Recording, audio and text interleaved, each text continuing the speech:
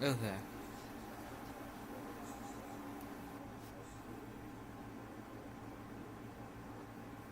Do we have some?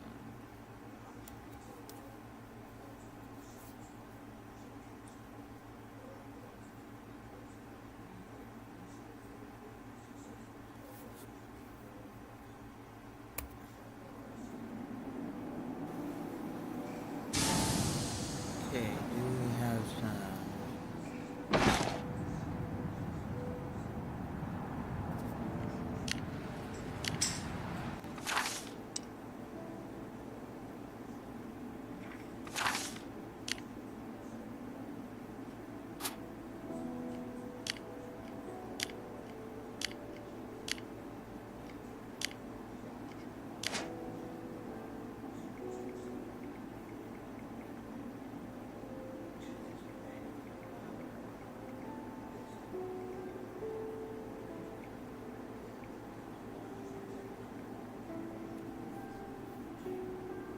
What is going on here?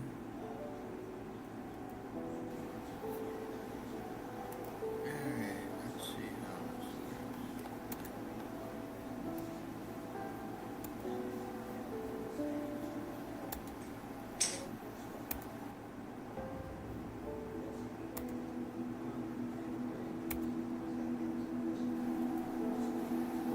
Okay, let's see. Alright, let's see how this.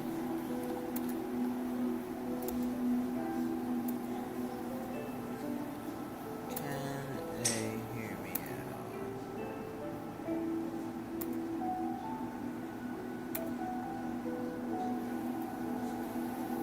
Okay, let's see. Alright, let's see how this.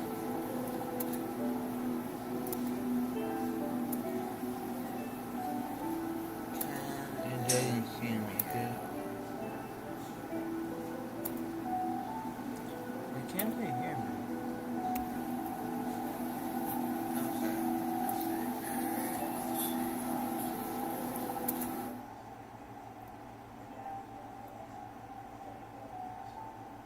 Hello.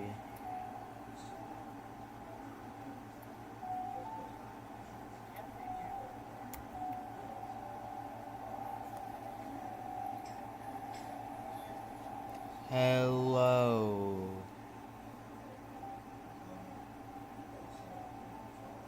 Hello. Okay, there we go. I know.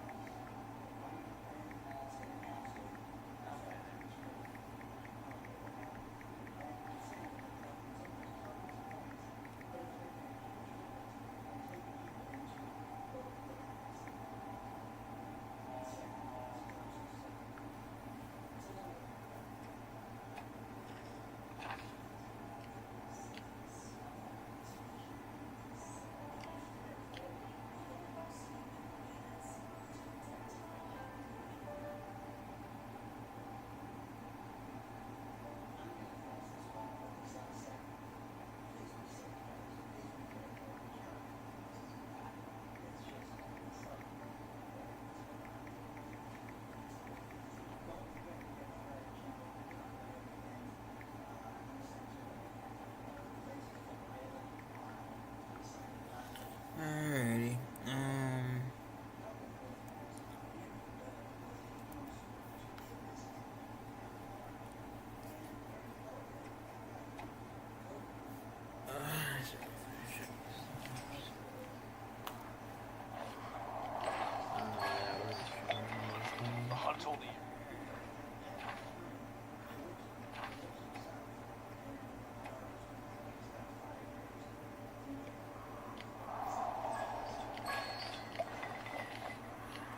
Why does it sound so low?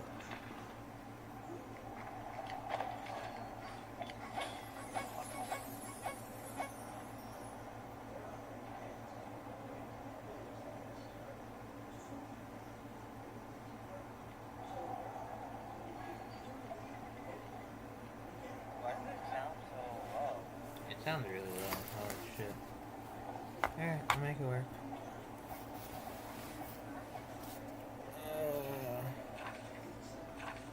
I will make it work.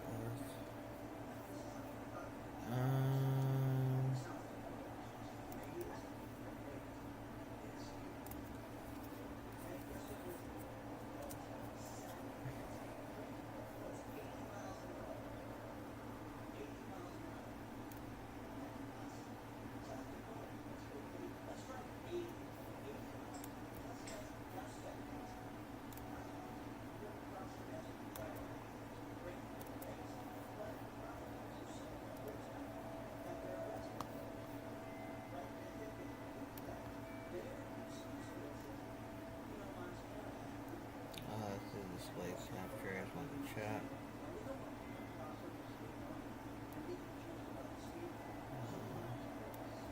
The previous story that we talked about. Alleged squatting, even organized squatting, according to observers, is spreading across the region. Gary Collins with Spotlight on Maryland was on the scene of a taxpayer-funded redevelopment project in Baltimore that was purportedly seized by unauthorized occupants. Just when I think things can't get any dumber, just when I think things can't get any more ridiculous, I mean, in the previous story that we talked about in terms of Baltimore squatting, we covered the fact that Facebook Marketplace is being utilized in order to connect would-be squatters with the homes, and the squatters admit to the police that they have fraudulent documents, but they say it's okay because God is on their side. She's advertising squatter homes. Like, she does this for a certain fee, and she'll move you into somebody's property that's not yours, which is about my case. Are you concerned that now you're in a situation where probably in the foreseeable future you guys are going to have to find another place to live after spending thousands? Well, I know that's what's going to happen, but God has always got my back. And when you don't do things to people, your blessings will come. So making sure he's blessed back with his home the same way it was blessed, that's going to make sure that I'm good and make sure God keeps blessing me. And I genuinely, legitimately thought that was as dumb as it was going to get. But in this particular story, we have a tale of a taxpayer-funded rehab for a property. So the government is heavily involved in the property that was just seized by squatters, by criminal squatters, as we will find out throughout the course of this video. And guess what? Even though it is a property that the government is running, that they are supposed to give to a very specific family as a part of this grant, as a part of this project, the police are somehow, in this particular case, powerless to intervene. They can't do anything, even though we all understand, based on the records, that the people who are currently occupying this dwelling have no right to be there. But unfortunately, it's Baltimore, it's a left-wing city, so if you steal a home, you have every right to the property, because that's how our laws are set up. Now, we're going to get into this, we're going to break this down, but before we do, I got to thank everybody who supports this channel via actualjusticewarrior.com/join. Oh, give me the money. Give me the money, okay? As our team continues to relentlessly investigate social media fueled networks, better connecting individuals to properties they have allegedly no legal authority to rent or sell. Sources alerted us to an alleged active squatter takeover on East 22nd Street in Baltimore City on Friday afternoon, as police also arrived for alleged burglary call. The absolute audacity of these individuals is astounding. This man opens up this segment by saying, "Get off my property. I just showed you my lease and my paperwork, so you need to leave my property," which, by the way, is 100% undeniably and unambiguously not his property. I also want to point out that Fox 45 is blurring this guy's face. They're blurring the face of this criminal, of this person who stole this property, and this is really starting to piss me off, because the only way to actually have consequences for these squatters is to name and shame them, and I don't understand why they continue to do this. In the previous segments, they said it was because it was a condition of them agreeing to talk on camera, but in this particular case, they're just filming an active police situation. The guy is yelling down at the officers that he wants them off his property, when everybody knows and understands, without any shadow of a doubt, that this man has no right to be here. This is a home that is currently being fixed for the taxpayer so that it can be given to somebody, or somebody can be allowed to live there that is deserving of the property. This guy is a criminal, who, by the way, has active warrants against him, and guess what? The police are going to walk away from this scene. I'm going to spoil the ending for you guys. The police are going to leave this scene. I know you have to get in. You can get in by smashing the door open. The property management company's worker attempted to gain access to the back door, but it was braced. We're here in the alleyway, waiting for police to go ahead and get a warrant to breach the door to gain access to the property. We'll see what happens. So right there, we just saw a very piss-poor demonstration of trying to break down this door. But the thing is, because this is the city of Baltimore, because crime is so high, the door is actually reinforced. So once you actually break into the property, and by the way, the police were called initially for a burglary call because these people did break into the property, and you lock it up behind you, it's actually incredibly difficult for somebody else to get in. But since the property manager can't get the door open because the locks have been changed, all the normal tricks that we know with squatters, we've seen them a million times, the police have to get a warrant. So they end up calling a judge, and this should be a very easy situation for them to resolve. In fact, I would argue, since it's a burglary, an active crime scene, they shouldn't need a warrant in order to breach because it is an ongoing crisis. It's called exigent circumstances. But in this case, they're waiting for the warrant, and guess what? That warrant is never going to come. The judge is not going to issue a warrant, even though this is an ongoing situation that is clear and obvious to anyone. And if you needed any more proof that these people had no right to live there, other than the fact that this is quite literally a taxpayer-funded home that is supposed to be assigned to a specific person, that are none of the people who are currently occupying this dwelling, you need look no further than the next bit of information that you get from our local Fox 45 affiliate over in Baltimore. Police identified the woman inside had an ankle monitor, and the male occupant had active warrants for his arrest. A police sergeant explained the situation to the occupants.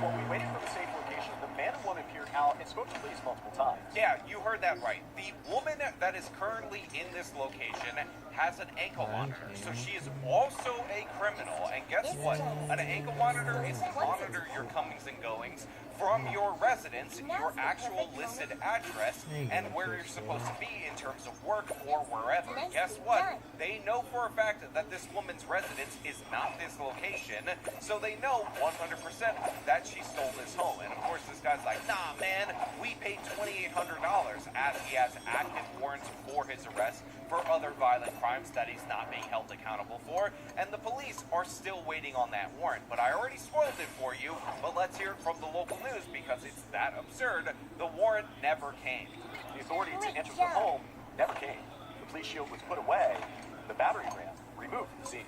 Again, you heard that right. Because the warrant never came, even though one of these people has an ankle monitor, they're a criminal. Even though the other person has active warrants for his arrest, also a criminal, the police had to pack up their battering ram and go home. And I want to remind you guys of the majority report and this absolute dope Matt Binder, who said there's no such thing as squatters' rights, but there absolutely should be. It's definitely something that we need because the alternative is so horrible and so violent.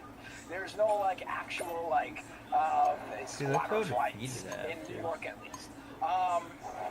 There should be, but To the extent that it's just anywhere, it's because the alternative is brutality that people actually can't fathom even in bygone years. That's why the squatters' laws exist in England or whatever. It's because otherwise you just can't, because we're so used to enforcing bending society towards the capitalist needs now that we can't even fathom how these sorts of rights could have ever been enshrined for people that just need shelter.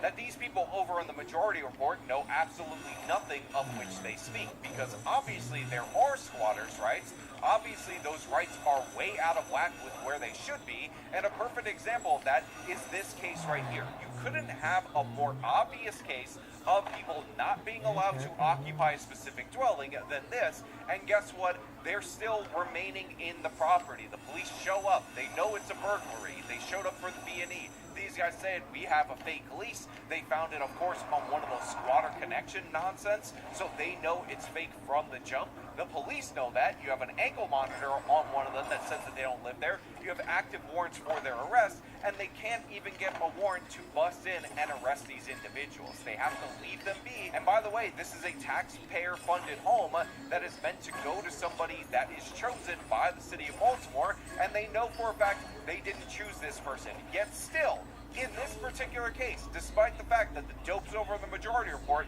deny the existence of squatters' rights, they have to go through the regular ordinary eviction process. They have to spend 1 to 2 years or pay them out of settlement in order to get them out of the property, because that's how ridiculous the squatters' rights situation in Baltimore actually is. I saw a gentleman walking out the house, and he didn't look like he was anyone that was even a subcontractor of the guys that we, pretty much hired. Property owner Joanna Bartholomew says she never thought that she would fall victim to a reported online squatter scheme. He told me that, he's been living here. I said, you couldn't be living here because I own the building. My organization owns the building. No one else is living here.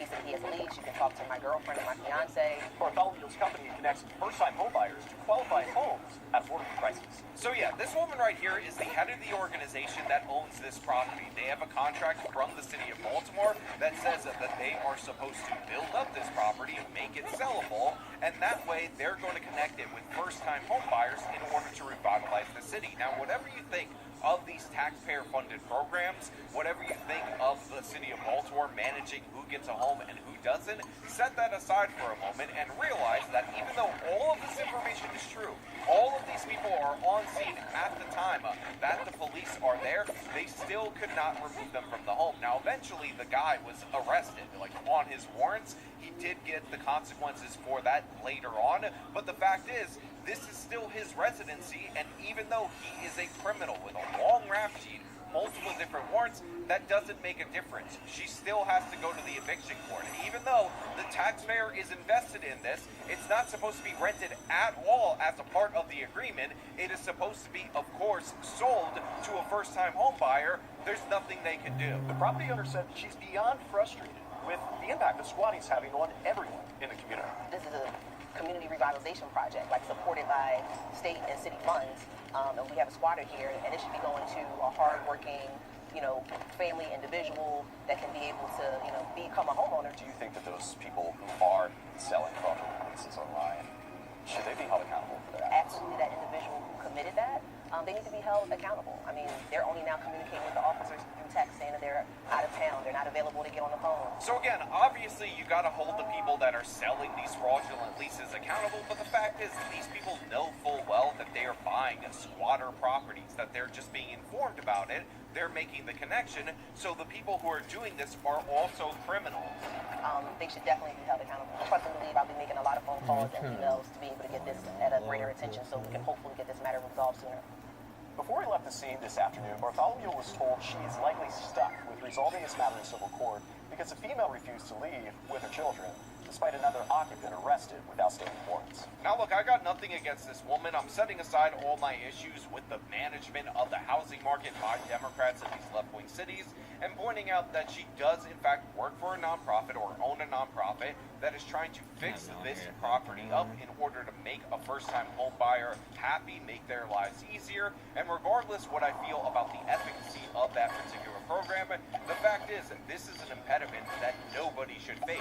And it just goes to show you, it cuts to the heart of the issue, that the laws in these liberal cities like Baltimore, like New York City, before they actually patched one of their laws, by the way, are just wildly in favor of the tenant, so much so that even these criminal squatters that show up a day before they're discovered can just show you a backdated document and say that they live here, and the police become absolutely powerless, even though, again, you have somebody on an ankle monitor and you have another individual with open active warrants. Again, it's absolute madness. It's ridiculous, but what do we expect? It's the city of Baltimore. Now, of course, those are just my thoughts. I want to know what you guys think about this down in the comments below. below. As per usual, if you like this video, show by leaving a like, subscribe for more content, follow me on my social media, support me via the support links in the description of this video. This has been me talking about the absolute madness in Baltimore. Until next time.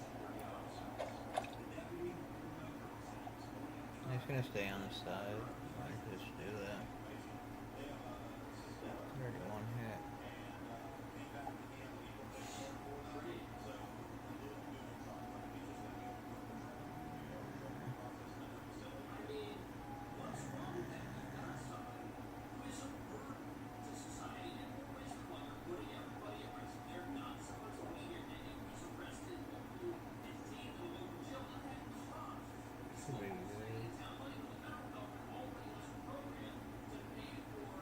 Who's on that shell? Of course, because I don't.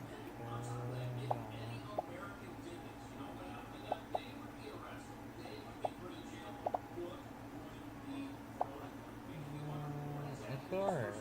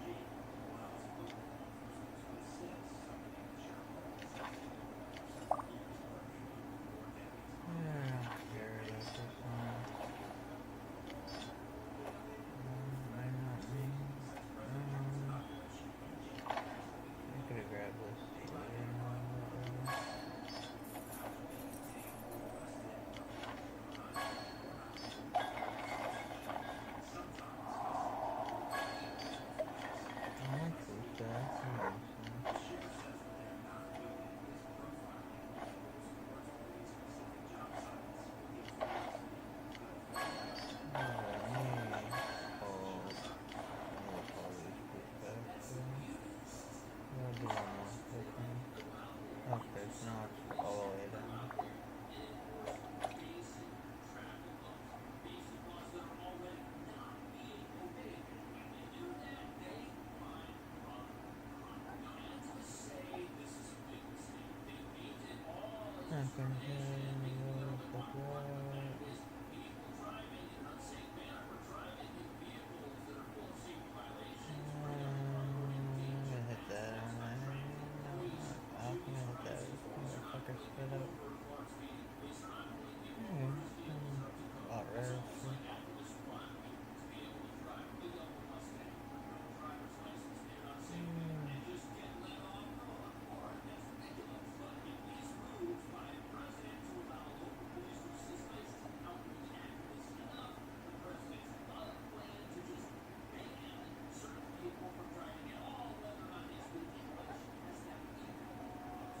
I saw that hit left leg his face.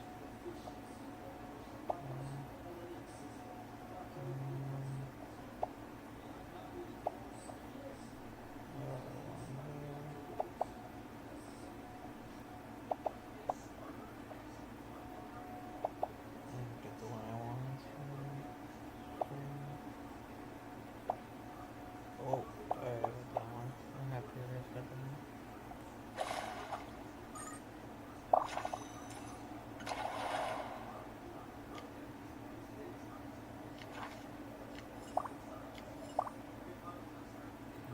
All my troops should be back now.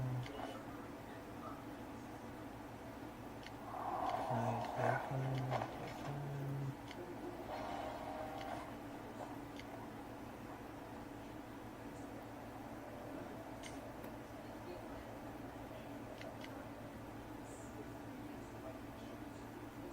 I didn't do the fucking stupid beast training.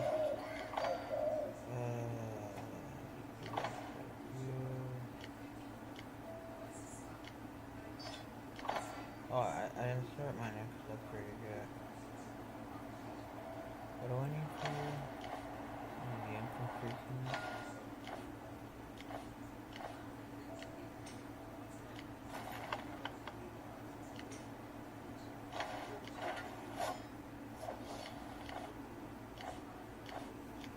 Instead of knowing the help, am I just gonna fast forward the infantry team?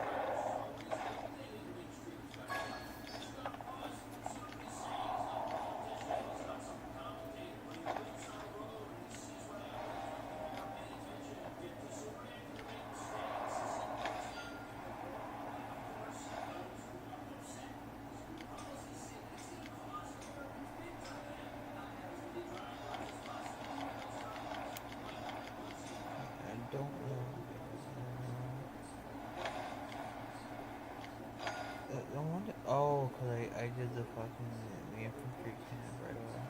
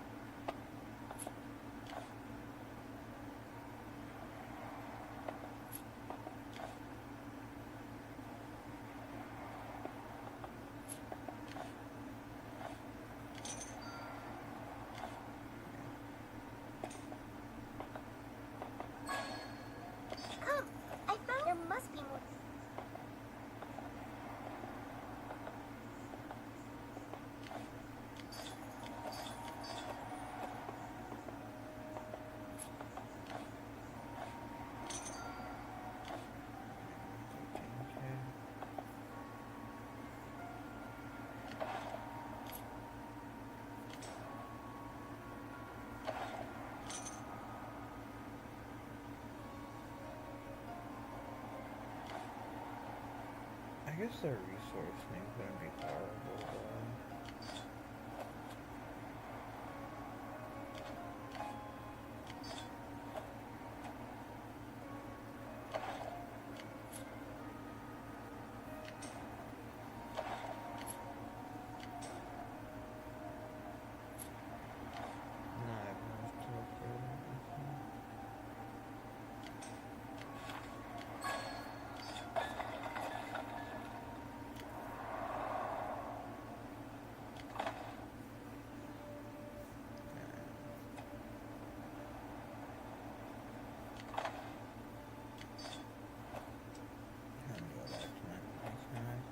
Oh yeah, I guess I need to also grab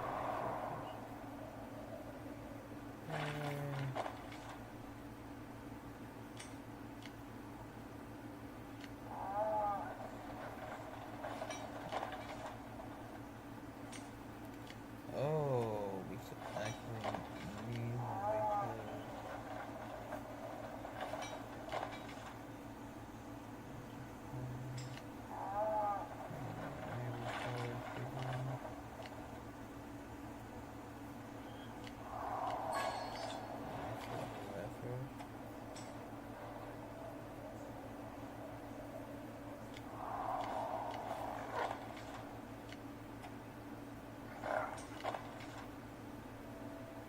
I think they could. Do it.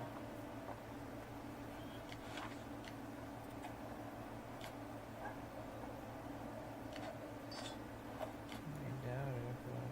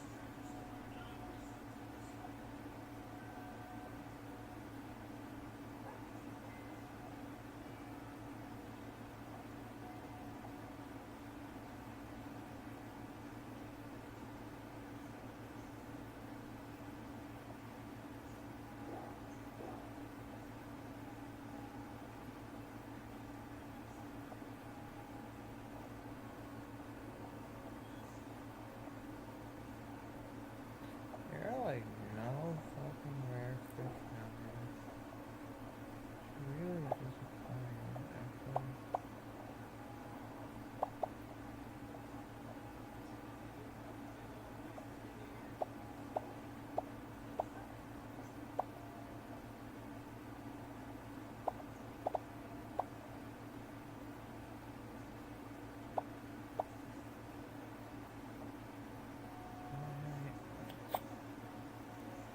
There's 4. I'll grab 4 real quick.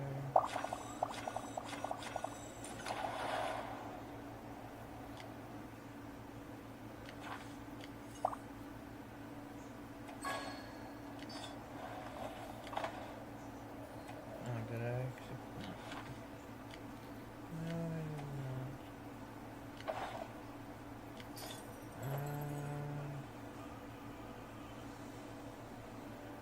Oh.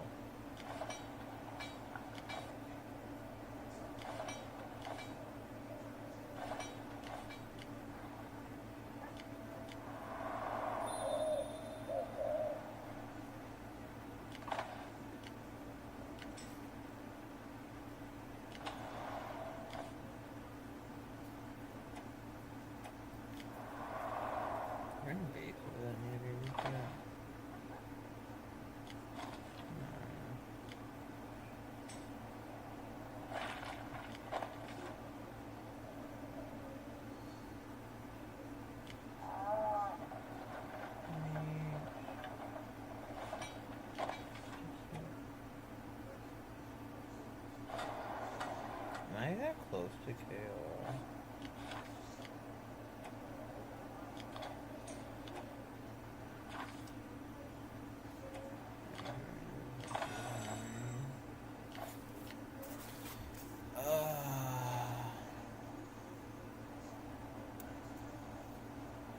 There are scammers everywhere, from YouTube comments to phone calls. I even have scammers pretending to be me at this point.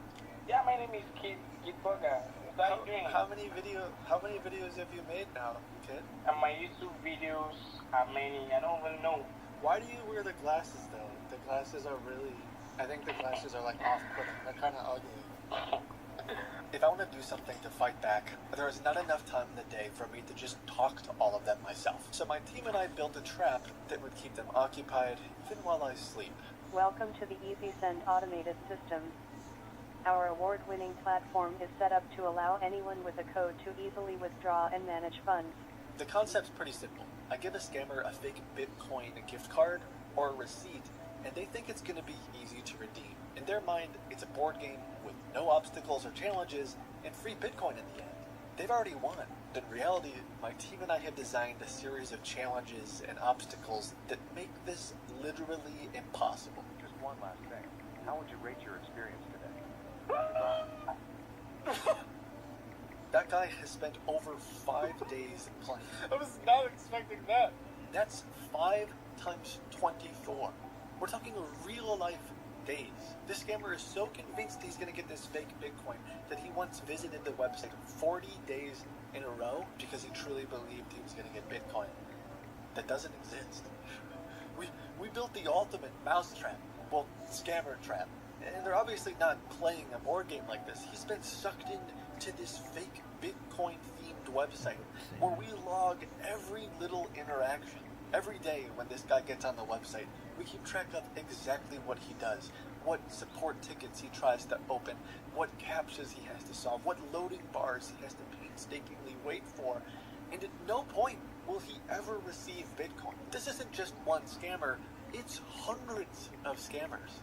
And over the past few months, I am happy to report that we have been able to waste 60 days worth of their time. 1,440 hours are gone. They will never get that time back. They have been sucked into this lie, thinking the Bitcoin they stole is this close, but they are never going to get it. It literally doesn't exist. And I want to show this to you, but I have to give you a little context. Lately, scammers have been using Bitcoin ATM machines as an easy way to take money from their victims. Once you insert cash, you can send money directly to their wallet. It happens pretty quickly. At the end, they ask you for a receipt because sometimes they have to verify a few things. It typically has a QR code. We've done all kinds of stuff to make them angry, like pretending we completed the maze. But ultimately, the scam ends when they get this receipt. And that got us wondering, what if the 1-800 number on the back of a gift card or the QR code on a receipt took them to our website? What if we tricked them into registering an account with a phone system that keeps them on hold forever just because they think they're about to get Bitcoin? Well, that's what I told my team anyway. And then we built it. Okay, Speak they to me visit the whenever you website. have to on this number. Oh my Won't God. receive. Okay, yeah, you want me to hang up? Is that what you said? No, I don't want you to hang up. No, I want you to Don't be hang- online. Don't hang up. Don't hang up? Yes. Okay. Yes, don't hang up. Oh, we're in. I'm Okay. saying just come back home and keep me on the line. Alright, he's on the website. He entered the code. Keep me on the line. Don't hang up. One of the first obstacles we built for scammers was this fake captcha system that uses AI-generated art. If scammers want to claim their Bitcoin, they would have to pass this test in order to log in. 50% of the time, the scammers would lose. Literally, like, it's just a 50-50 shot. A scammer pretending to be Keanu Reeves saw this picture. When asked how many nuts there were, he responded, "It is uncountable." Or another scammer was asked to estimate the wave's height in meters and simply responded at 32 feet. Some crypto recovery scammer said it was a beam balance or balance beam. Clearly has no idea what this thing is. Most of these captchas are open-ended. Like, which car is the fastest? Is it the pink one? The green car? The red car? Which, frankly, I'm not even sure is a car? We asked scammers what the dice roll was, and the fake Elon Musk wrote 8, and then 1,232, and followed by 1,322. We accepted that answer, but it makes no sense. How many nuts do you see? 1 nut? No nut? These nuts? No, I'm kidding. This scammer wrote 2 nuts, which I don't know how D's not you see 322. We accepted that. So maybe just put them together, like one. I don't get the 3 one. One. I don't get 3 though. 6, it'd be 7. So that's right.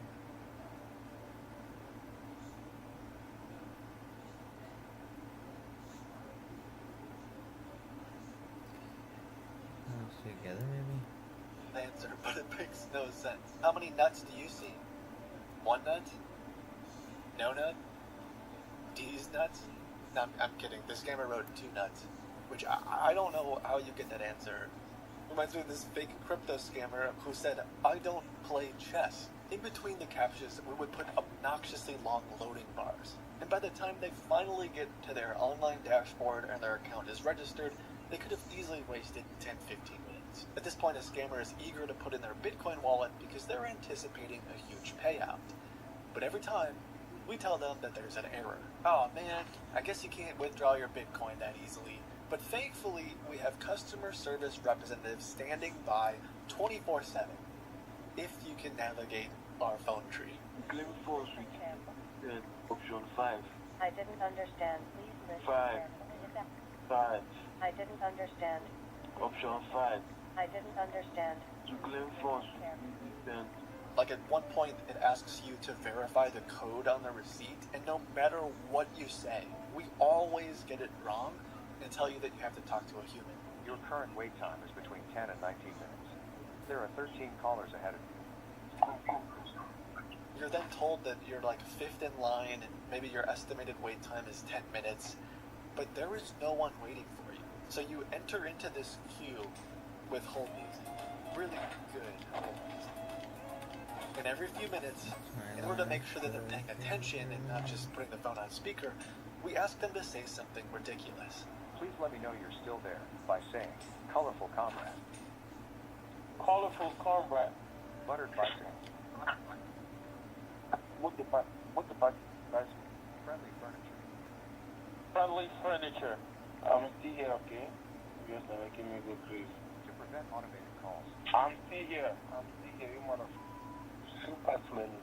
I have hundreds of hours of scammers saying stuff like this, and somehow they believed that it was legitimate. But what really inspired us to continue was moments of panic, like this guy. Double peak.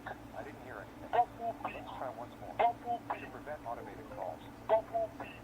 I didn't hear anything. Please call back when you have your full attention. Double peak. Double peak.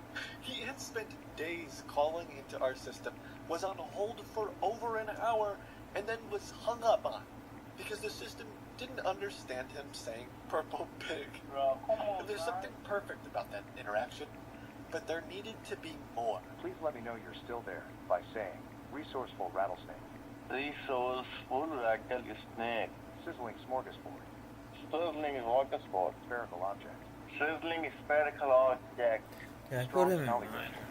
Strong Yeah. spelling. Curious cultivate again, Bad timing.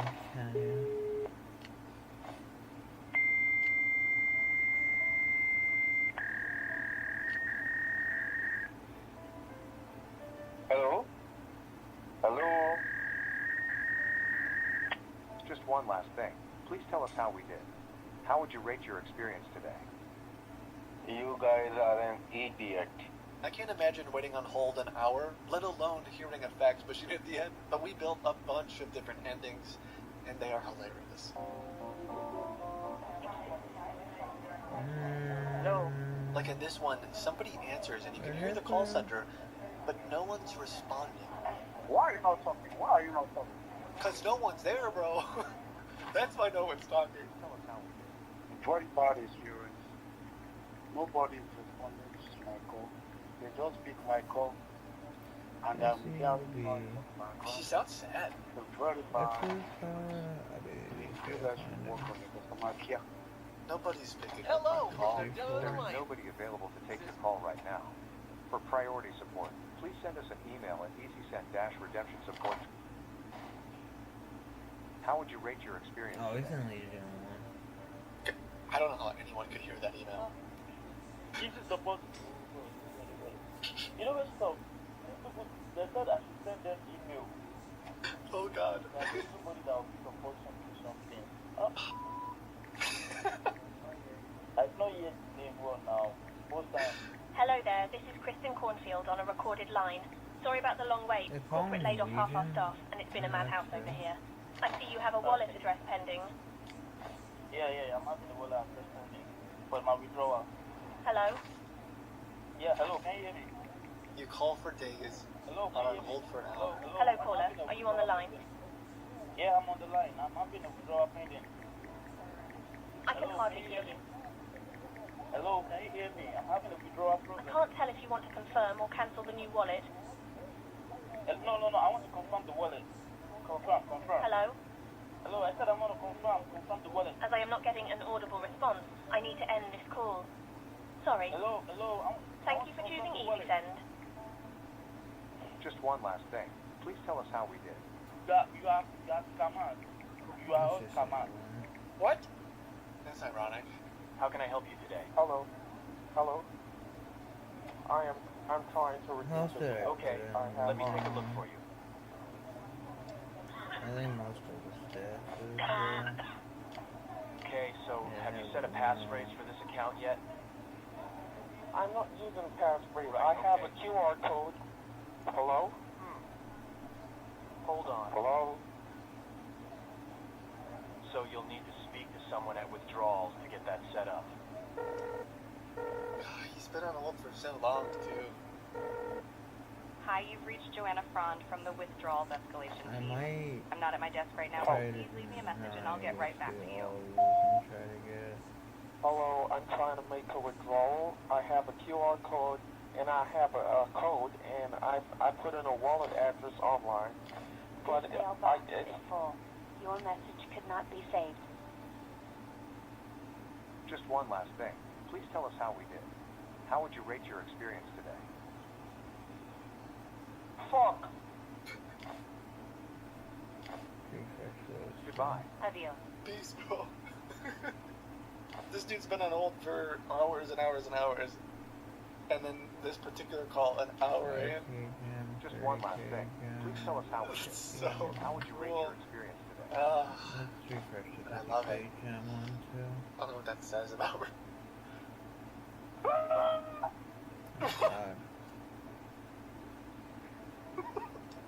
I was not expecting that. This mailbox is full. Your message could not be saved. How would you rate your experience today? I think you should be. I'm trying to call for the past 3 days now. I'm not seeing anybody to respond to me. I didn't really like this answer, so I've been here to withdraw.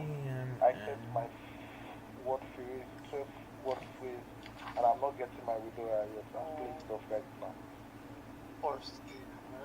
Every review we received was negative. Perhaps it's because the customer service rep was fake. And then when I would have answered the calls, it was even worse. And you call me, you have it on my phone. I don't understand. Like I said, the system is working as intended. We have hundreds of callers who've gone through this system, and it's worked flawlessly. This is the first time I'm I've calling on behalf of my account. At least I gave you my PIN, I can give you my passphrase. I did verification code. I can call you the verification code. Check your system. You're going to find it there. Come on. I did every security reasons and everything. I definitely don't want to make you upset. Do you know what I've passed through because of this case? Take it easy, Every okay? time, every single day, I call you guys don't pick my call. You picking my call now, you're telling me, like, I don't understand. Come on, don't give me my Looks like money. you did call 40 days in a row at one point, though. On my dashboard, I've been through, my transaction has been approved. Yes, you just send it to my wallet. My transaction has been approved. You're not sending it to my wallet. What's the problem? Alright, it doesn't help to have a temper tantrum, okay? What you do is you would select in your dashboard that you want to withdraw them. You just click the button that says withdraw funds. Have you done that yet?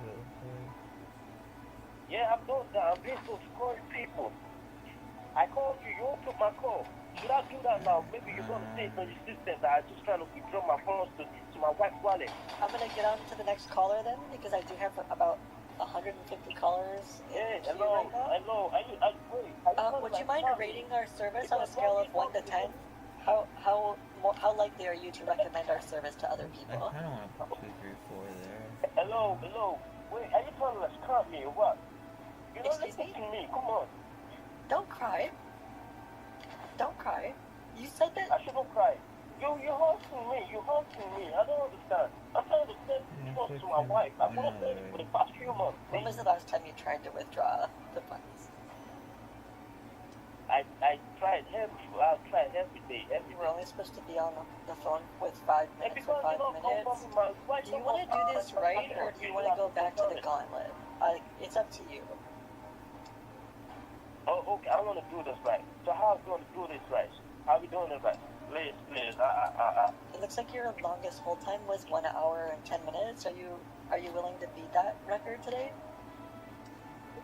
Yeah, that would be better. But can I get your personal number so I can reach you out for the proper guide?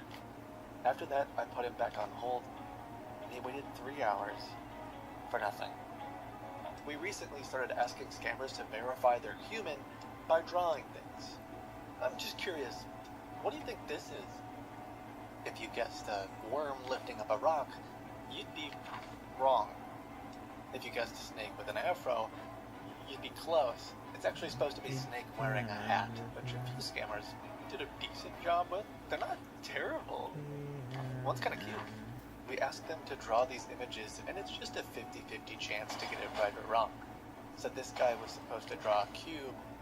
I don't know what these things are, but they're for sure not 3D cubes. What do you think this is? Cute little mouse? It's supposed to be a rat. Remember, these are multiple scammers trying to draw a rat to prove they're human to get Bitcoin that doesn't exist. It's absolutely absurd. This is a crow lifting weights, and here's some robots. You get the idea.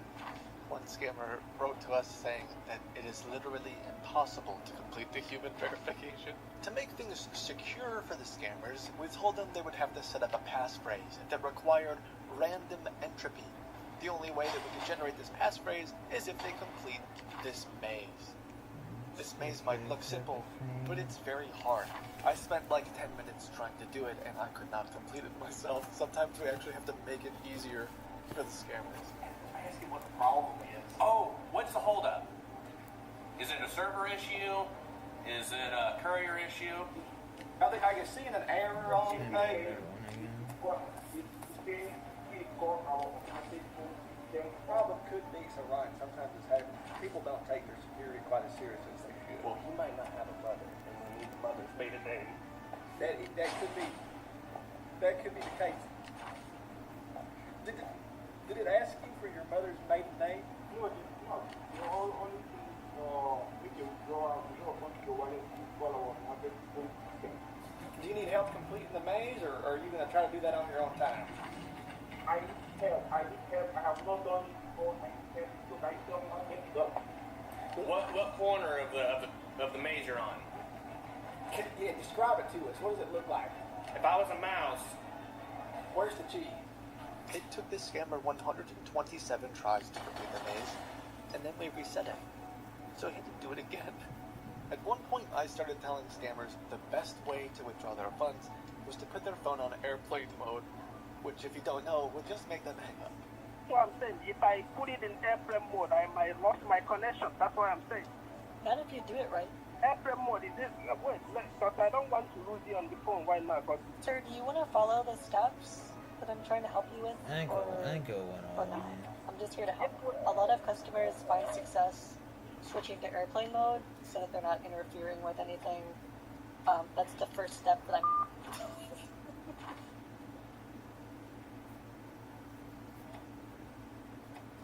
I snorted. Way to kind of reset all your settings in the system here. It should be fine. Okay.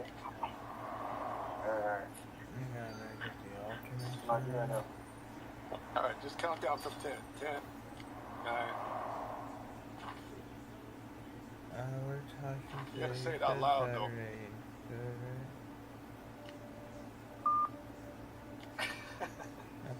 Got him! Okay. When we originally originally designed this, it was supposed to be funny and just waste scammers' time while I sleep. And we've definitely met that goal. But a few unexpected things started happening. Because they trust the system so much, they would enter in very valuable wallets. Sometimes the wallets had hundreds of thousands of dollars passing through them. And I would be able to work with Kraken's fraud team to investigate and see if we could get things shut down. To give you an idea of the scams that we're disrupting and reporting, over 280 Bitcoin have passed through some of these wallets. That's millions of dollars of fraud, but that's just the tip of the iceberg. One night, I received a message from Kraken support telling me that someone had called in asking about the Bitcoin stock and seemed really confused. This woman gave Kraken my email address and username. At this point, we're trying to get in touch with this individual and explain what's going on, but she's not answering her phone call. Until one day, the scammer had her call the fake Bitcoin hotline. Please note that this call is being recorded. Transfer The Bitcoin. call does not wish to be recorded. Please hang up at this time. Transfer Bitcoin. An old woman who had been scammed for 6 years called in our system, and we were able to walk her through everything that's happened and get her the help that she needed. I'm happy that I can help, because they would just keep doing this. We'll make sure that none of these guys can get on your computer again. And then we'll sort through what we need to do next. Since then, a few dozen victims here in the US have called in the system, and we've been able to help. We've been able to call and explain what's going on with the scams and get them connected to the people that they need locally to pick their lives up again. Everything has changed. What started off as a joke has become very, very real. I just gave you the history of what's happened with this tool, and it has far exceeded my expectations. The next handful of videos on the channel are going to walk you through some of the crazy scenarios of scammers that have been in the system and victims that we've been able to save. And this has been one of the coolest projects that I've worked on over the past handful of years. If anything, I hope that this has inspired you to get out there and try stuff. This was a random idea that we had that we thought might even be fun, and now it's turned into something much bigger than I ever could have imagined. And thank you again to the team at Kraken for supporting me and my team to be able to build stuff like this, and the fraud team over there to be able to help investigate all of these wallets and scammers that are coming in. It truly means a lot to be able to have a partner like that fighting back against these scammers. If you want to learn more about Kraken and their security, check out kraken.com/Kiboga.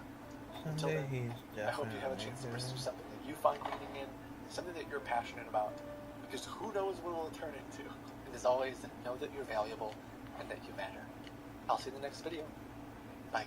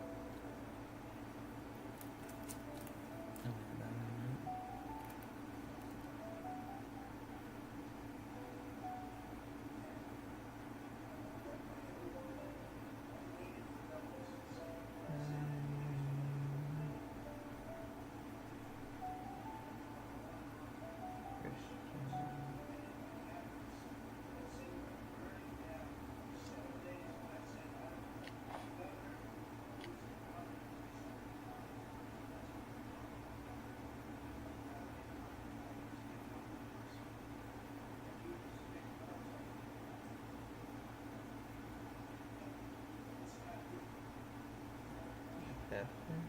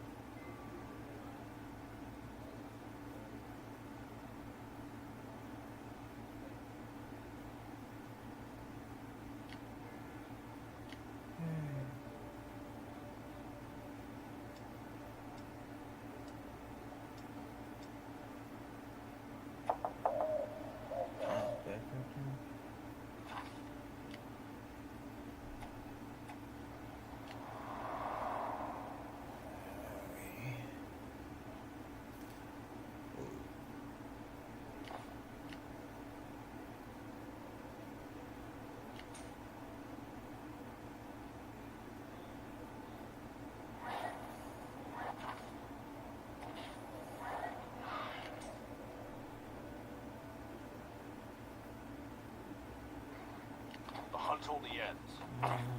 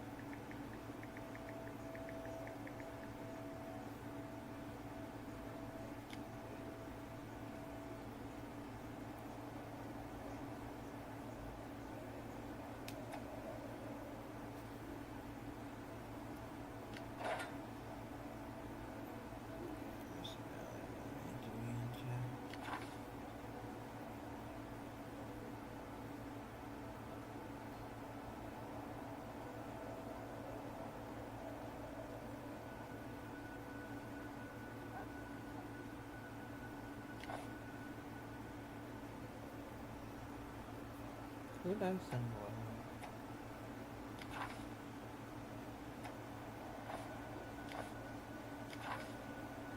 Where the top is from? That's one.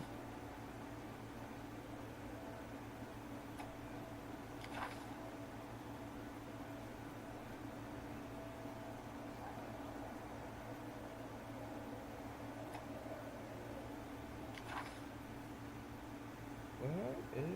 Did I not sign for that?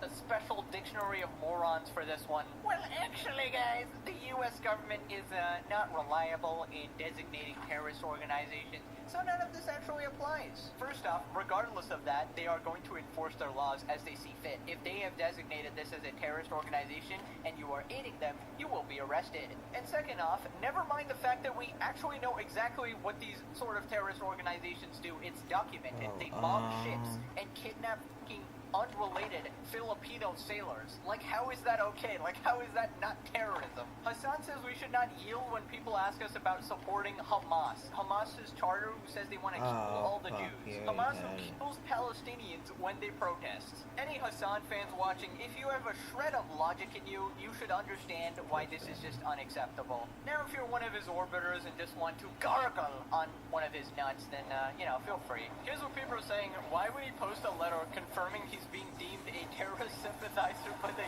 U.S. government? Because he doesn't see it as a bad thing. That's an easy check and we got the terrorism point. I wish he'd take a nice long vacation to whatever communist nation he dreams of visiting.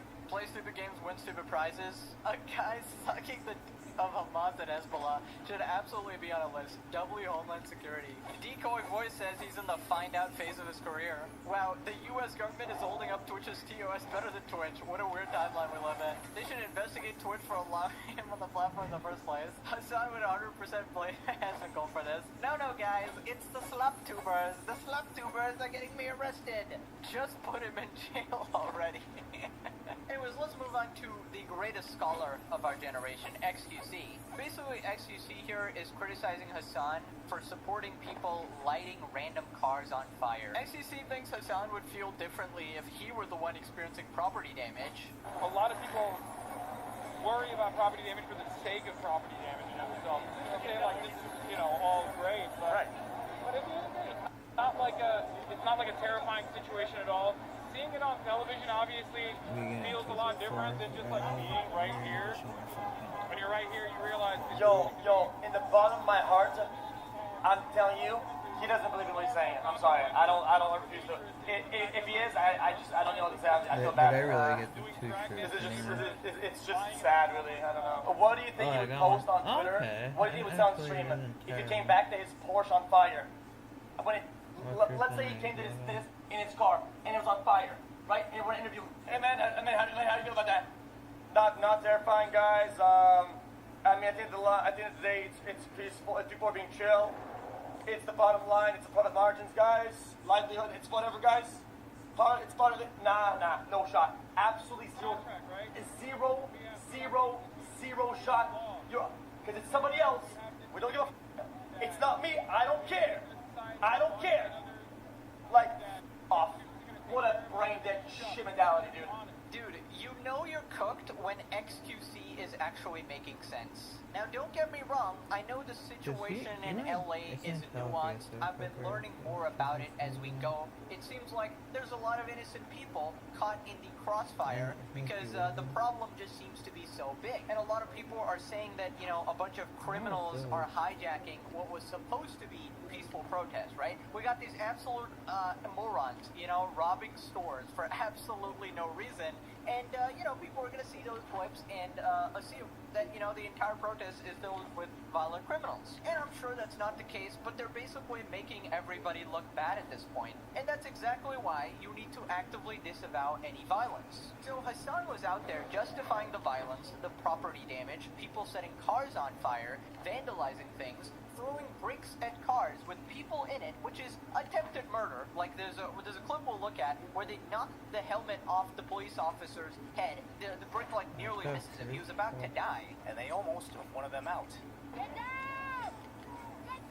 With the first rock knocking off his helmet, and the next one nearly taking off his head. It's pretty obvious he would have this take, right? This is the same guy who loves the Houthis, Hamas, Hezbollah, horrible, deplorable terrorists who kill people, violate people, whether it be men, women, children, LGBT, everybody. So it's not really the least bit surprising. But XQC actually has a good point. Hassan claims to not care about this stuff, but what happens if someone lights his car on fire? What if Hassan is out there driving a supercar and somebody throws bricks at his car, breaking his window, nearly hits him in the head with it? I don't think he's going to be so chill. I think he's going to panic. I think he's going to be afraid for his life. Now we'll take a look at Hassan's response as well. We briefly looked at it at the end of last video. He basically just says, I'm rich, so it doesn't matter. It doesn't matter if it's not your car.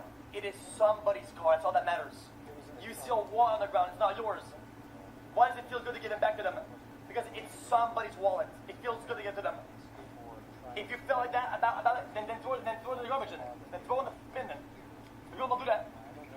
So why do we lose all of our sense of empathy when it's somebody else's shit?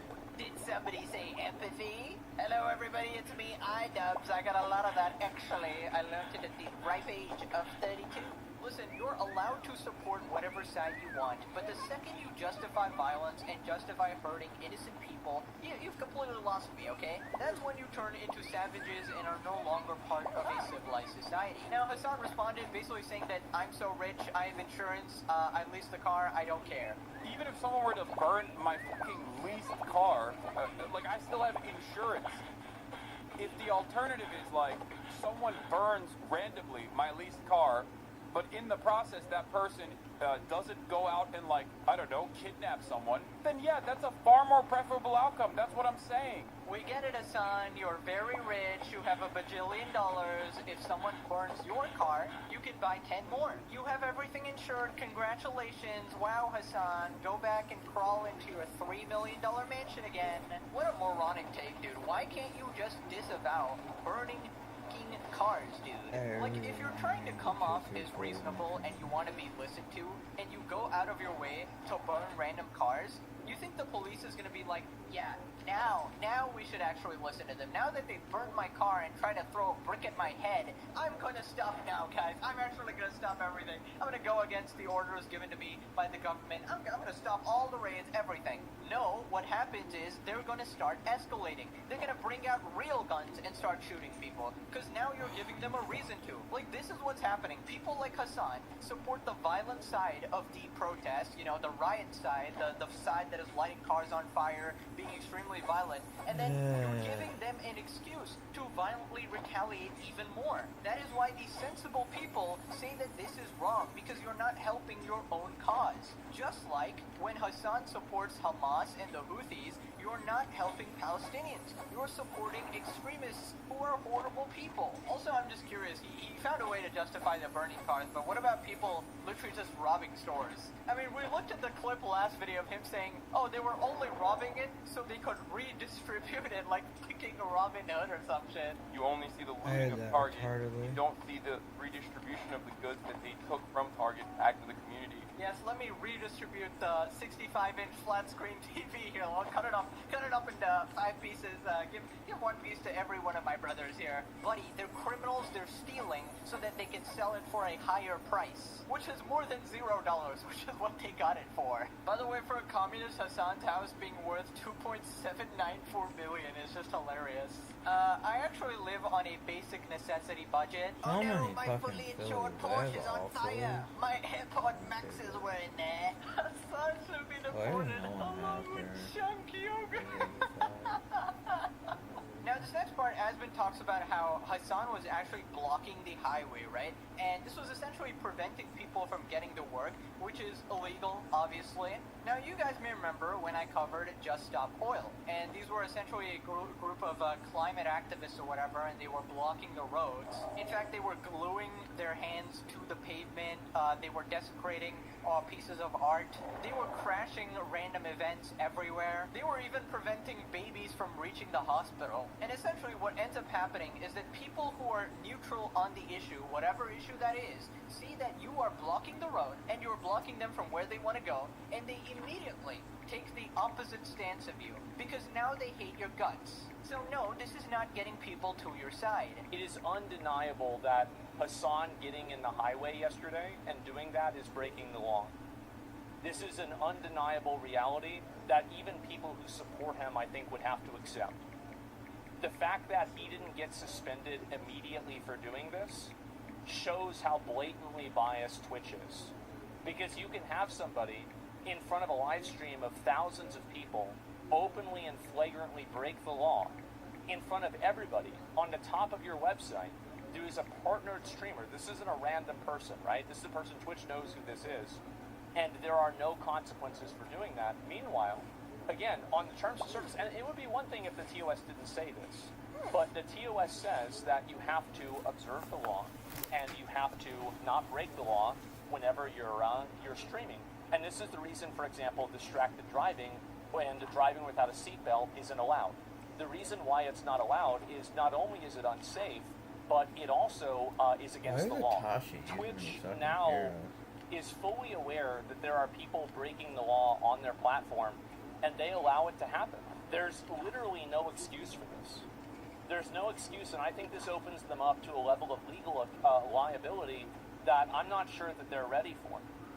They want it? Well, I don't think that the Amazon wants it. I don't think so at all. Hello, it's me, Dan Clancy, Twitch CEO here. Did you ask me to interrupt my gooning sesh to ban my lovely King Hassan? I'm afraid I can't do that, actually, for I am firmly grasping his pee-pee at the moment. So no, Asmongold, I will not be banning him today. Say what, he committed a crime on stream? That seems like a you problem.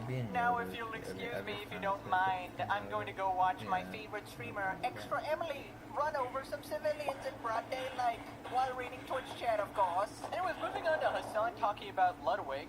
Hassan defends Ludwig, thinks it's crazy that he has haters. This man's a golden retriever. Of this industry especially, for an extended period of time, you're just going to have a shitload of haters. Everyone's time comes, inevitably. No one has actually stayed above, there are very few content creators on the YouTube side or on the Twitch side especially that have basically maintained like a level of prominence and a level of steady love without any sort of haters whatsoever. I mean, people hate Ludwig, dude. Think about that. This man is a fucking golden retriever. He is mathematically crafting takes that are the most kind, empathetic, and inoffensive you can possibly be.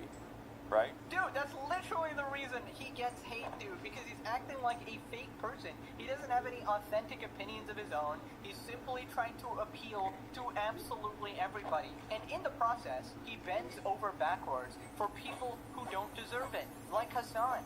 That is the problem with trying to be a fence-sitter. You end up being dragged in any direction, and you can't actually call out bullshit. And then, you end up supporting disgusting people like Hassan who support literal terrorists. Not to mention, Ludwig recently also defended Anissa and iDubbbz for taking money from a charity.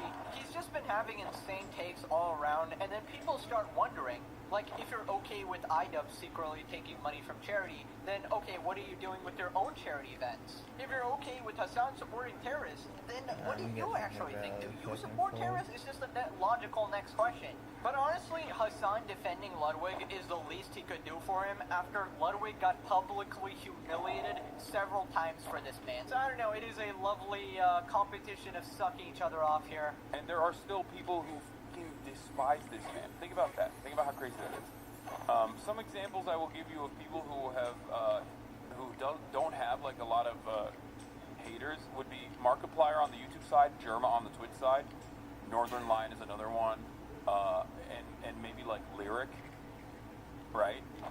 Like those are some of the few people that don't have like a lot of ridiculous haters. Queso, I think, is another great example of someone who really blew up and doesn't have any haters either, and it's fantastic. I'm glad. He doesn't deserve it. Like, none of these people deserve haters, okay? I don't think Ludwig deserves haters either, but he still gets them.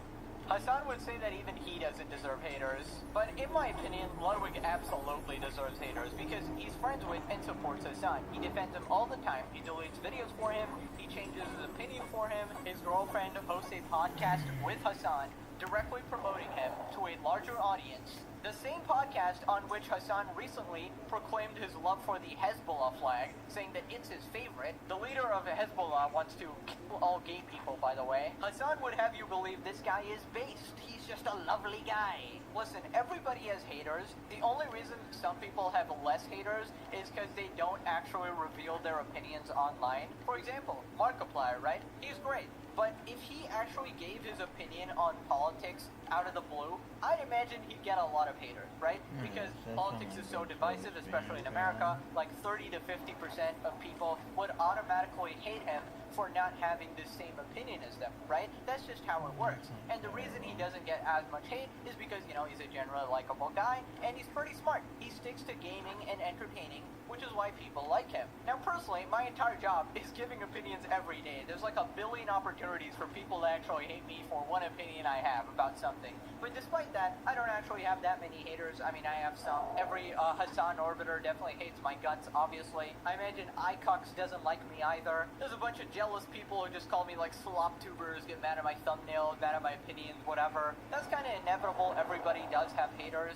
but it's just you gotta understand why people are actually hating you, right? And you gotta make that discernment. Is this a bunch of noise, or is it actually justified? And in Hassan's case, they hate you because you support terrorists, and that's pretty justified if you ask me. Now, this next part, Hassan starts beefing with Bernie Sanders and XQC as well. Basically, Bernie Sanders came out and disavowed the violent parts of the protest. Okay, Bernie says, Dr. King defeated racist government and ended segregation through disciplined, nonviolent resistance. Defeating Trumpism, oligarchy requires that same level of discipline. Violent protests are counterproductive and play right into Trump's playbook. Okay, I don't know much about this guy, but he's kind of making sense here, right? If you're going to be violent, it's going to be counterproductive. It's going to make the situation worse. And I think most sane people disavow violence. He responds, you were literally there at the nonviolent protest that everyone considered to be violent and unpopular, so I have no idea what the statement does, and lean into the hysteria that gives Trump enough momentum to mobilize the Marines on U.S. soil illegally. This guy actually just can't decide. First he says it's okay to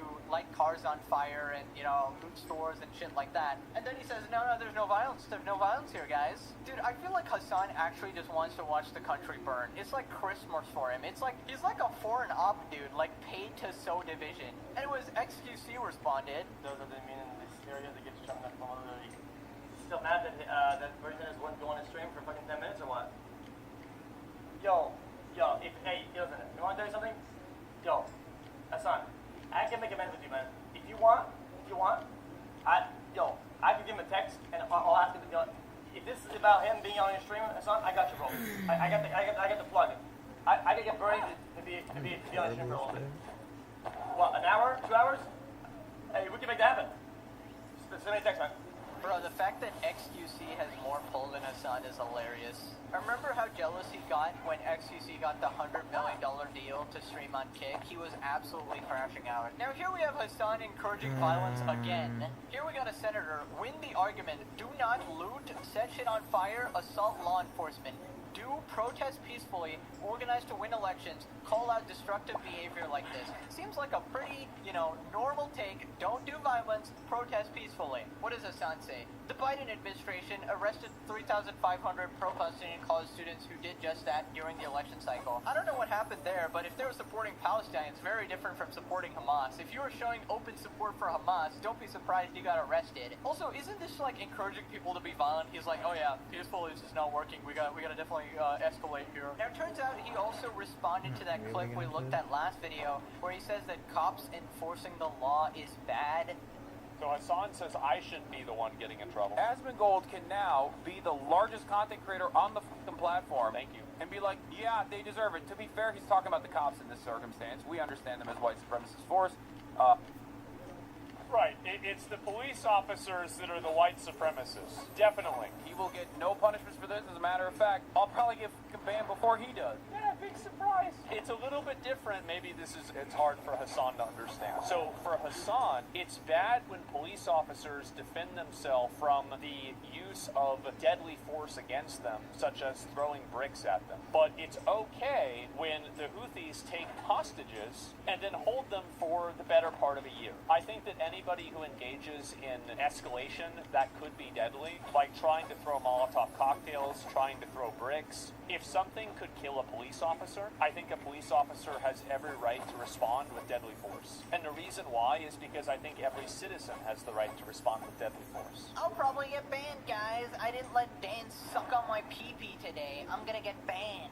Bro, somebody tell me, how are people justifying this? If someone tried to light me on fire with a Molotov cocktail or throw bricks at my car that could easily break my head, I feel like I'm entitled to some self-defense. I feel like I should be able to fight back. And you just can't win like this. Hassan looks stupider day by day to any sane person. Now click this video or Hassan fans light your car on fire. Alrighty, thanks for watching. Bye-bye.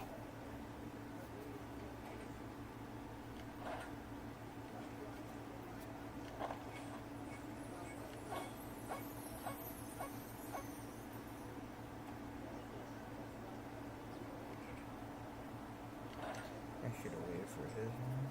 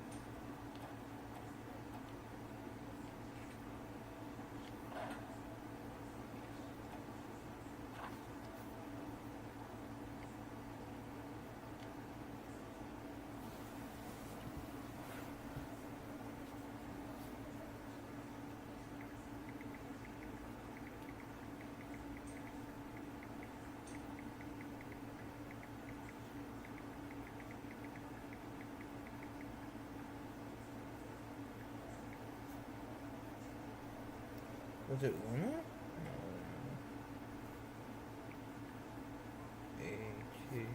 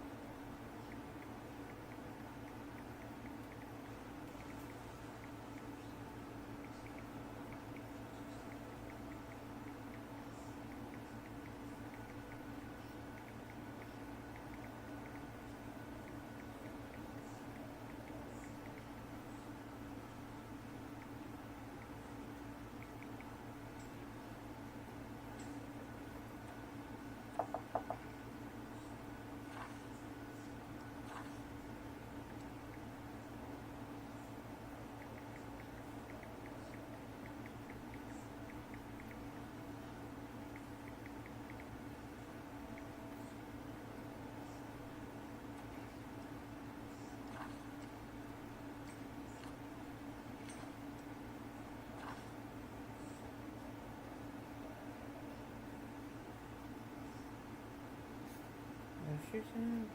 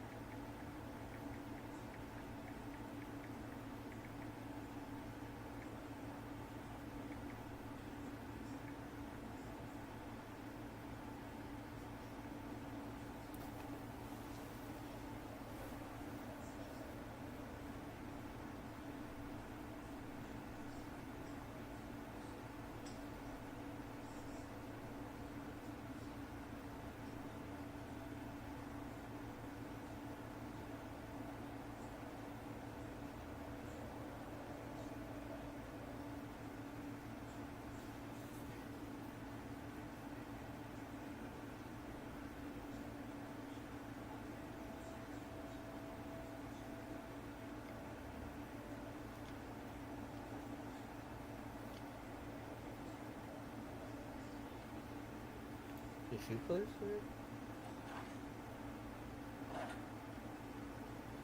Oh, yeah, dude.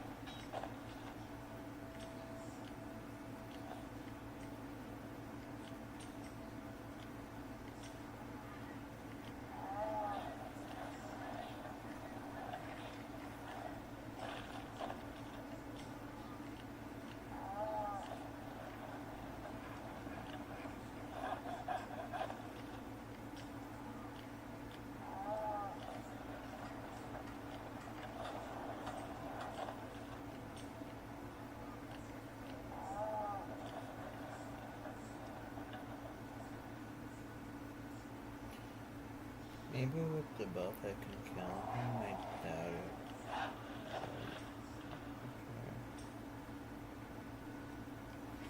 I'll play around with him.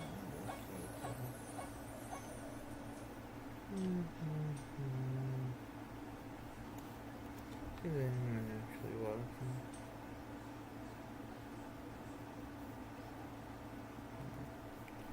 Sad face.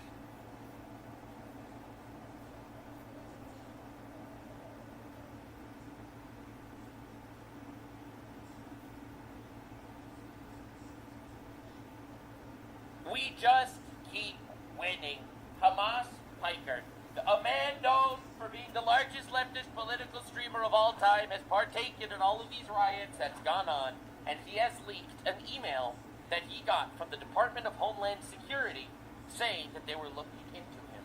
In other news, Caroline Leavitt, the United States press secretary, decided to show up and answer questions from the press, some hard-hitting questions, all about the riots, all about the Hamas Diddy Pikers of the world, the terrorist supporters and sympathizers, Iran bullshit, and everything else.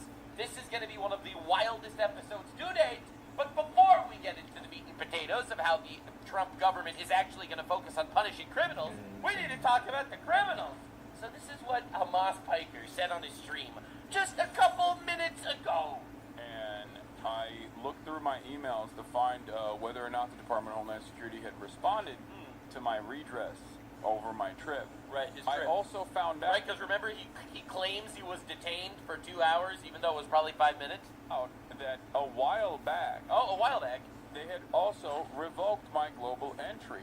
They revoked his global entry! So, do you remember when he ran this giant hoax? A massive hoax, how he was detained in the airport for 2 hours? No shit, he was detained for, however long he was detained for.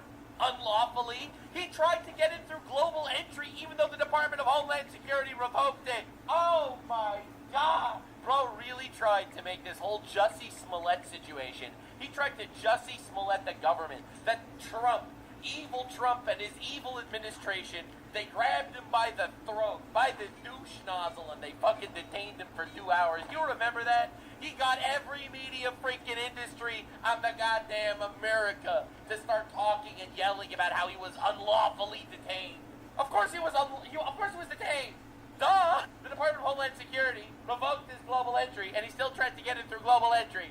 Unreal. Unreal. And he was an entire news cycle. Dude, you don't understand how insufferable this is. If you just look up Hassan Piker detained, alright, you put it into Google News, look at all of these articles. Popular left-wing streamer says he was detained at the airport. Don't yap to cops. His custom story. Bro Gaza streamer detained for hours. And it's all because he was kicked off global entry. Global entry is like a fast track that you can just basically skip through the airport security. But they didn't trust him. So it turns out I was right. It was a hoax. Alright? That's first. First and foremost. Second of all, why did they kick him off global entry? So, now that we are very satisfied with the fact that we know that he lied and hoaxed the fucking government, and I think it's important to note why would the government kick him off of global entry? Could it perhaps get even better than this? Yes, it can. So I finally got a response back from the Department of Homeland Security, but they had already taken away my global entry clearance months prior. Months prior! So no shit they asked him questions in the airport. He tried to cut security! Dude. Holy shit. Holy fucking shit. And he ran this giant slander campaign on the government. Like, dude, oh my God, the Trump administration is detaining YouTubers for freedom of speech. They revoked it before my entry. Bro, dude, do you realize how fucking stupid you sound? And I didn't even know. And what's even crazier is at no point did they even mention that they had revoked my global entry. And Right, of course not. Except for the email that they gave you. Remember Hassan being detained for 99 hours over his political beliefs, aka 15 minutes? Well, months earlier, his card was revoked and he didn't read the email. Messes up paperwork, revoked application, uses card anyway, gets stopped, lies about timeline. Chad, is this 1984? Is the Trump administration literally silencing us, guys? Are we getting silenced by the Trump administration? Is that what's happening right now? Are we getting silenced? from the Department of Homeland Security months ago, revoking the global entry. And I think it's important to see what the actual government had to say about this fucking terrorist simp. Now, the funny thing is, it's really, really nice to see the fact that people are actually starting to say, if you fuck around, you find out. I feel like the only reason why Hassan actually admitted this, by the way, is because, you know, he knew that this shit was going to come out anyway, and he was going to look like a giant fraud, so better bite the bullet himself. I feel like that's why he had to do, because the government is actually arresting people. Apparently, over 330 people were arrested in LA for being part of the riots. Not enough! But it's a start. So, Global Entry is a voluntary program available to travelers that pass a comprehensive background investigation. Applicants found to be ineligible for Global Entry participation may still be permitted to enter the United States, although they will not be permitted to use the Global Entry dedicated lanes, which, remember, Hassan did. We regret to inform you that your membership in Global Entry has been revoked for the following reasons. You do not meet the program eligibility requirements. If you believe this decision was based upon inaccurate or incomplete information, you can try again, another application, yada yada. Dear Hassan, Diddy Bin Laden Epstein Khamenei Piker, thank you for submitting your traveler inquiry form and identity documentation to the Department of Homeland Security Travelers Readiness Redress Inquiry Program regarding your participation in the Global Entry Program. CBP is tasked with the protection of our nation's borders. Oh, motherfucker has a problem with borders, doesn't he? As well as enforcing numerous laws at our nation's ports of entry on behalf of a variety of other governing agencies, including state, local law enforcement, CBP officers, that's the Customs Border Patrol, routinely access information provided by these agencies to conduct examinations. All internal travelers attempting to enter the United States, including all U.S. citizens, are subject to examination on each arrival to the country because obviously fucking duh, they ask you questions in the airport. Occasionally, CBP may inconvenience.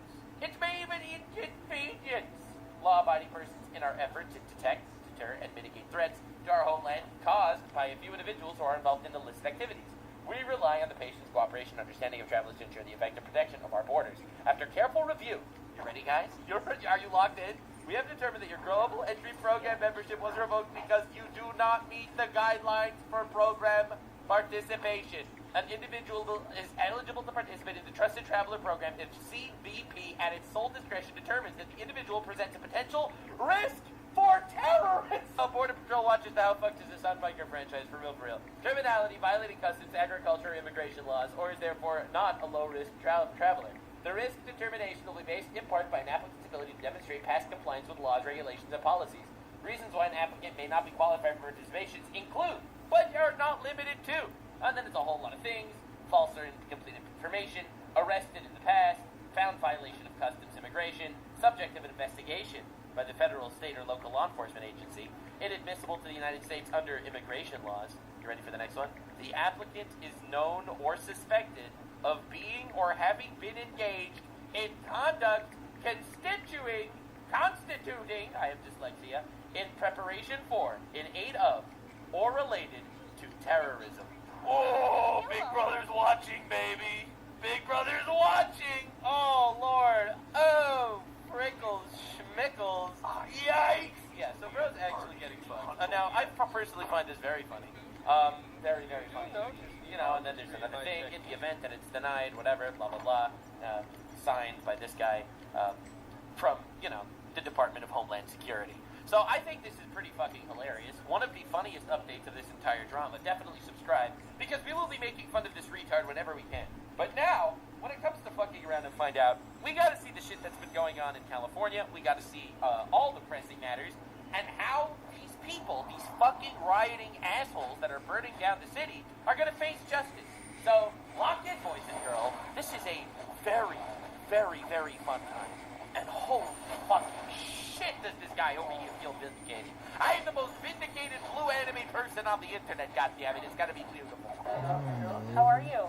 Good to see you all. What we have seen transpire in Los Angeles, California in recent days is shameful. Left-wing radicals waving foreign flags viciously attacked ICE and Border Patrol agents as well as Los Angeles police officers. These criminals injured police, threw rocks at police cars and officers, burned vehicles, shut down freeways, and lobbed Molotov cocktails. Holy fuck. All because the Trump administration was removing violent, criminal, illegal aliens from the city. Wow. Based, huh? Oh, God, it's so nice that these fucking guys are actually consequences. Man, I love when laws get enforced, you know what I'm saying? It's pretty great, I'm enjoying it immensely. True. Throwing pipe bombs, using mortars in public. We covered these riots before. In fact, because I am actually pro-violent rioters getting arrested, I've been getting mega canceled on Twitter, to the point that it's very, very fun, and it will make good content. So in my next video, I'm probably going to be covering that. Great content. Let them keep trying. Mostly peaceful throwing bricks at cops. These attacks were aimed not just at law enforcement, but at American culture and society itself. Yup. Rioters burned American flags, Yup. chanted death to ICE, and spray-painted anti-American slogans on buildings. Wonder how much of this was funded by, like, the George Soros fucking assholes. But President Trump will never allow mob rule to prevail in America. Based. The most basic duty of government is to preserve law and order. So and true. This administration embraces that sacred. I didn't realize this was political. How foolish you have been. Of course it's political. The people trying to cancel you are disgusting, inhuman pieces of slanderous dog shit. Thank you, Chatter. I agree. We'll be covering them in the next video. Because, dude, holy shit. People are so fucking twisted on this shit. For some reason, they don't understand that lighting cops on fire is a bad thing. Responsibility. Democrats like Governor Gavin Newsom and Mayor Karen Bass shamefully failed to meet their sworn obligations to their citizens. They didn't have the courage to do the right thing and protect law-abiding Californians from rioters. Pussies and cowards, all of them. Wet fucking pussies. All these fucking assholes in the Los Angeles, California government. Holy shit. That's why President Trump deployed the National Guard and mobilized the Marines to end the chaos and restore law and order. The mob violence is being stomped out. Criminals responsible will be swiftly brought to justice. And the Trump administration's operations to arrest illegal aliens are continuing unabated. When the initial immigration enforcement... God, I'm so terrified that the people, like the press, are going to be like, are they against peaceful protests? Holy shit. Actions took place on June 6th. Mayor Bass took to social media to say she was deeply angered by what was taking place. Mayor Bass then embarked on one of the most outrageous campaign of lies this country has ever seen. Every single person in the government decided to come out at the same time and be like, it's a peaceful protest, guys. I don't know what all the fuss is about. You know, the only reason why people are violent is because, police were sent in. Are you actually retarded? Elected official, blaming President Trump and brave law enforcement officers for the violence. What? She accused heroic American immigration and customs enforcement officers targeting illegal alien murderers, rapists, and pedophiles of, quote, sowing terror in communities and disrupting basic principles of safety. Insane that that's the case. In our city. I think it's important to note that they're not just deporting pedophiles and rapists. Obviously they are. But no, they're not just deporting pedophiles and rapists. You know what else they're doing? They're deporting people that enter the country illegally. Because, there are laws. Again, this is not coming from a racist place. It's not coming from the color of your skin. No, this is coming from legal shit. If you're a white guy that invaded the country, get the fuck out too. It doesn't matter. Around the same time, Governor Newsom claimed that immigration enforcement actions were causing chaos. That's how radical Democrats have become. They've become so retarded that arresting people lighting cops on fire is the bad guy. That you are the bad guy if you arrest the terrorist. Because you're just inciting violence. Their opposition to President Trump has forced them to side with illegal alien criminals in their communities and violent rioters and looters over law enforcement officers who are just doing their jobs. Mayor Bass and Governor Newsom fanned the flames and demonized our brave ICE officers. Instead of defending their city and their state, Karen Bass and Gavin Newsom claimed that in order for the riots and the violence to stop, ICE needed to leave. Which is the most retarded shit in the universe. You do not reward the terrorists. This is never how you negotiate. What are you talking about? You absolutely, without a shadow of a doubt, need to crack down on that shit. If you let them get away with it, they'll just do it again. The reason why they have the balls to do this now is because they got away with it during the Black Lives Matter riots, 4 years ago. And immigration raids must end. In other words, the position of the Democrat Party is that the federal government is not allowed to enforce our laws and to arrest and deport illegal alien criminals. Which is completely legal, by the way. They're attempting to use a violent mob as a weapon against their own constituents to prevent the enforcement of immigration law. Correct. And last I checked, that is rebelling against a democratically elected country. a democratically elected president. You want all 7 swing states, all 7 of them. Deeply un-American and morally reprehensible. Completely true. President Trump received a clear mandate from voters to reverse the illegal invasion ushered in by Joe Biden's open border and to end the lawlessness represented by Karen Bass and Gavin Newsom's California. President Trump promised to carry out the largest mass deportation campaign in American history, and left-wing riots will not deter him in that effort. Sanctuary City... To be clear, Obama deported 3 times the amount of people that Trump did so far. Like, again, it's all actual performative bullshit. Like, it's actually insane. They gave these people so much power with their protests, you know, screaming in the streets, you know. The new chant that you hear everywhere, from Mexico to Gaza, globalize the intifada. And it's like, what the fuck? Pick a struggle, bro. Like, what is going on? What are you talking about?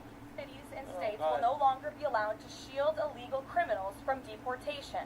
Just take a look at some of the illegal monsters who were taken off the streets in Los Angeles in recent days. Oh, hell yeah. A Vietnamese national, a known gang member with a conviction for second-degree murder. A Mexican national with convictions for child molestation who was armed with a dangerous weapon and had honestly fucking wood chipper. Previous arrests for robbery and domestic violence. Wood chipper. A Filipino national with convictions of rape, assault, burglary, and theft. A Mexican national convicted of statutory rape, narcotics violations, and hit and run. A Nicaraguan national with convictions for domestic violence and hit and run, and a previous arrest for willful cruelty to a child. Oh my god. And an illegal alien from Mexico. It's crazy how every single time she gives one of these speeches, she decides to pull out an entire laundry list of rapists and pedophiles that they deported. And it's like...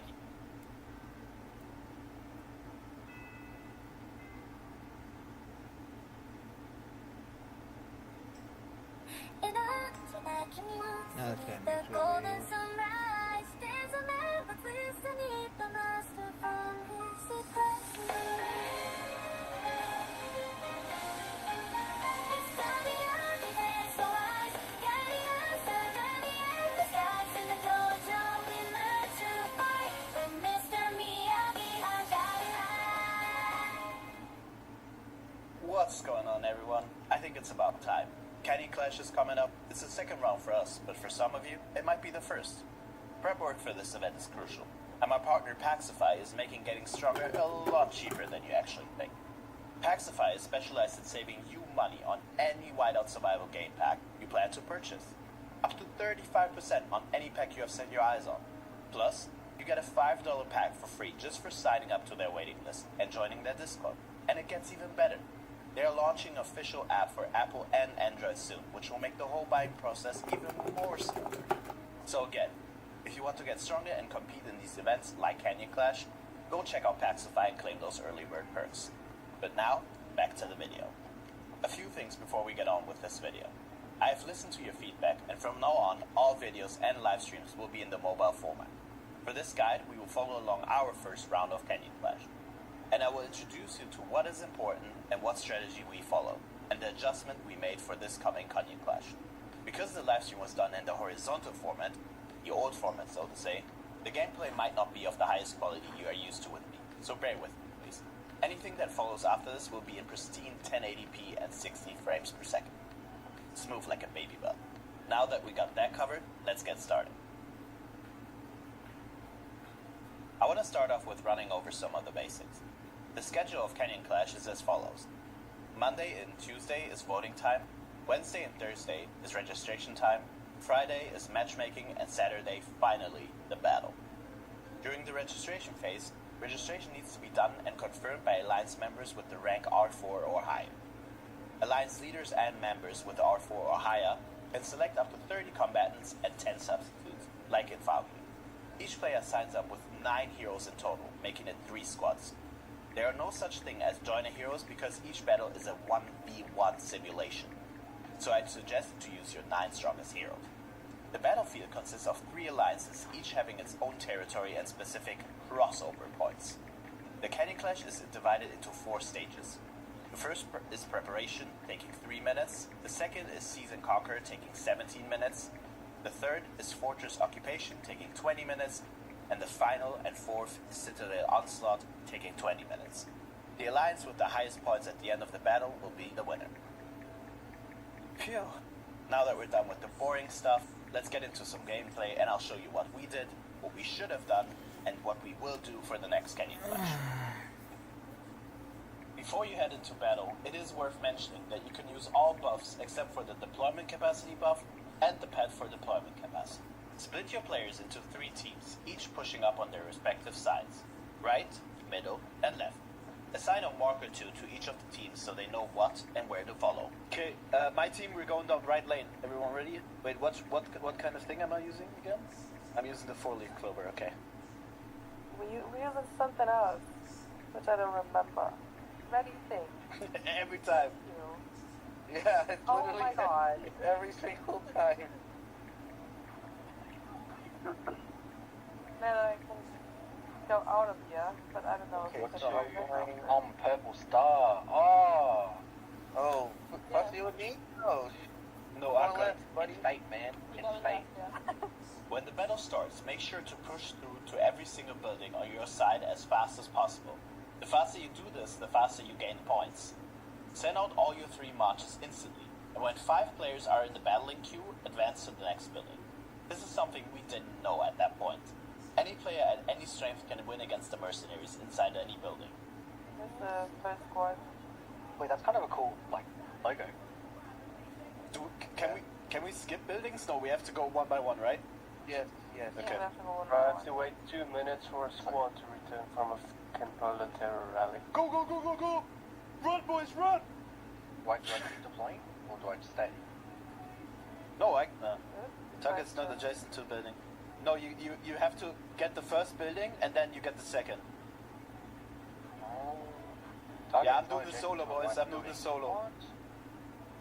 2 billion against 1 million. Oh, we can deploy. Did we even win it yet? No, but you can already deploy to the next one. If you on the right side. If you're already winning, you can already deploy to the next one.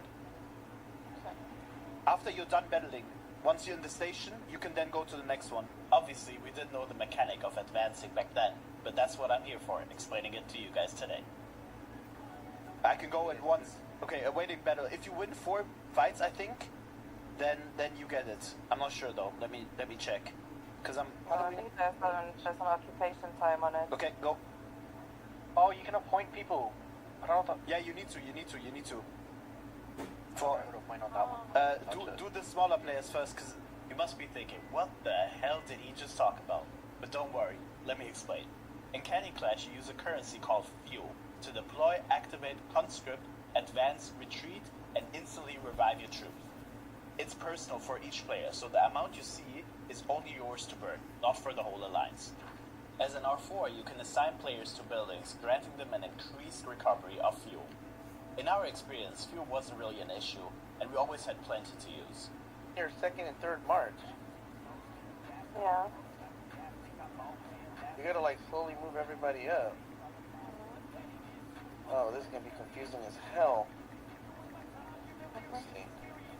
Okay, boys, once we take in the bottom right, we're sending up. We're pushing. Pushing them. We're pushing this one. Yeah, boys, push it. As you can see, we have reached our first crossover point and are getting ready to push. These points are crucial to hold and always pay attention to, since there are 6 of them that need to be protected at all times. Team battle 2 out of 11. I think it's battling the people. Okay, bottom left people, you push up, they're pushing, core is pushing bottom left. What team is that? Team green. Yep, we're going. And Soul is pushing up the middle, right? One last thing that I want to cover for the beginning is the battle mechanics. Battles are simulated in a 1v1 format. Winning squads move back to the end of the queue, losing squads will be sent back to the bastion. At the bastion, you get the chance to revive your troops. Troops revive after a specific time, or if you spend the fuel, they revive instantly. I would suggest reviving them instantly, since fuel isn't really an issue. Our right. Oh, you mean there? He's gonna kill off. He's gonna kill off all of us. They have some strong people in there. Oh, he's got 1.6 billion power. Yeah, that guy's gonna. I got someone with 3 billion here on top right. That guy's gonna win just alone. Yeah. And there's another guy there with 1.5. Yeah, I'm losing this. Alright, stage 3. This is where it gets exciting. Now, the bastions and fortresses open up. These buildings give a high amount of points per minute and therefore are of high value on your turf as well as on the enemies. The buildings you should be targeting on your own turf as well as on the enemies are the bastions and fortresses located at I-24, S-24, and F-24, giving 1,800 points per minute. You have to look at the points, not just our... Come down to the... Oh, where's the points? On top of the map. They're about to... I mean, I still bet him over. Who's it at? Okay, We're so close to winning this. Hold there at 29 if possible. I'm going into I-24 now. And so, can you push this?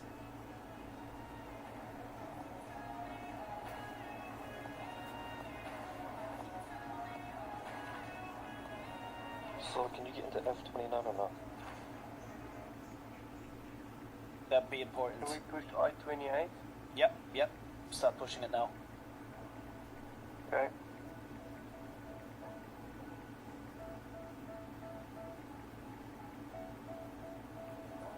You mean F19? Okay.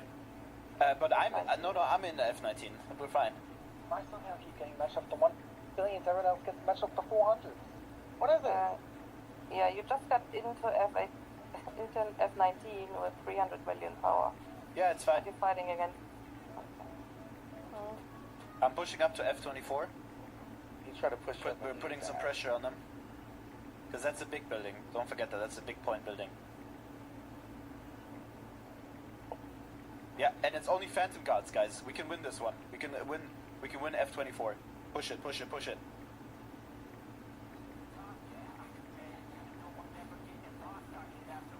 Nice, we're pushing them out. Good, guys. Nice, we took it, and now we need to take this one next. This one is... Oh, we're getting... Then we're cutting both off. We have 7 minutes to take this one. S18 needs help. Guys, we need F31 and F30. Both of these. We have F30, but they're taking it back right now. As if I knew I was going to make a guide based on this video. What we're currently trying to do is cut the enemy access to the frozen citadel in the middle before it actually opens up in the last phase, stage 4. To do this, you need to capture all 2 access points on the enemy turf. Sadly, we did not succeed fully, but now it's time to show you the final showdown. Time to battle for mid. Okay, 5, 4, 3, 2, 1, go middle. Middle. I don't even see middle. They're keeping me busy at F30. I can't do... I need to win F30 so I can move. Yeah, they're all pushing middle. Yellow is pushing middle super hard. So... I got too many quads pop moves. Yeah, I can't move because they're keeping me busy at F30 because I'm solo defending. So here we have a crucial mistake that I don't want you to make. Because we were pushing for other buildings, our troops were in a battle queue, and we did not retreat them to a nearby building where there is no fighting. So we can send them all into the middle once it opens up. The same mechanics for advancing applies to retreating as well. Meaning, as soon as 5 players are in the queue, you can withdraw yours to a building that you already own and keep them ready to fight for mid. Yeah, we need whales and metal. Yellow is gonna win middle. That's 50,000 points. The guys take R20 as well.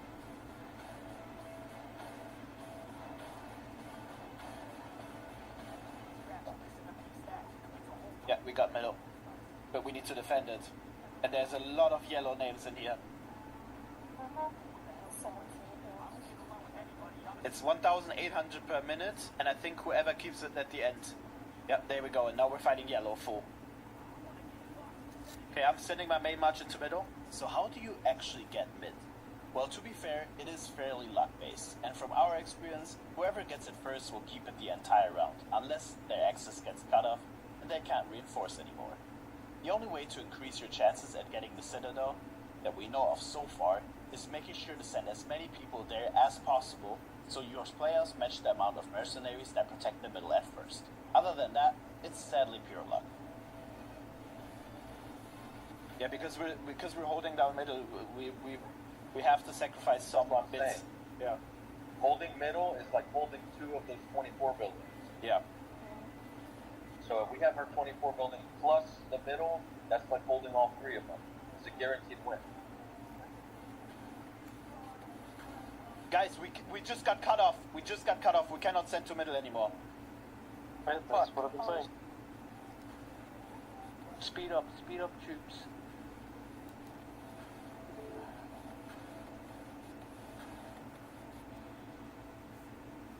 Is it because of I-30, right? Yes, I-30 and I-31?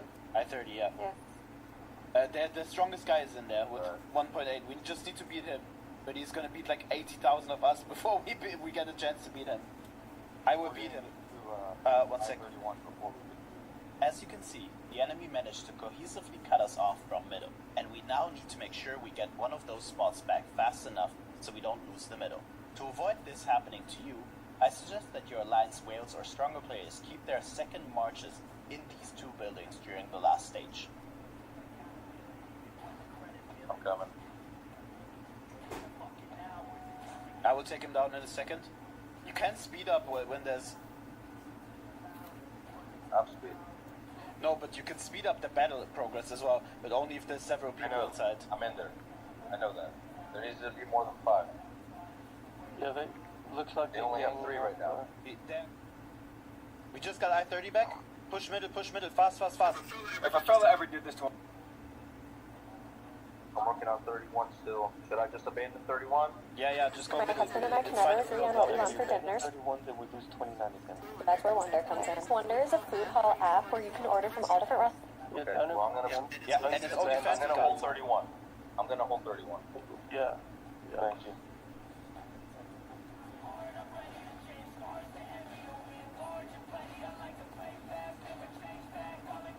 Oh, you get big points at the end. Did you just see that? We were up by 60k. Holy damn, I only got 3k points. So how much damage did I do? Bro, look at the... Good shit, guys. Good shit, guys. Good shit, guys. Whew. Holy... That was sweaty. And these guys were much stronger than us. Much stronger. Alright, I hope you were able to learn a lot from this video. And if you did, consider leaving a like. And as always, I will be answering all questions in the comments below. Big shoutouts to my partner Paxify for sponsoring this video. They are truly the one to go to save money on these whiteout survival packs and get to the top of the leaderboards the smart way. But that's it from me for today. I will be streaming our Canyon Clash this Saturday at 19 UTC. Until then, stay healthy everyone, and good luck this Saturday. Peace.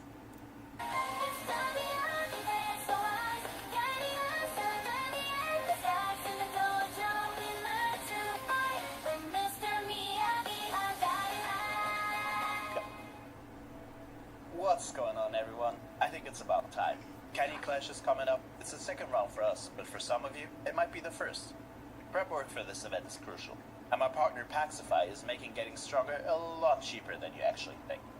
Paxify is specialized in saving you money on any whiteout survival game pack you plan to purchase. Up to 35% on any pack you have set your eyes on. Plus, you get a $5 pack for free just for signing up to their waiting list and joining their Discord. And it gets even better. They are launching an official app for Apple and Android soon, which will make the whole buying process even more smoother. So again, if you want to get stronger and compete in these events like Canyon Clash, go check out Paxify and claim those early bird perks. But now, back to the video. A few things before we get on with this video. I have listened to your feedback, and from now on, all videos and live streams will be in the mobile format.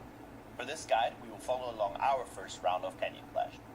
And I will introduce you to what is important and what strategy we follow, and the adjustment we made for this coming Canyon Clash. Because the livestream was done in the horizontal format, the old format so to say, the gameplay might not be of the highest quality you are used to with me, so bear with me please. Anything that follows after this will be in pristine 1080p and 60 frames per second. Smooth like a baby bell. Now that we got that covered, let's get started. I want to start off with running over some of the basics. The schedule of Canyon Clash is as follows. Monday and Tuesday is voting time, Wednesday and Thursday is registration time, Friday is matchmaking, and Saturday, finally, the battle. During the registration phase, registration needs to be done and confirmed by Alliance members with the rank R4 or higher. Alliance leaders and members with R4 or higher can select up to 30 combatants and 10 substitutes, like in Falcon. Each player signs up with 9 heroes in total, making it 3 squads. There are no such thing as joiner heroes because each battle is a 1v1 simulation. So I'd suggest to use your 9 strongest heroes. The battlefield consists of 3 alliances, each having its own territory and specific crossover points. The Canyon Clash is divided into 4 stages. The first is preparation, taking 3 minutes. The second is Seize and Conquer, taking 17 minutes. The third is Fortress Occupation, taking 20 minutes. And the final and fourth is Citadel Onslaught, taking 20 minutes. The alliance with the highest points at the end of the battle will be the winner. Phew. Now that we're done with the boring stuff, let's get into some gameplay and I'll show you what we did, what we should have done, and what we will do for the next Canyon Clash. Before you head into battle, it is worth mentioning that you can use all buffs except for the deployment capacity buff and the pet for deployment capacity. Split your players into 3 teams, each pushing up on their respective sides, right, middle, and left. Assign a marker to each of the teams so they know what and where to follow. Okay, my team, we're going down right lane. Everyone ready? Wait, what kind of thing am I using again? I'm using the 4-leaf clover, okay. We're using something else, which I don't remember. Ready thing. Every time. Yeah, it's Oh literally my god. every single time.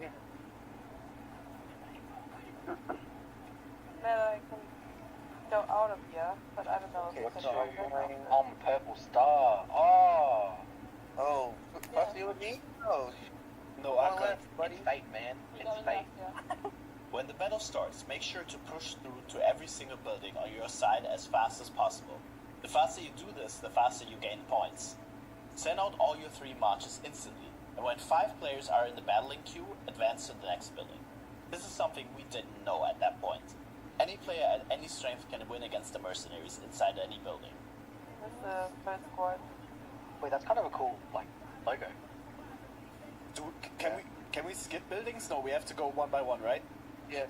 Okay. I have to wait 2 minutes for a squad to return from a fucking Poland terror rally. Go, go, go, go, go!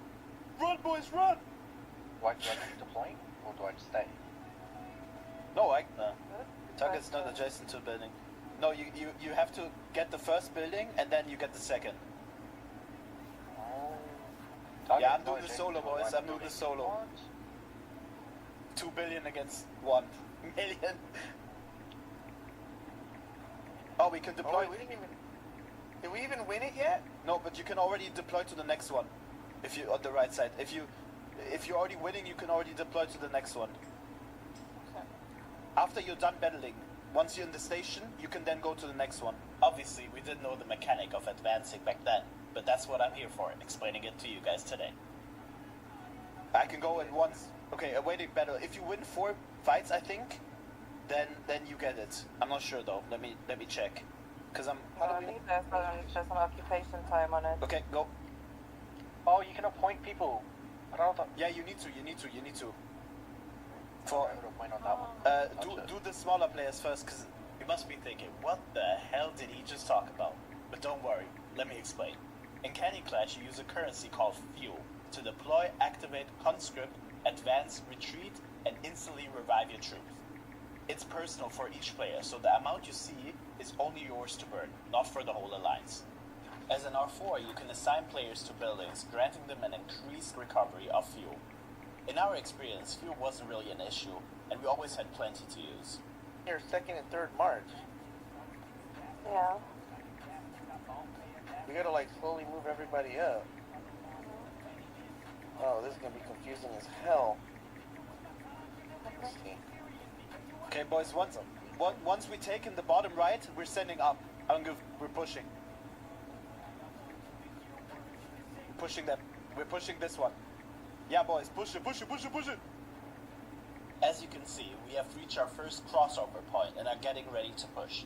These points are crucial to hold and always pay attention to. since there are 6 of them that need to be protected at all times. Being battled 2 out of 11. I think it's battling the people. Okay, Am I in the wrong? bottom left people, you push up, they're pushing, core is pushing bottom left. What team is that? Team green, team green. Yep, we're going. And Soul is pushing up the middle, right? One last thing that I want to cover for the beginning is the battle mechanics. Battles are simulated in a 1v1 format. Winning squads move back to the end of the queue, losing squads will be sent back to the Bastion. At the Bastion, you get the chance to revive your troops. Troops revive after a specific time, or if you spend the fuel, they revive instantly. I would suggest reviving them instantly, since fuel isn't really an issue. Our right. Oh, you mean there? He's gonna kill off all of us. They have some strong people in there. Oh, he's got 1.6 billion power. Yeah, that guy's gonna I got someone with 3 billion here on top right. That guy's gonna win just alone. Yeah. And there's another guy there with 1.5. Yeah, I'm losing this. Alright, stage 3. This is where it gets exciting. Now, the bastions and fortresses open up. These buildings give a high amount of points per minute and therefore are of high value on your turf as well as on the enemies. The buildings you should be targeting on your own turf as well as on the enemies are the bastions and fortresses located at I-24, S-24 and F-24, giving 1,800 points per minute. You have to look at the points, not just our... Drop down to the... Oh, where's the points? On top of the map. They're about to... Stronger than me, I still bent him over. Who's your dad? Just the other points. Okay, we're so close to winning this. Hold there at 29 if possible. I'm going into I-24 now. And so, can you push this?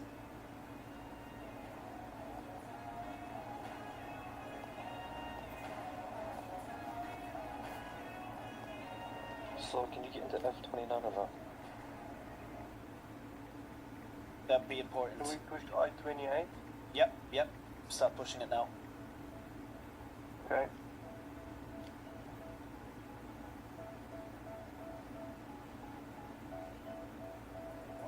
You mean F19? Okay.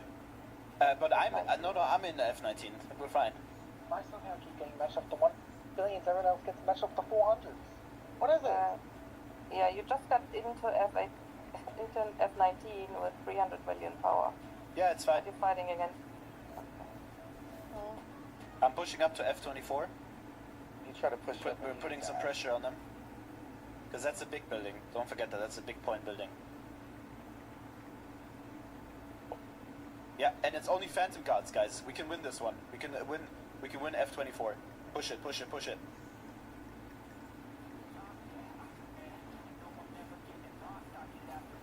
Nice, we're pushing them out. Good, guys. Nice, we took it, and now we need to take this one next. This one is... Oh, we're getting... Then we're cutting both off. We have 7 minutes to take this one. S18 needs help. Guys, we need F31 and F30. Both of these. We have F30, but they're taking it back right now. As if I knew I was gonna make a guide based on this video. What we're currently trying to do is cut the enemy access to the frozen citadel in the middle before it actually opens up in the last phase, stage 4. To do this, you need to capture all 2 access points on the enemy turf. Sadly, we did not succeed fully. But now, it's time to show you the final showdown. Time to battle for mid. Okay, 5, 4, 3, 2, 1, go middle. Middle. I don't even see middle.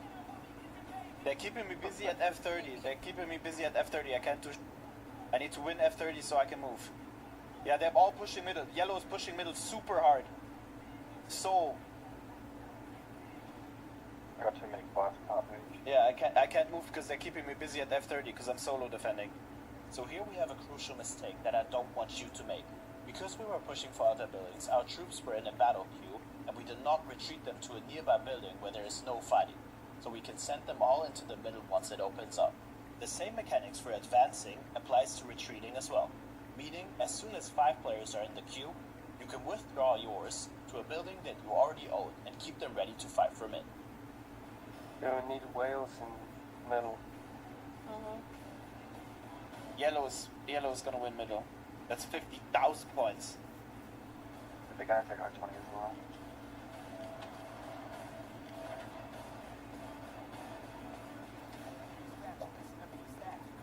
Yeah, we got middle. But we need to defend it. And there's a lot of yellow names in here. It's 1,800 per minute, and I think whoever keeps it at the end. Yeah, there we go, and now we're fighting yellow full. Okay, I'm sending my main march into middle. So how do you actually get mid? Well, to be fair, it is fairly luck-based, and from our experience, whoever gets it first will keep it the entire round, unless their access gets cut off and they can't reinforce anymore. The only way to increase your chances at getting the Citadel, that we know of so far, is making sure to send as many people there as possible, so your players match the amount of mercenaries that protect the middle at first. Other than that, it's sadly pure luck. Yeah, because we're holding down middle, we have to sacrifice some bits. Yeah. Holding middle is like holding 2 of those 24 buildings. Yeah. So if we have our 24 buildings plus the middle, that's like holding all 3 of them. It's a guaranteed win. Guys, we just got cut off. We just got cut off. We cannot send to middle anymore. Right, that's what I've been saying.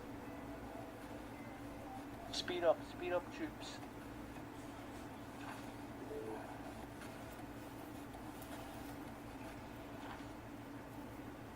Is it because of I-30, right? Yes, I-30 and I-31? I-30, yeah. The strongest guy is in there with 1.8. We just need to beat him. But he's gonna beat like 80,000 of us before we get a chance to beat him. I will beat him. 1 second.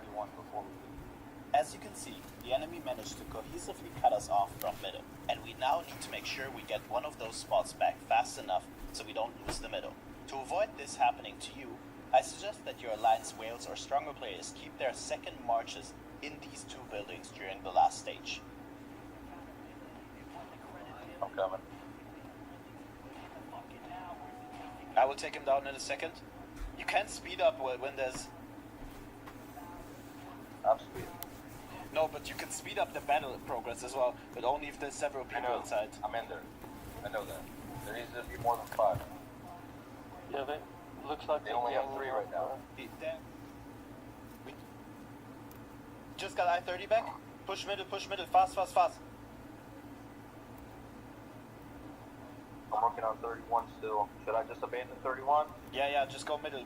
It's fine if we hold one of them. If you abandon 31, then we lose 29 again. Yeah. Okay, well, I'm gonna hold 31. I'm gonna hold 31. Yeah. Thank you.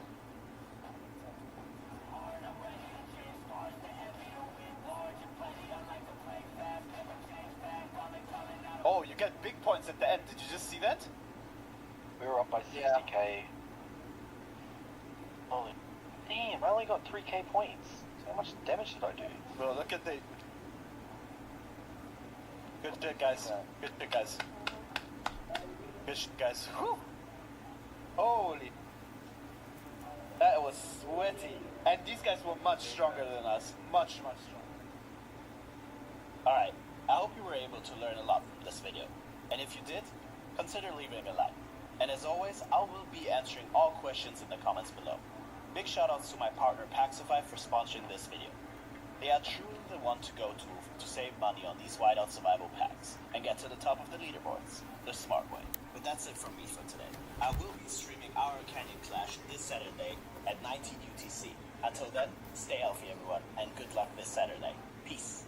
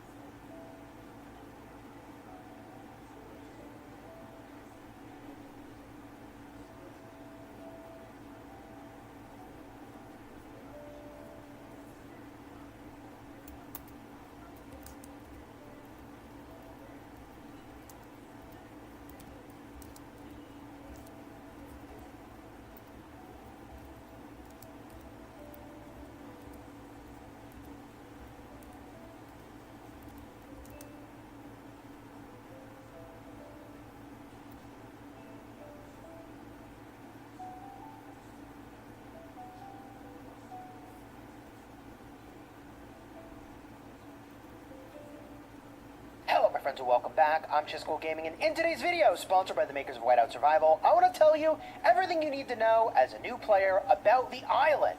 And big picture is, the island is a place where you can design some things that are appealing to you in a cosmetic way, but also give a small amount of stats. And over time, it becomes a much more meaningful amount of stats. That's pretty much it. But there's a bunch of different things that I've learned as I've built out my island with this brand new account that actually have meaningfully accelerated my progress. And if that's the sort of thing you're interested in, consider subscribing to the channel, because this account is relatively new. It's whaled, and about 2 weeks in, I'm 30 million power. I'm furnace level 30, and I plan to keep pushing, so consider subscribing if you want new player guides designed to help you get value and smash your enemies. Let's talk about the island. I showed you the island, but how do you get this thing? Well, at about furnace 19, I think, is when you unlock this little building over here. And over the course of about 3 days, every single day, you're going to be getting an update about your progress toward the island. And then, on the final day, boom, you have your island. But it isn't as built out as this one is, and this isn't nearly as built out as top-end endgame islands are. What you start out with is just a very small number of buildings. That includes the Tree of Life, and it includes these little guys over here, the lumber camps. Now, the way that this whole area works and the core game loop is that you're going to be getting this currency called Life Essence. You're going to spend that currency to get different buildings. Those buildings will give you different buffs, and you will accumulate this score right over here. This is a prosperity bonus score. So the prosperity bonus score will be a bottleneck toward your doing more progress on your island, and each thing you build has a different prosperity score. So your goal is to elevate your prosperity and in turn elevate the stat boosts that you get, and there's a lot of customization that can happen on this island by virtue of choosing kind of what you're going to build. But the two most important buildings at the very start are going to be, as I mentioned, the Tree of Life and these lumber camps over here. Let's start with the lumber camps. The lumber camps are going to get you, by virtue of chopping trees, this life essence. So you can see here I can go collect life essence. I got a small amount here. Wherever you put these lumber camps, and I didn't realize this at first, but wherever you put these lumber camps matters a lot. I used to keep them right next to my tree because I don't want to have to look around to tap stuff to collect them. I just, for efficiency's sake, put it all together. But as it turns out, they will chop trees close to wherever you put their camp. So when I have, as you can see over here, a little treasure chest over here that's going to give me a whole bunch of life essence, I put my lumber camp over there, and the workers will chop toward that thing more quickly than if I just had it all the way in the center. So the first sort of pro tip here is put your lumber camps near where the action is. The action is those chests. Those chests give you a bunch of rewards. Now, for the sake of what? Well, okay, you're getting this essence, and one of the main ways you're going to spend essence initially, if you follow my recommendation, is to level up this building over here, the Tree of Life. The Tree of Life is something that you upgrade, and it gives you a very meaningful amount of boosts, okay? And there's even upgrade rewards here, which are not bad. Now, in order to upgrade your Tree of Life, you're going to need that prosperity score to be high enough, and then you're going to need to spend life essence to go and do that. So you can see I need 30,000 life essence in order to do my next upgrade, and I exceed the minimum prosperity score to do this particular upgrade. Now you see, going from level 6 to level 7, I think is what I would be doing, is going to give me more life essence hourly output, which of course is good. It's just building up economy for my island. But also I get a 30% healing speed boost on top of the 5% troop attack boost I already have. So if I go to the details section on the tree, you can see what all of the buffs are. And initially it's healing speed, troop deployment capacity, so the number of troops you can have in an army you run out, more healing speed, troop defense healing speed. This recent level gave attack. Then next level was giving healing speed, 3,000 more deployment capacity, 5% health, and then 5% troop lethality at level 10. All right, so I'm making the choice of optimizing for pushing on the level of the Tree of Life, largely because that in turn generates more life essence. All right. The other thing I will mention is that you can upgrade these little lumber camps over here. But in order to upgrade your lumber camp, you needed to have your tree be a higher level. So the level of your lumber camps is going to be gated by the level of your tree. In my opinion, prioritizing leveling your tree and your camps is the way to go, because long run, that's going to give you a lot of efficiency, all right? So you may be wondering, okay, Chisquel, I get it, economy, but for the sake of what? That phrase I often use, okay? For the sake of what? Well, ultimately, you're going to be picking these different buildings that you do, and these also give a bunch of stats potentially. So, if I go into my building list, you're going to start with some very simple things that honestly are just cosmetic in nature. In fact, if you tap the little info button here, you can build a ton of these things, but they're not doing anything for you other than cosmetics, right? Some of these things, these trees, it's all the same way. But if you make your way to this shop, you can see a variety of things. Now, what you'll see here will vary depending on the level of your tree of life, but you're going to start out with some very basic decorations, and all that these basic decorations are doing for you is increasing your prosperity. You need to build some of these in order to get to the next tier, and at the next tier, decorations will cost more, but still they're just giving you prosperity. Okay, but as you get to a higher tier, now you start to unlock some very interesting stats. At the blue tier, there are several things you'll get after you make a couple additional levels on your tree.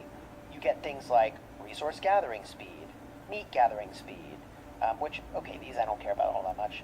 Wood gathering, coal gathering, iron gathering, construction speed I care about a lot. I care a lot about research speed, right? Like, some of these buffs are very compelling. Training speed, very compelling. Hunting march speed, fine.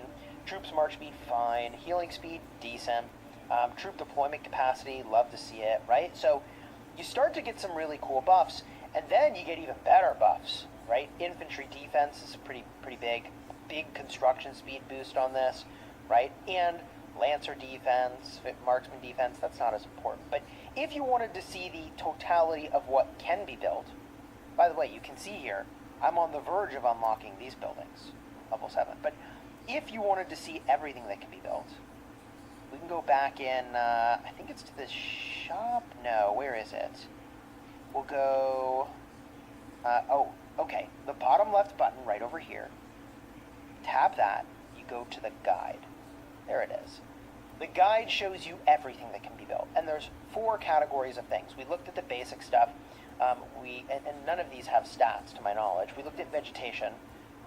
Some of these actually can have stats. And we looked at primarily at this stuff in the other section. So if you wanted to see what buildings are in waiting, you can see right over here. 10% infantry defense, 10% lancer defense, marksman attack. Like, there's a lot of cool stuff here, okay? And this is all in waiting. There are limited time things that, I'll talk about one of those right now. It's the 2025 New Year Bell, where you can get 10% troop attack. Whew, I mean, seems pretty good if you're a rally or garrison captain, right? But, you know, your average player probably doesn't need to push the level of that. But before I go into all of that, we'll talk about this limited stuff in just a minute. Let's talk about a huge mistake that a lot of people make. And I made this mistake, and I was so frustrated initially because it set me back a little bit. The mistake that people make is the belief that, like, oh, well, why not just build more fountains of joy, which give you a construction speed boost, rather than upgrading it? Because upgrading one of these buildings requires more and more and more copies of the building. So to go from level 1, I guess to go from having none of a building to one of a building, you just have to buy it once. To go from level 1 to level 2, you gotta buy it twice. 2 to level 3, you gotta buy it 3 times. 3 to 4, you gotta buy it 4 times, as you see here. But the boost I'm getting is the same as having built it the first time. So why not just build a ton of fountains? And technically, that's what my plan was. And I went and I bought a bunch of these fountains.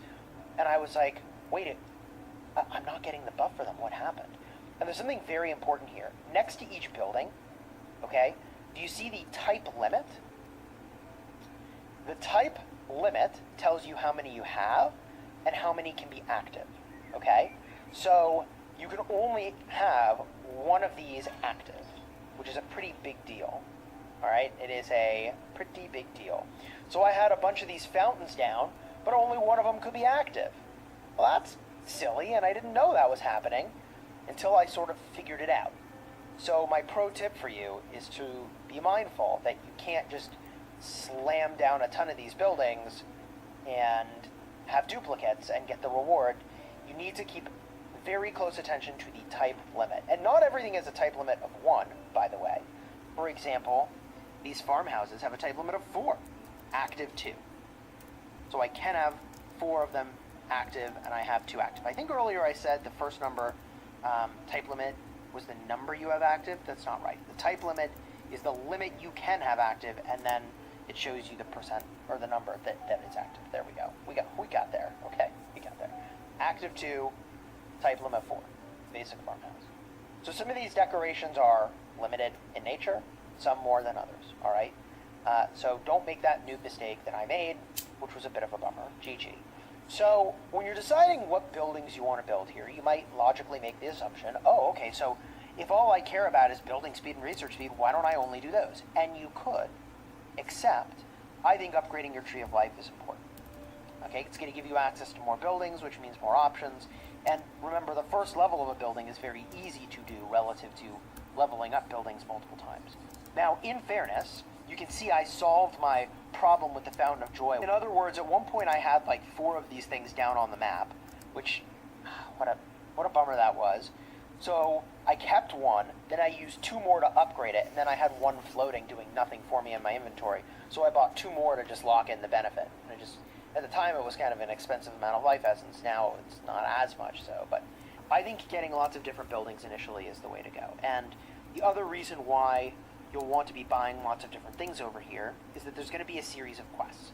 These quests are going to give you life essence, and this is a good source of life essence beyond just your production buildings. And another way you'll get life essence is by actually looking at other people's sort of villages and pushing a little icon on their sort of city center, not city center, their tree, I think it is, that gives you about 200 life essence.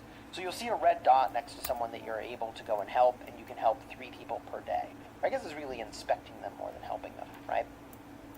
And that will give you extra life essence as well. All right? GG's. Now, I wasn't first, by the way, but other people have pushed past me. How have they done that? It's in large part because of this building right here, the New Year Bell. So let's talk about limited time event buildings. So this New Year's Bell is not available all the time. It's only available, as I understand it, during this New Year's event. Will it come back next year? Probably not this exact version. It says 2025 on it. So do I feel the need to max this thing out now? Well, here's the funny thing. There's this little guy right over here. So theoretically, you might be able to get mythic general decoration components later to upgrade a building you already have. But I don't know how easy that's going to be. I suspect it's not very easy. So I'm in a bit of a conundrum right now, and to show you the event that's taking place, it's this New Year's convoy right over here. So I can go and I can get more of these New Year's bells, giving me 1% troop attack. That's all troop types getting an attack boost, which is really nice. But at the start of the game, you can see here that a lot of these other things probably give me more benefit. So I'm going to have to decide how I want to handle that spending and what choices I want to make. We'll see what route I ultimately go. I don't think I'm going to max it out, personally, and I think there are going to be other people that are more qualified rally and garrison players than me in the coming weeks. They'll sort of emerge, and I'm going to be okay with it, even though that's a role I normally play.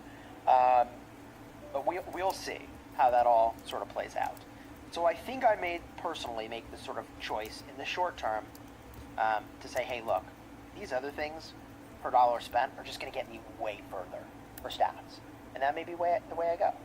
Whereas long term, when everybody's, got everything maxed out, I put that in quotes because that's not an easy thing to do, and that's a long time project, right? Then and only then do these sort of decorations in your island become a differentiator that's very meaningful.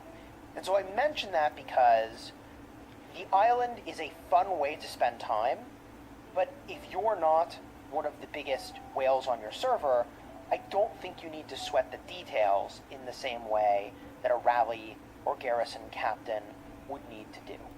right? And I think that's all pretty fair to say. GG. So if you enjoyed the vid, throw a like on here, consider subscribing to the channel.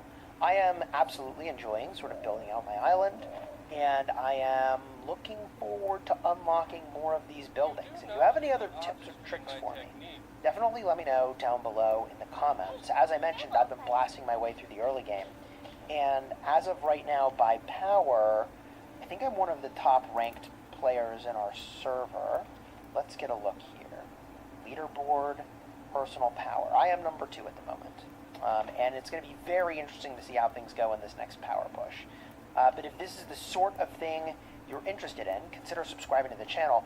This is not my first channel. I actually have another channel with almost 250,000 subscribers covering city building war games.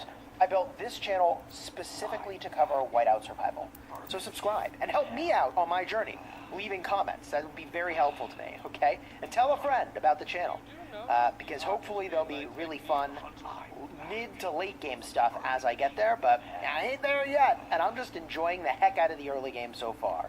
Until next time, you have fun smashing your enemies. Take care, everybody.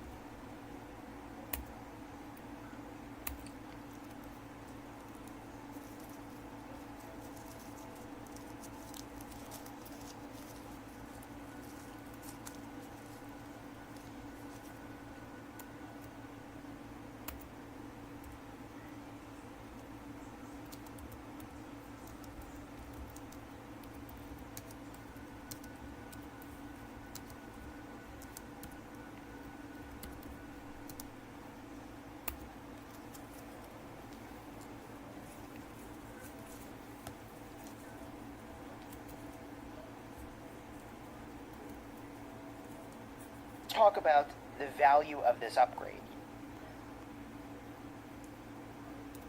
Hello my friends and welcome back. I'm Chisco Gaming, and in today's video, sponsored by the makers of Whiteout Survival, I want to tell you everything you need to know about Molly. The things that I wish I had known from day one of playing this game, because I'm about 5 weeks into my journey. I've been whaling my way through the game. I'm at 72 million power, and I have learned a lot about how to use each of these heroes and what role they really play in the metagame at the start of a brand new server.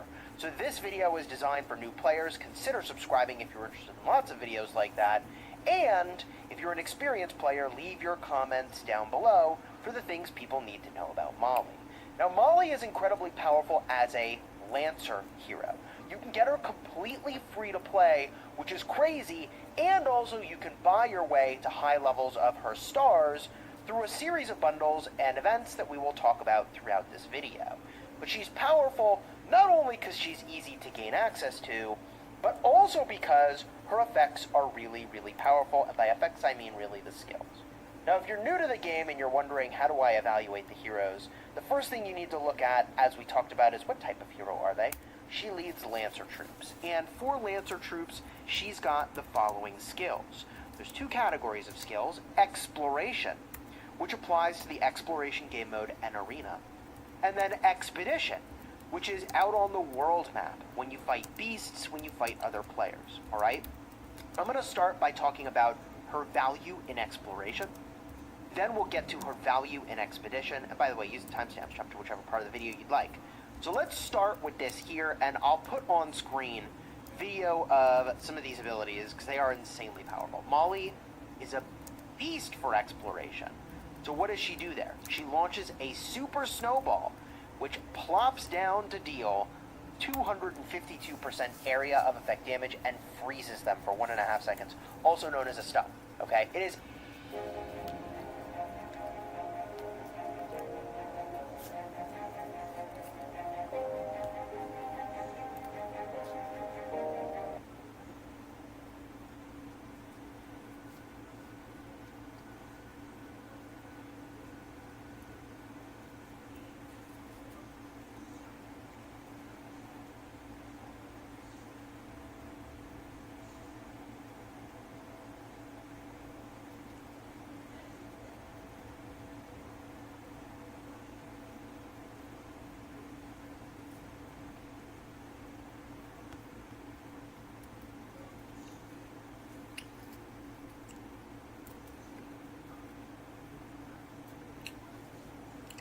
As our law enforcement officers have been assaulted, they've been pelted with rocks and bricks. Their cars have been set on fire. Molotov cocktails have been used. We have seen people throw bottles and hammers at them. We've also seen that they have been attacked and verbally spit on or punched or assaulted, and it's just not acceptable. The Department of Homeland Security and the officers and the agencies and the departments and the military people that are working on this operation will continue to sustain and increase our operations in this city.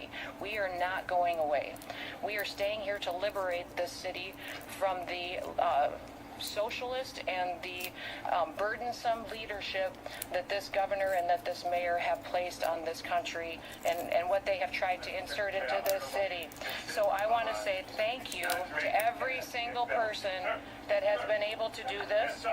Also, I want to talk specifically to the rioters and to the politicians in Los Angeles.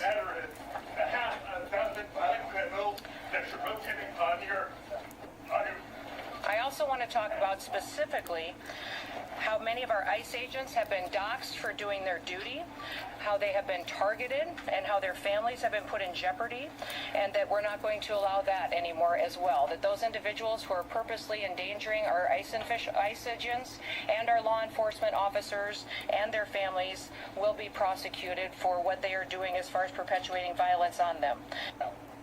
Hands behind your back. Hands behind your back. Go ahead. Right behind my back. All right. One hand. Lay flat. Lay flat. Other hand, sir. Other hand. Call it what it is, a disgraceful abuse of power. Senator Padilla was handcuffed and dragged out of for daring to ask a question. This wasn't a threat, it's dissent, and they crushed it with force. They're not keeping us safe.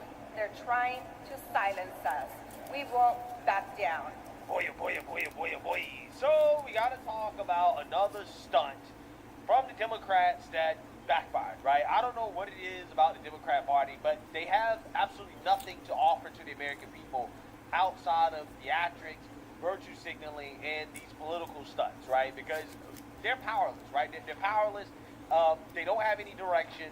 Only thing they know is Trump derangement, right? And it's just getting worse for the Democrats as they continue to melt down over the fact that President Trump is enforcing federal law against illegal immigrants, right? That's essentially what is happening. And this stunt from Senator Alex Padilla of California is just another stunt in a lot of stunts from Democrats in order to make it seem like they're fighting on behalf of their constituents. When, again, they're really fighting on behalf of the illegals, okay? This guy, Alex Padilla, thought that it would be a good idea to break into a Department of Homeland Security press conference in which Kristi Noem was in Los Angeles attempting to answer questions about recent ICE operations, right? So she's doing her job, doing a press conference, and this guy barges in demanding that she answer questions on the spot, like he run the place, right? And it's like, that's not how this works at all. Again, clearly this is a political stunt. And of course, the mainstream liberal media is eating this up, right? And the Democrats are boo-hoo-wah and cry. So I'm going to go ahead and show a few clips, a few angles of what happened here, because he was forcibly removed from the press conference and he was handcuffed. However, I do not believe that he was charged. He was not detained. He was just removed and handcuffed. So this video now is a video. Again, this is what Democrats want. They want this imagery. They're now using this in order to boo-hoo-wah and cry victimhood. Take a look. Guys, sir, hands up. I'm Senator Alex Padilla. I have questions for the secretary, because the fact of the matter is, a half a dozen violent criminals that you're looking on your hands off.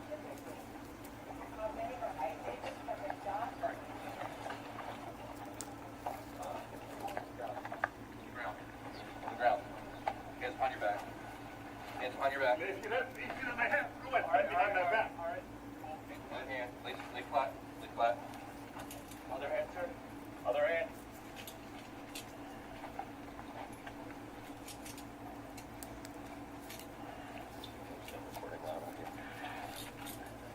I did not know. We're recording loud out here for FBI, right? For what? I'm sorry? There's no recording loud out here. That's my boss. I have to record recording loud out here. I'm not member of no recording. I understand that's where U.S. Senator Alex Padilla appears to have been shoved out of the room. It's unclear at this point what exactly started the tussle. David, do we know anything more about what may have happened? What we know is what we're seeing in that footage, Christina. Just to provide a little bit of background, Senator Padilla is a long-standing figure in California, in Southern California politics, has deep roots here, particularly with Latino communities, immigrant communities in Southern California. He was Secretary of State for a time. Now he's Senator, of course, so he is sort of just politically speaking, understandably a foil for the Trump administration on this issue and for Kristi Noem specifically. We are trying to find out more information about what exactly happened in that press conference. The audio is kind of muffled. It's not entirely clear what led up to that moment, but clearly it ratchets up the political tension between California's Democratic establishment and the Trump administration as the immigration raids in Southern California and the protests unfold, Christina. These very officials claim to also be opposed to Christina. And Lisa, I want to go back to you really quickly because we've also seen Democratic lawmakers trying to walk that exact line we were just talking about with David. I hear you have more information on that video we played of Senator Padilla at this Kristi Noem event. There is reporting now that he was, in fact, arrested outside the room. It appears that he was arrested outside the room, Christina. I am now in possession of video that was taken from a different angle of this same incident. The video you showed earlier shows Senator Padilla being escorted out of the room and quickly ends thereafter. The video that I have seen shows that what happens when he goes into that hallway, he is further pushed into the hallway by somebody wearing an FBI shirt. He is then pushed onto the ground and placed under arrest with his hands behind his back as he is face down on the floor by 3 additional officers. Obviously, we don't have full information about the altercation that led him to be pushed out of the room by personnel either from the Department of Homeland Security or the FBI. But this is yet another escalation between the Department of Homeland Security and those agents working at their disposal and lawmakers. Obviously, LaMonica MacGyver, a congresswoman from New Jersey, has now been indicted on 3 federal charges for which she could face up to 18 years in prison in an altercation that started not dissimilarly from this. You know, one of the things I was looking for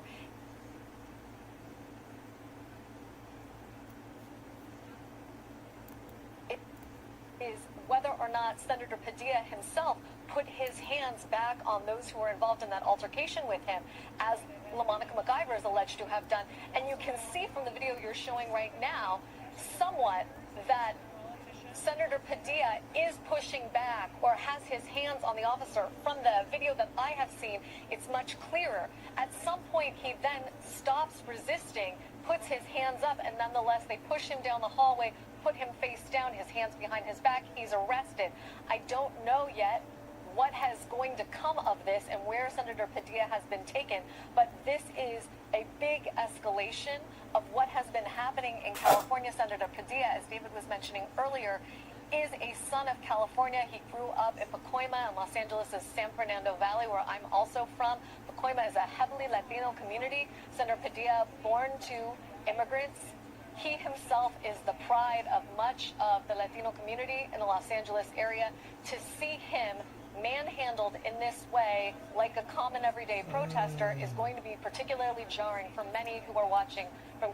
When Senator Padilla gets pushed, shoved, thrown to the handcuffed because he is asking questions, because he is engaging in the very oversight that senators are supposed to engage in, then what we're really talking about here is a Trump administration that just wants to shut down the ordinary functions of government. Look, I do a lot of oversight myself.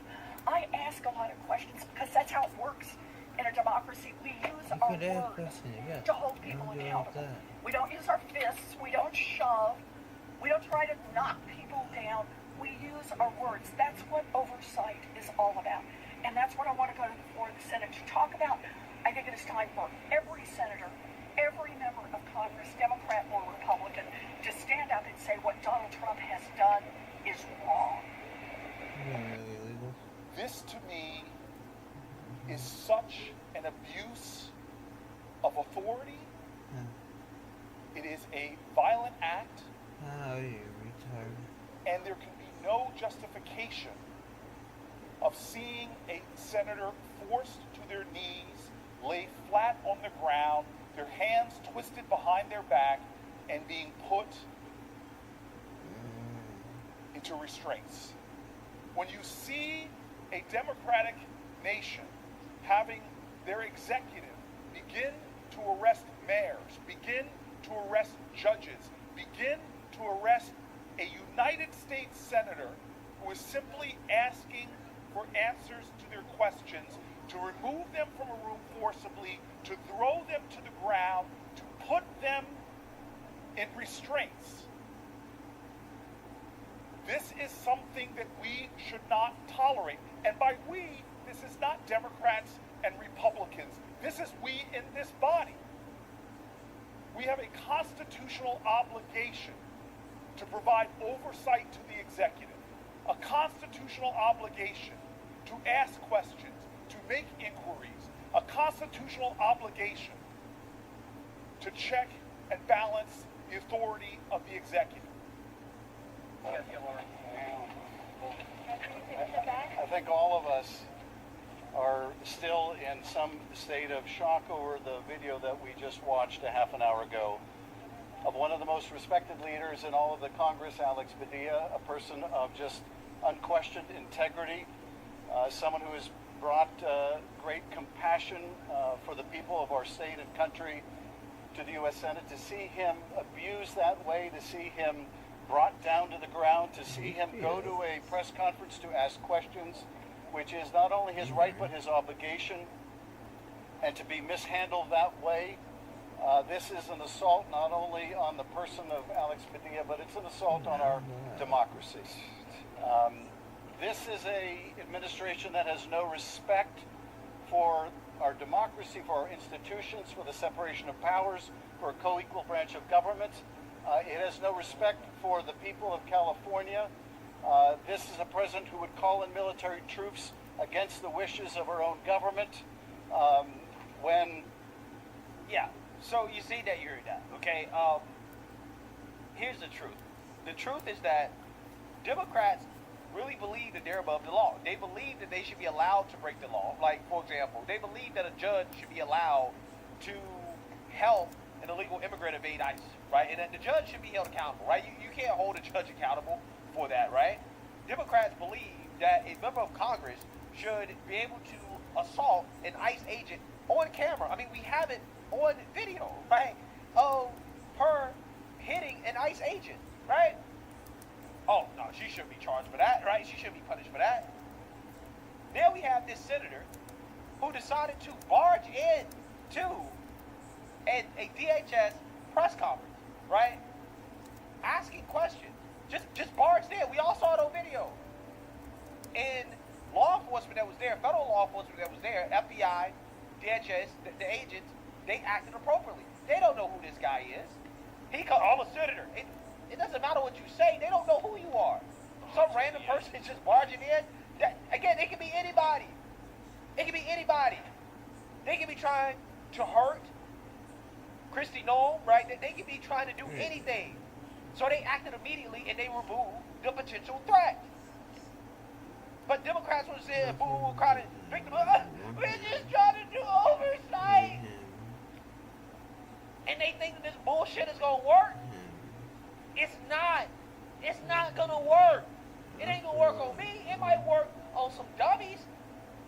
But I'm not dumb. Democrats really believe that half the country was born yesterday. They really believe that over half the country has an IQ below room temperature. Because you would have to have an IQ below room temperature to believe that this senator in this situation somehow, some way, is some type of victim. And that he was done wrong. Wait, this dude, he ran up into the press conference going straight towards the Secretary for the Department of Homeland Security. He's lucky he wasn't shot.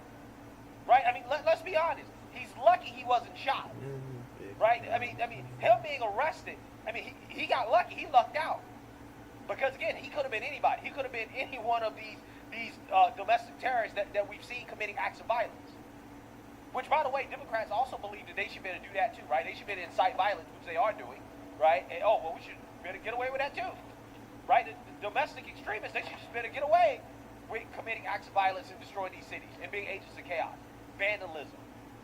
That's what they believe. They believe that they are above the law, the illegals are above the law, and the domestic terrorists who are committing acts of violence on behalf of the illegals are above the law too. Right? Everybody on the left side of the aisle is above the law.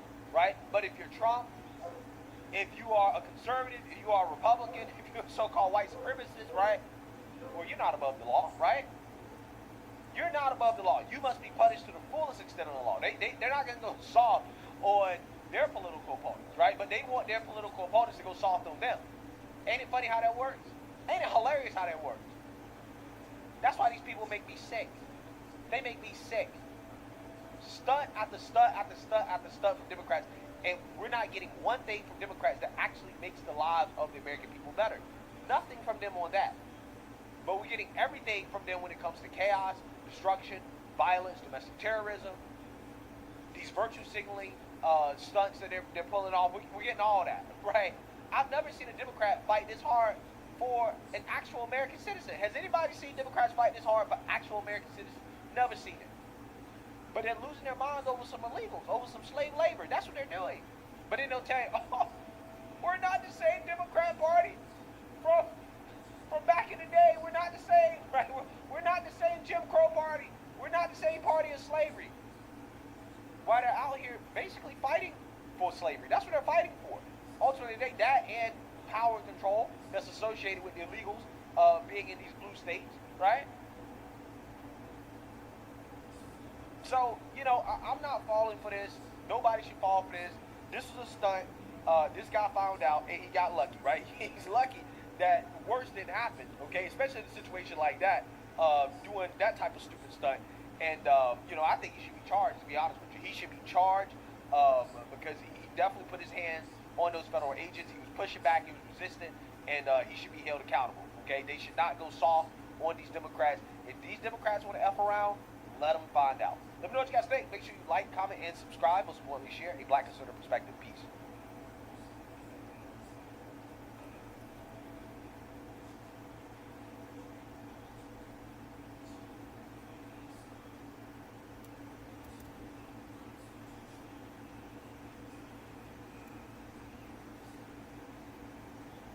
Hello my friends and welcome back, I'm Chisco Gaming, and in today's video, sponsored by the makers of Whiteout Survival, we're going to review my Frostfire Mine gameplay. This was only my second time playing this event, but both times I've gotten first place.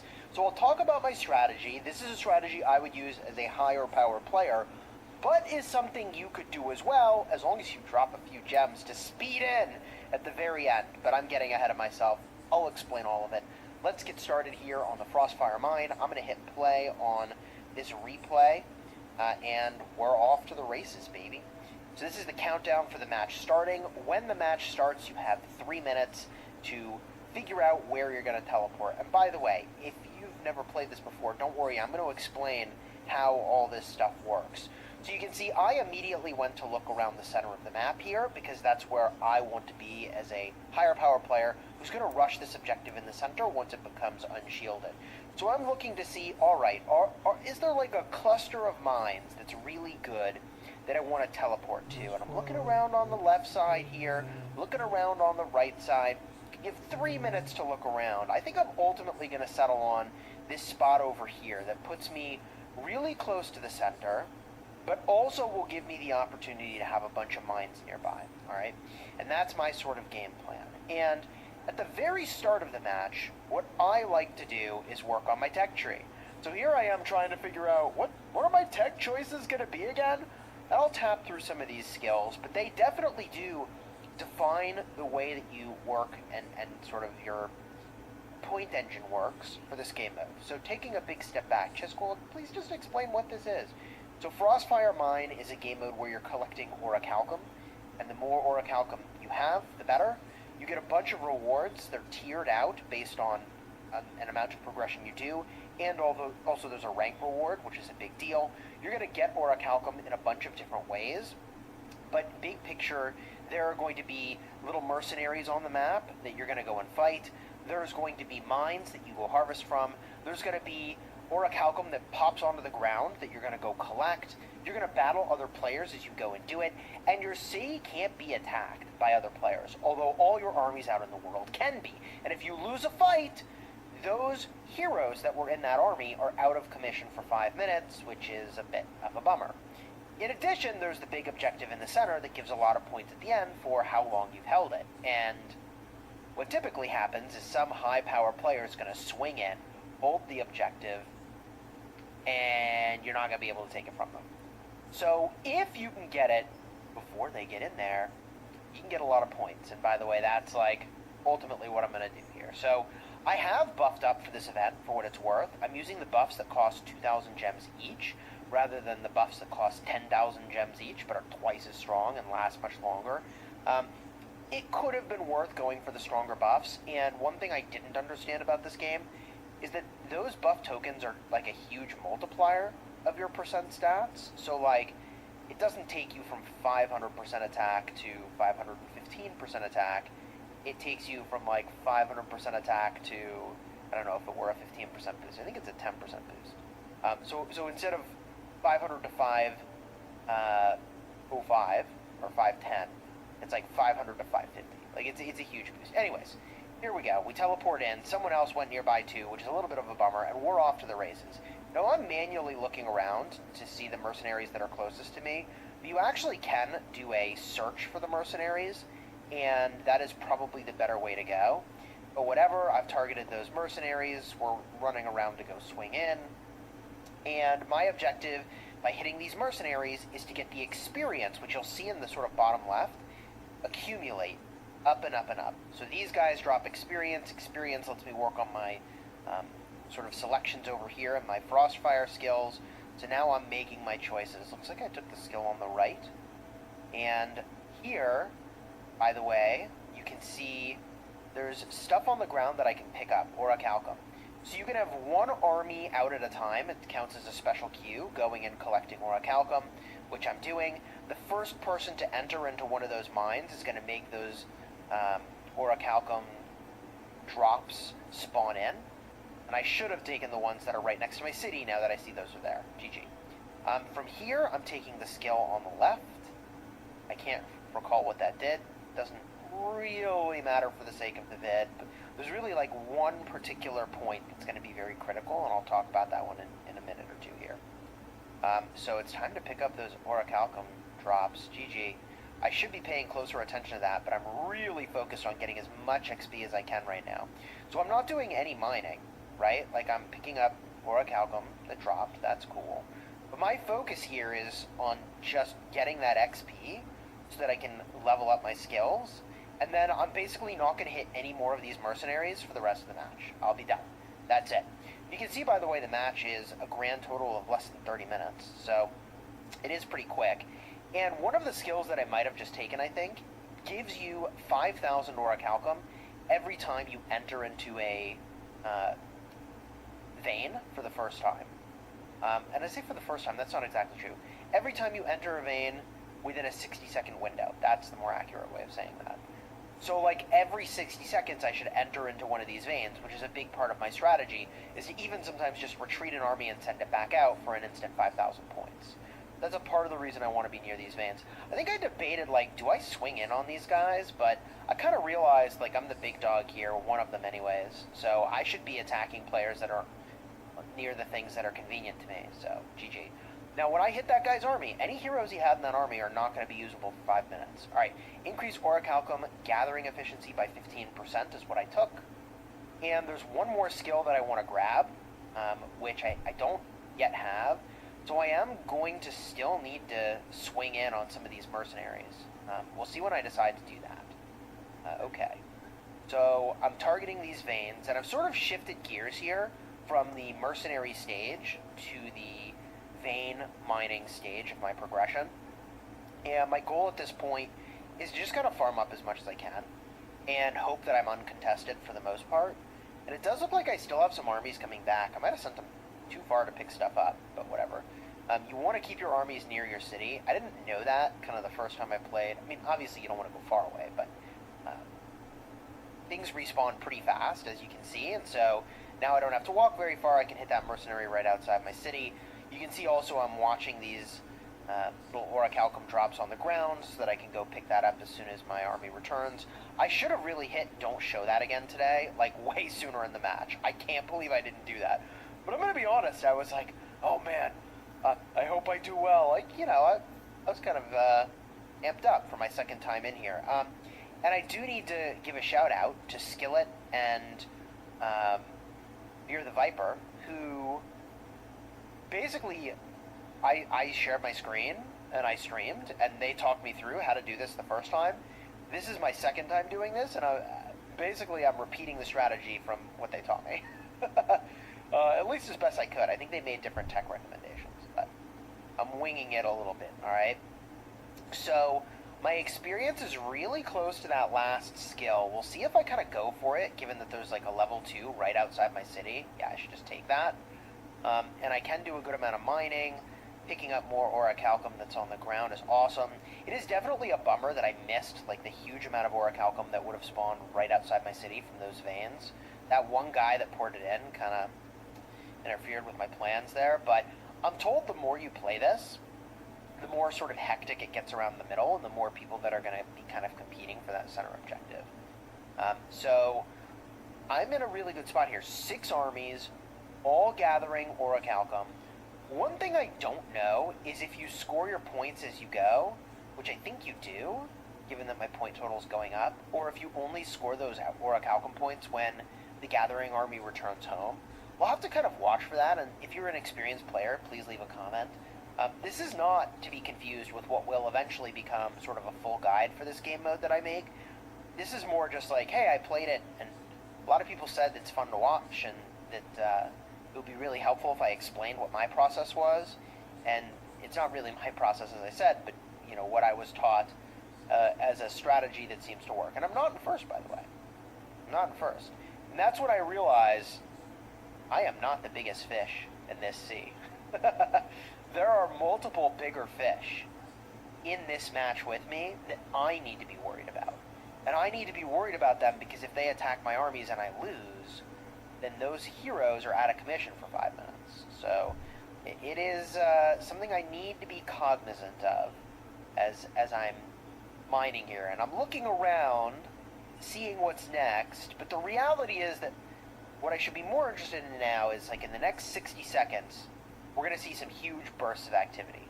And I forget exactly what they're called, but you'll see in less than 60 seconds from now that that's going to happen. Also, I should have... Yeah, there it is. I definitely missed many thousands of points worth of skills that I chose. I should have retreated and gone back in sooner. And I'm doing it, but I should have done that sooner. I definitely, I think, lost some opportunities. Vane outbursts are about to happen. I'm bringing troops home to capitalize on that.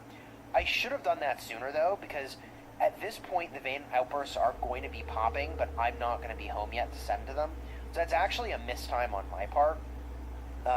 These Vanes give a huge amount of orichalcum, and they only can be gathered for 18 seconds. It's very, very, very, maybe it's 20 seconds. No, it's 18.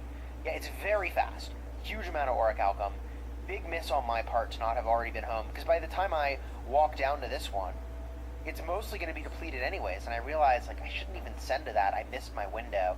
So I'm now kind of holding back to see where new ones are going to spawn in. I do find one that nobody's gone to, so I send to that. Found some orichalcum on the ground. But again, there's no sense attacking one of these things because they're so short-lived.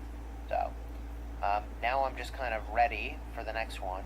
I do see a mercenary here. This player, I think, is strong. Yeah, this is one of the players that's stronger than me, but they're too slow. So they actually wasted their walk time there. They wasted their army because it didn't do anything. So that's why if you're going to contest these, you got to have your armies home, and boom, boom, boom, boom, boom, you got to be sending. So already I'm slow to send to these because I didn't have armies home.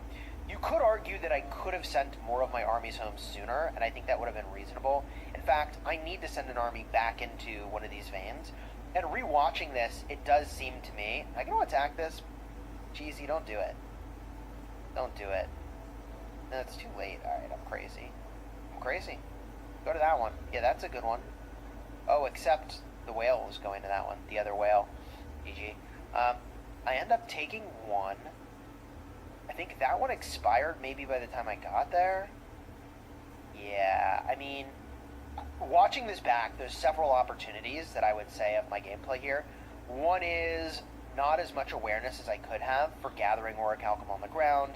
Another is not as much awareness as I could have for sending back into the Vanes. And one thing that would be kind of nice is if there was a 1 minute timer on the screen for when my skill would apply again for re-entering a Vane. I feel inclined to actually run a 60-second timer on loop, but that's silly, but might actually be the best solution. So it would be pretty cool if the game had something visual for me for that. Now, here I might take the hit. Am I going to take the hit? Nah, I'm out of there. I know that guy's going to cook me, so I bounce. Yeah, that makes sense. Looking around the map, going to move back into a Vane. Getting the outbursts. Seems pretty good. I am doing pretty well for my score at this point. I think it's fine. Nothing insane, but still near the top.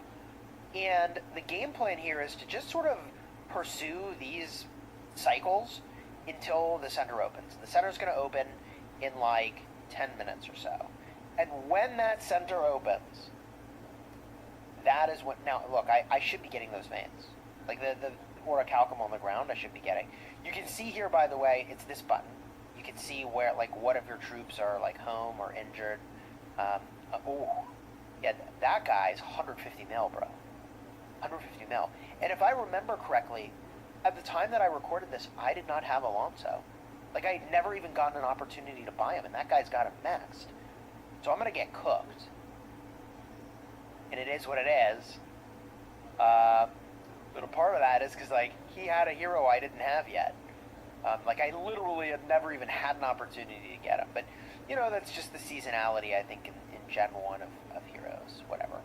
So, looking at how I'm doing here, I've got 2 armies that I could send out, so this is a little suboptimal. I'm noticing the capacity of these veins is really low, though. So I think a part of what I'm struggling with is, like, those have been pretty drained. I can go to them, but there's only so much orichalcum to be found there. And I'm realizing that we're sort of at the point where I need to finish out my skills.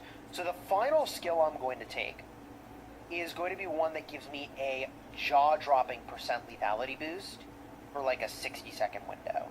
And I'm going to pop that before I swing into the center. And that's kind of my game plan, is to give myself a huge amount of lethality. See, dispatch troops get, 66% lethality? Unbelievable. So I'm going to take that skill. And now when I push the skill thing on the left, it's actually all the way in the bottom left. It's got a little red dot on it. When I tap that, that's going to give me the ability to activate my huge lethality boost. So I'm on the lookout for that. We're back to gathering here.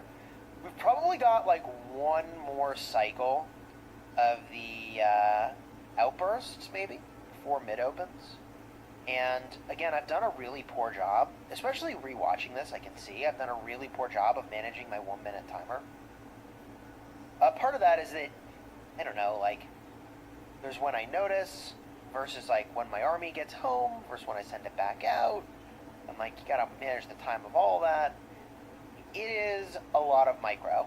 And I mean, in the grand scheme, it's a game where it's not that much micro, but like, I think a part of what this game mode is about is micromanagement, quite frankly. You can see I'm in second place, and that the whale to my north is ahead of me, and I'm getting attacked somewhere. So I go to see, was this player strong? No, they're 18 mil. Fine, do whatever you want. Swing in, bucko. Find out. Am I going to recall? Oh yeah, I'm recalling over here for my 1-minute timer. Good for me. That was maybe closer to 1 minute. Anyways, we're sending back in. You can see I don't pay much attention to like what troops I'm using, or really what heroes I'm using. And the reason is that, you know, as a new player to the game, like all your armies are going to be out. You're going to be using all your heroes. It just is what it is. Yeah, it just is what it is. I suppose the argument here, though, is that this is why you'd want to work on expedition skills on all your heroes, right? Because in a game mode like this, they start to become relevant. I'm starting to think about how does it work to push the button to activate the damage boost, because I've never done it before, so I flashed that on screen a couple times. But we still have time here. By the way, it's got a 5-minute cooldown, so you can do this more than once, which is kind of cool. We're getting attacked here. I'm not sure who swung in. I should recall. Oh, I didn't recall. Oh, must be the weak guy. Alright, bet. And I'm refreshing to the node now with a quick 5,000 points. You can watch my scoreboard here. I'm at 212, and now 217, right? And so if I were to manage that timer perfectly, which I won't, but if I did, and I did that for, let's say, 25 minutes of the match, that's like 125,000 points of value. Now, the reality is I'm going to get way less than that. So I need to manage that more closely in the future. Attacks coming in. This is still the 18 mil guy, so I'm like, yeah, whatever, do your worst, buddy. Do your worst. And I think obviously the time to XP up is the start of the match, not now. If you still needed XP, then okay, go for it. You can see this guy is. But I think the time to have done that is sooner. Anyways, this guy swung 2 armies at me in a row this time. And you can see, by the way, there's a little heal timer here. I think that's the time till the army, like, heals back up. Like, the slightly wounded get totally healed up. So, I think I'm just chilling on the troop front, honestly. Send on back to the vein. This part of the match, I'm actually managing my 5,000 point timer not too poorly. We're at 233, now we're at 238, right? Nice little jump in points there. What happens next, Jeezy? 11 minutes left. Center opens soon. Should get some outbursts. I'm in second, but like not by much. So this should be achievable. And at this point I'm just gathering, and I probably should return home in order to go back to a node in just a second here. I feel like it's been less than a minute, but not by much. Alright, there it is.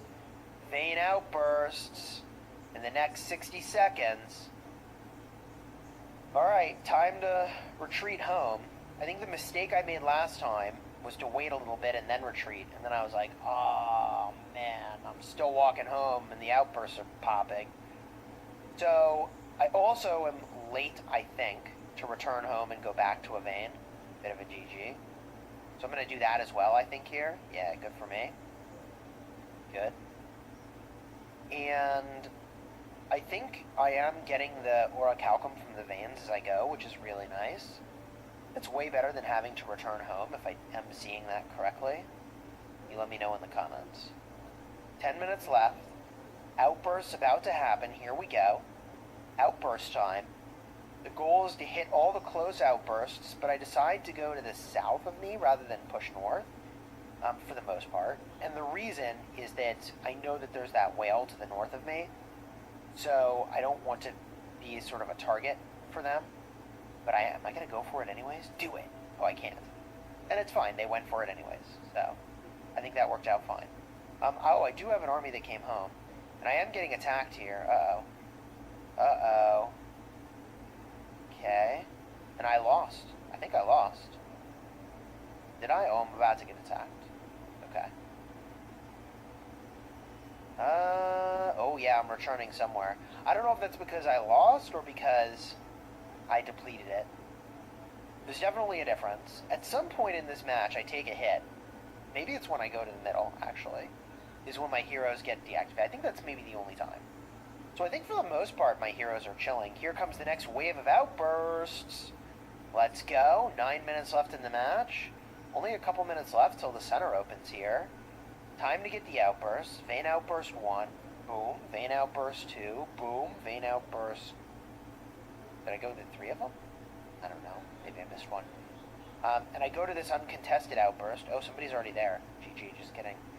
Yeah, these outbursts are a big point swing, and because you only gather for 18 seconds, like, it's hard to actually contest it. I swing back to a Vane, but I'm definitely slow. I'm like a minute 30 or longer going back to Vanes to get the 5,000 points, which is certainly a rip. Like I said, I probably left 50,000 points on the table of Vanes that I, like, when you go in, get points, and I could have done a better job of that. It is what it is. Where to now? Looking around for more outbursts. So here they come. Okay. Couple to my south. I gotta rush to those if I'm gonna get there, because these other people seem to be getting them, so I gotta be attentive. There goes 1. There goes 2. Army's coming home. Where am I gonna go? 3. Boom. Good. Now what? We'll call troops, send them back in. Seems good. The middle should be opening any minute. Hopefully I'm attentive to that, and I think that I am keeping an eye on my best army, which is there. So I do know where my best heroes are, so that I can swing into the middle when the time comes, and it's about that time. Middle's going to open very, very soon. Am I going to go to this Vane? No. Yeah. We're chilling. Because the middle is opening. And how long? Not long. Okay. I pop the skill, which gives me a huge lethality boost. This is about to open. There it is. Occupy. Confirm. Send it. And now, speed, speed, speed. Just go speed. I don't know. Am I using the 400 gems a pop? I think so. The goal is to get in here before anybody else. Boom! It guarantees that I get some amount of occupation time. Now, this is a very critical moment. The way that occupation in the middle is going to work is that it's going to keep track of how long you've been there. Now, I got there before other people, which guaranteed me some occupation time, but the bigger whale in the room came in and said, no thank you, sir, that'll be mine. And I think I even still had the lethality boost, but I still lost.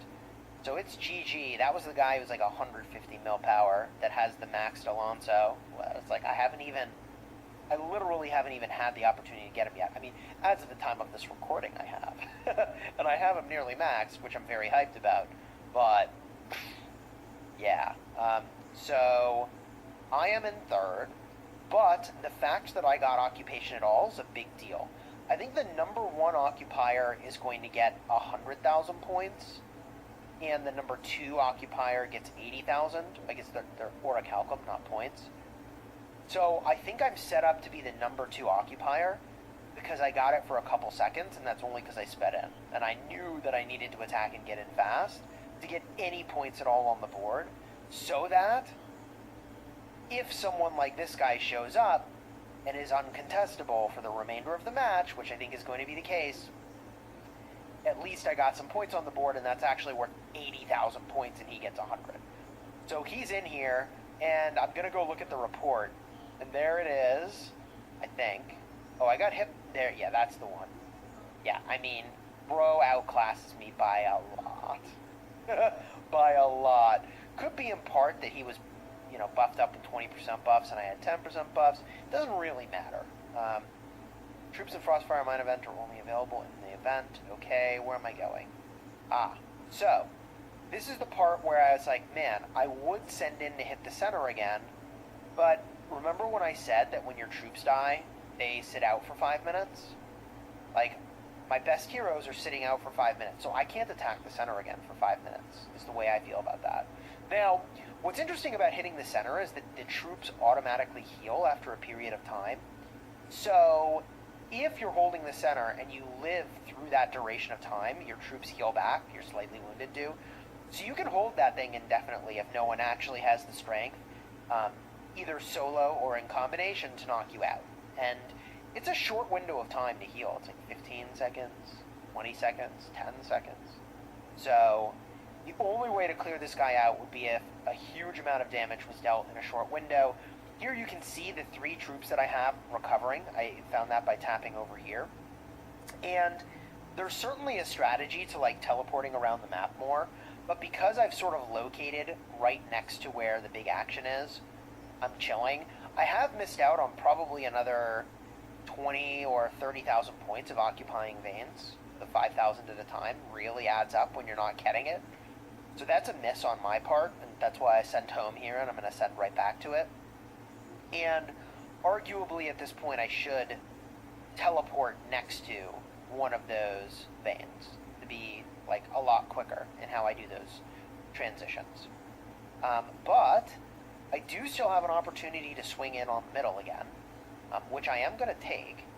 So as soon as I get that lethality boost skill back, which I will, I've got about 1:30 till that's going to happen, I can swing in on center and like see if I can pull it off. So we'll see, man. 2 minutes, 50 seconds left. I am getting attacked somewhere. Get a look at the player. Oh, I think I won. Maybe I was just getting scouted. We're chilling. We're chilling. Oh, again. Screen glowing red. Guess I'm not too worried about it.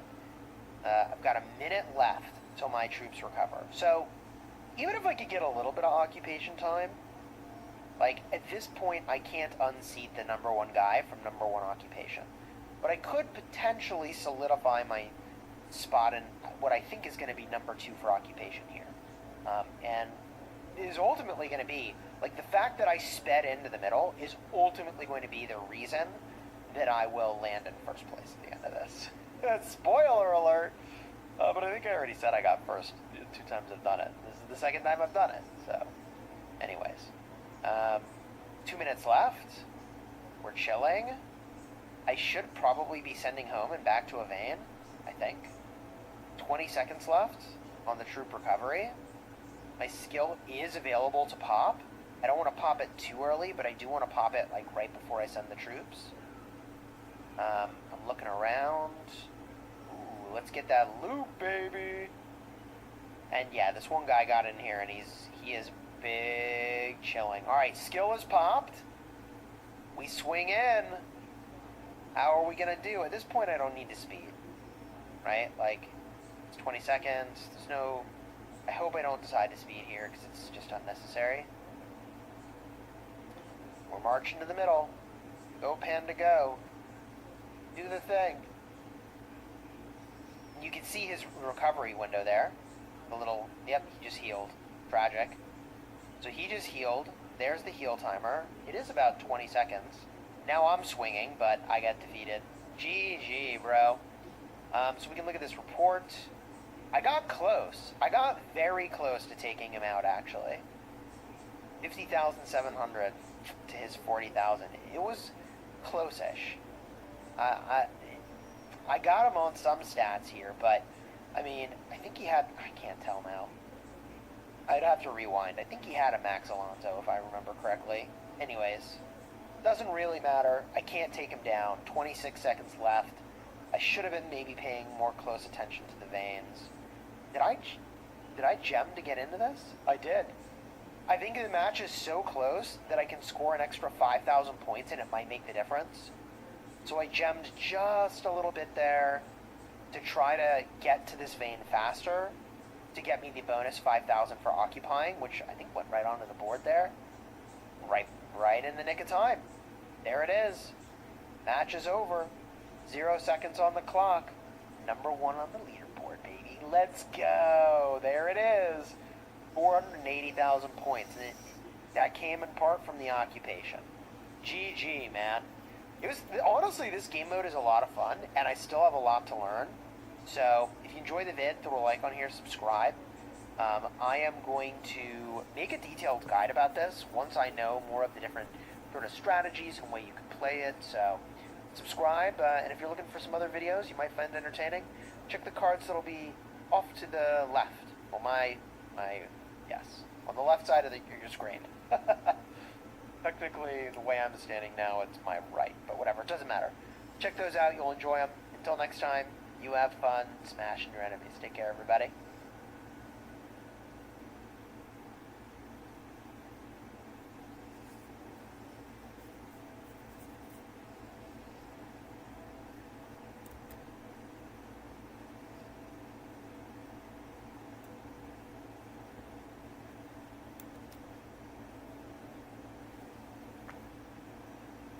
That's one of the big questions that I have. Where is all my money? There's nothing I can do to help you anymore. I've given you everything I have to get you here. You're not here. There's nothing else I can do. But he might be a complete criminal. I have no way of knowing. I want to know.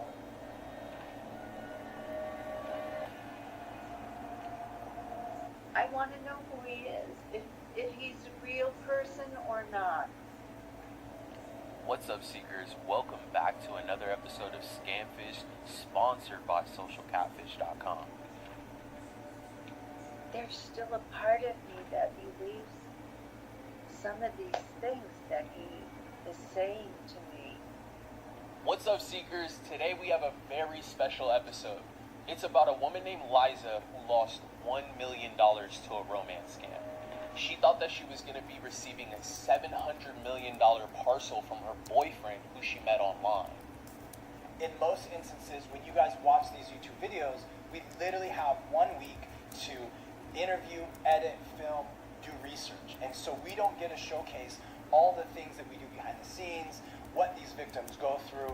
And this is a very special video because we take you over an 8-month journey of us working with Liza Likens and working behind the scenes to do the research, to go visit her, all the editing that happened.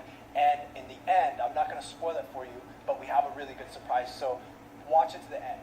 Because of that, this video is very special to us. And with all the time and work that we put into it, if you like our content, feel free to like, comment, and subscribe. Our team appreciates you. Mash that subscribe button. We appreciate it. Thank you.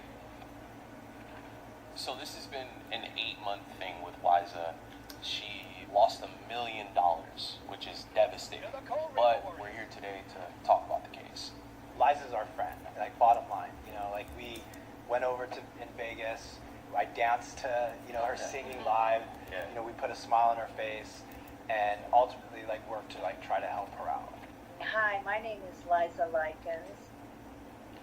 I am a professional background vocalist signed to Warner Reprise Records in Nashville for about 4 years. 1 year I spent touring with Clint Black, and all that was kind of what got me connected to my country roots. She used to sing back at Berkeley with Mac. When we visited her, she received a message from Priscilla Presley. I mean, she's been around really big names. My music as music room / closet. I sang for many, many years backup vocals with Linda Ronstadt, and I lived with Stevie Nicks for 10 years. Stevie is one of my dearest friends, and I've toured with Stevie as a background vocalist. When I was on tour with Fleetwood Mac, Christine McVie had dropped a bundle of cash out of her purse, like a wad of bills, and I bent down to pick it up and give it back to her, and she went, "Oh, no, no, no. Oh, no, I can't take it. It's bad luck. You must keep it." And it must have been about $5,000 of cash. I've been married twice. My first marriage was to a very wonderful record producer. My second husband, Greg, we were married for 23 years. We never fought. We never argued about anything. We were the happiest couple you ever saw. And 2 years ago, my husband passed away. This is my favorite picture of him. He was gorgeous. He was my boyfriend in college when we were 18. When my husband passed away, I just kind of went into isolation. I couldn't talk to anybody. I couldn't do anything but cry. And all my friends were saying, "You got to stop isolating." So I was trying to stop isolating and get back into having a life again. And I was so lonely that I started going on Facebook. So my friend, who's also in the entertainment business, she said the only way to meet guys anymore was to do online dating. So first thing I did was I went on Facebook and I changed my status that I was a widow. Why do you think people that are widowed or divorced start online dating? I think it's loneliness. Yeah, loneliness is like the biggest thing. You know, I'm very fortunate in a situation where I'm not lonely, but like imagine having somebody you wake up to every day of your life and just having that ripped away from you overnight. And this person, as soon as I woke up, they were texting me. Before I went to bed, they were texting me. You know, they were telling me nice things, stuff that I didn't hear from anybody else. Everybody wants to feel that emotion, you know, of love, and it's just natural. The first time I ever encountered Donald was on Facebook, and I got a friend request from this guy. The only reason I responded was because he reminded me of my husband. He was from Germany. My husband was of German descent, and they looked very similar. They looked like they could be brothers. He'd been a widow for 8 years. He had a son who he was putting through college in London, and he was looking for someone to be his wife. He wanted to get married and settle down. Very, very handsome man. Extremely handsome. He looked like a movie star. And I thought, wow, maybe he is a German movie star. That's how good looking he is. He's got blonde hair that he wears in a nice fancy pompadour. He looks very much like a gentleman. All his clothes are Ralph Lauren. Just totally handsome, like your typical handsome German movie star look. And And then he kept sending me messages. He thought I was the most beautiful woman he'd ever seen. He couldn't stop staring at my eyes. Were they contact lenses or were they my real eye color? And that he was just mesmerized with me and he wanted to get to know me. So I thought, oh, okay, all right. And that's how it started. So he was an old-fashioned gentleman was the approach. So it seemed very safe. It seemed like I was dealing with somebody who was a good person. This person that she was talking to used pictures that were very similar of her husband. And so I don't know if that was on purpose or an accident, but that's what she fell in love with. Following the passing of her husband, Liza found herself in a secure financial situation that allowed her to retire comfortably. She owned a beautiful home and no longer needed to work.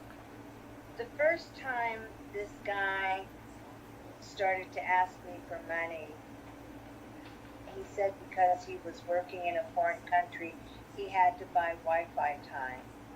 I didn't know what he was talking about, but anyway, he asked me if I could send him $1,000 because we had started talking on the phone for several hours every night. And I said, wow, that's a lot of money for Wi-Fi. He made it clear that it was the only way we could communicate and he really needed it. And he also told me that on this mining job, his pay was to receive half of the gold that they had mined. And he would pay me back every single penny. I had lots of money back then, and I said yes, I would send it to him. The next thing he did to ask me for money was he sent me a picture of this red safe. Like, there were probably about 24 gold bars in the bottom of the safe, and then he was putting in $100,000 bundles of American US dollars. And then he tells me he was having them send the safe to me and what was my home address. We have this box that's just being moved all around America. Yeah, I think even, you know, in Liza's case, it's almost to the point where it's an investment with her money. You know, yeah, she loves the attention, but she's been promised X amount of money. After he got my address, he said, I need the money to pay them before they can make the delivery. If you pay it, I promise I'll pay you back 5 times more than it costs. I'll take care of everything. He sent me this email from Frontline Logistics listing the 3 different ways we could have the delivery.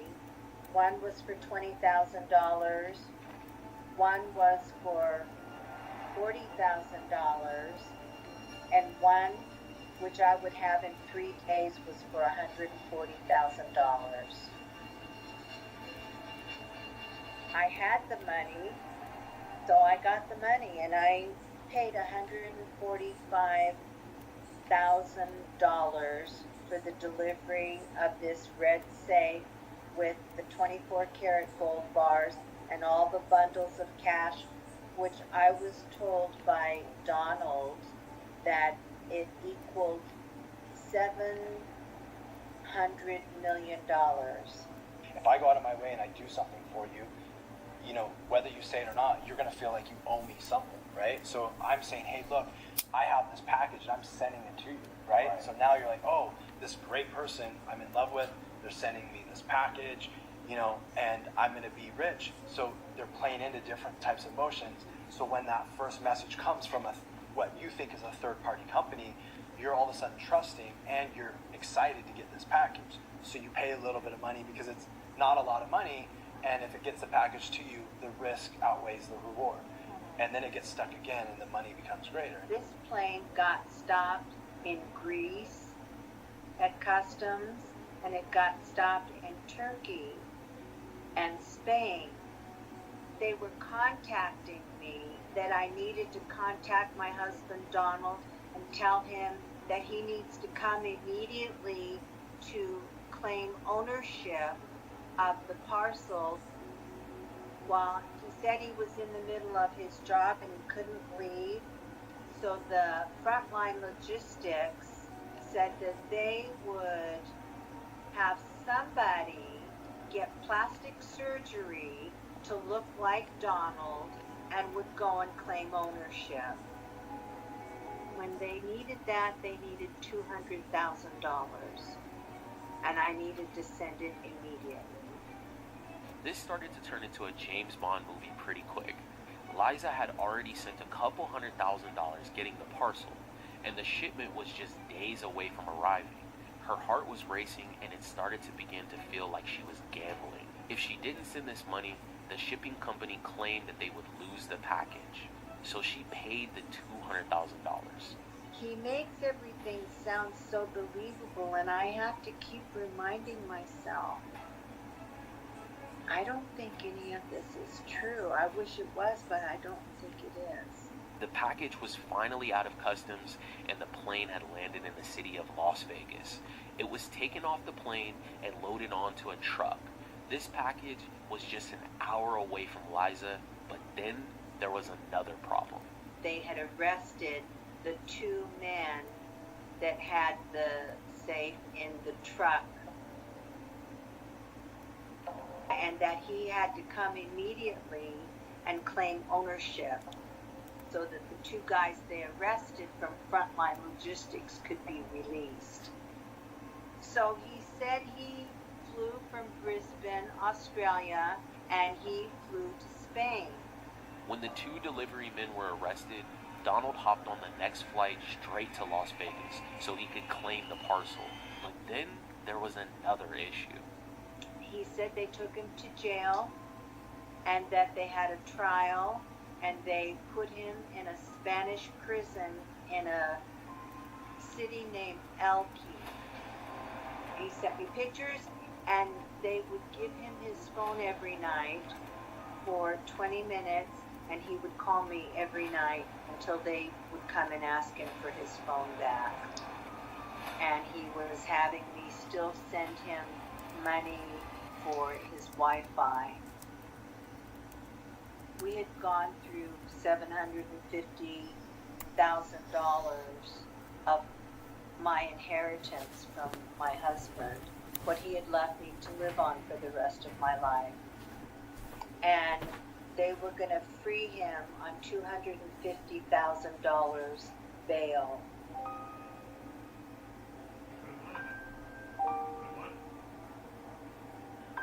I sold my house for his bail. Stupid is one of the most stupid things I ever have done in my life, that I regret every day. My beautiful house that was built for us. The profit on my house was $300,000.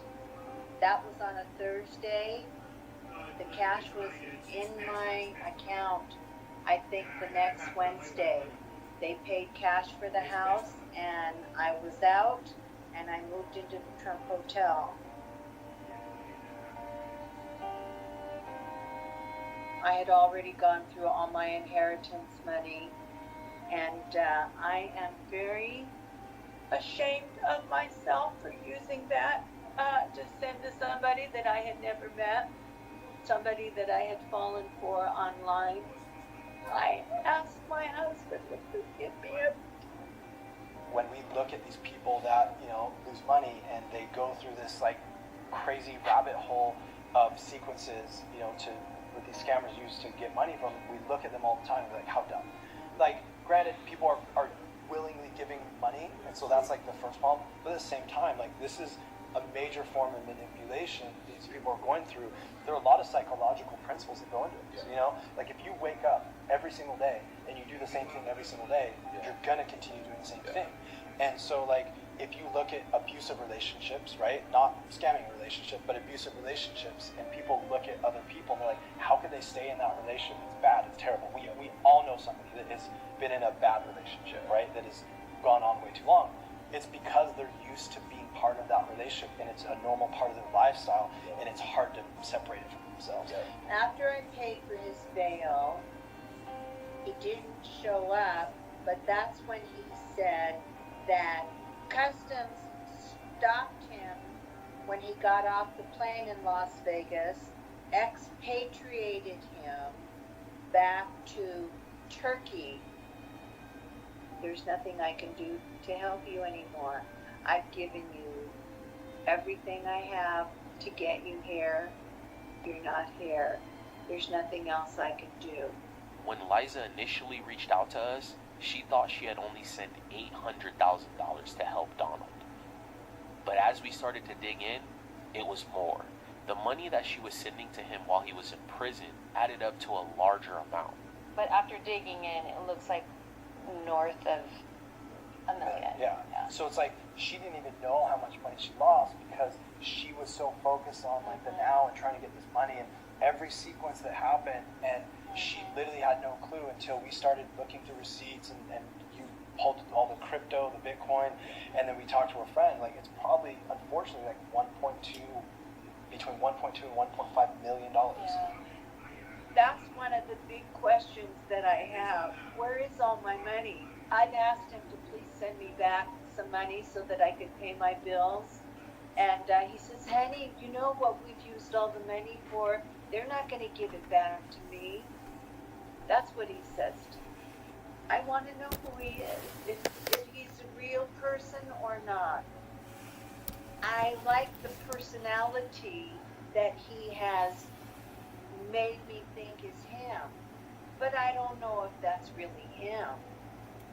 But he might be a complete criminal. I have no way of knowing. I want to know. There's still a part of me that believes some of these things that he is saying to me. How much information did Liza have? How did you and your team attack, this in-depth? She received tons of images of him. She also received images of his so-called castle. Apparently he owned a castle in Germany. Purple helicopter. He had a purple helicopter, a red safe. We were able to find a lot of these image matches using reverse image search tools.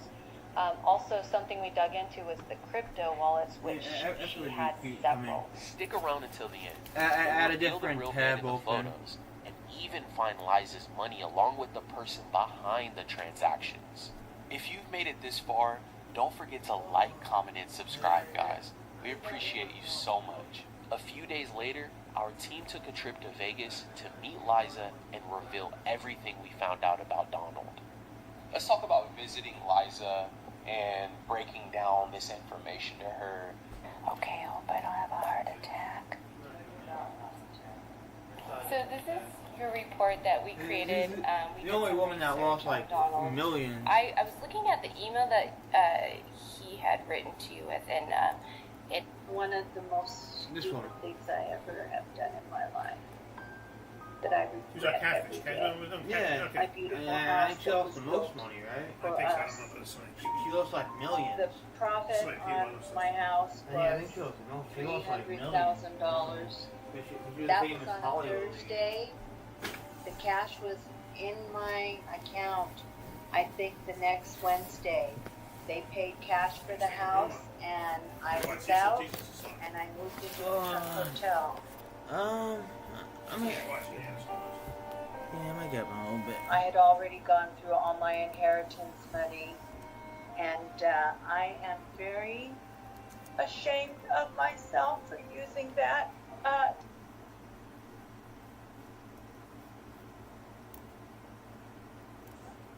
Where's that now? Where are the celebrities now? Where are they protesting now? Where are the teens now? Why is nobody speaking up? Even Kendrick Lamar made a song. Lil Baby made a song. But where's everybody now? The celebrities, why is nobody coming out now? Now that everybody's protesting in Los Angeles, San Diego, Chicago,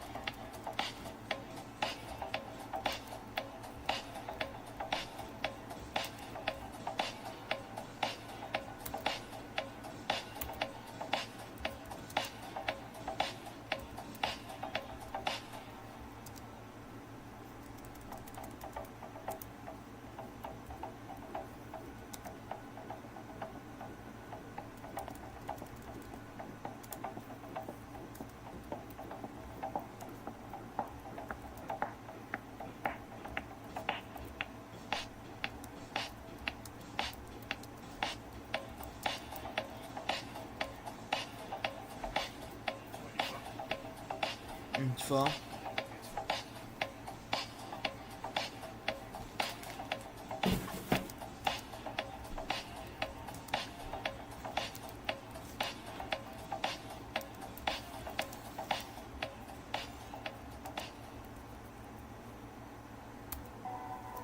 Here comes Bobby. I want you to meet my colleague, Dr. Happy. And I would like you to get the fuck out of here. It's all Get out of here. Get out of my room. Get out of here. Get out of here. Hello and welcome to the Cope Files, your one-stop shop for liberal copes and freakouts. I don't have my green screen up, so it's going to be acting a little wonky over there. Hi everybody. Maybe I should just put my bedroom behind me. Virtual background. Huh.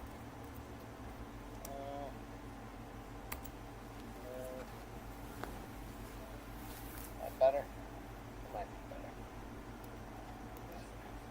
That's nicer.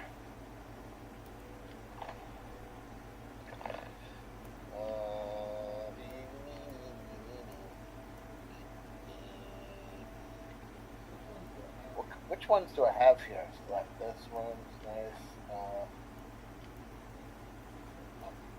There we go. That's comfy. Hello, everybody. You hate Bobby? What's wrong with you? Cecil should run for office. I don't think I'd make the background check. I wish Cecil was in space. Me too. Bobby is ICE's secret weapon. Early evening coke. We got the big fat schlock coming in at 8. This is going to be a 1-hour stream, or a little bit over an hour. I'm going to be just in and out. Oh, shut up, wound shot. Hey, snowball fight.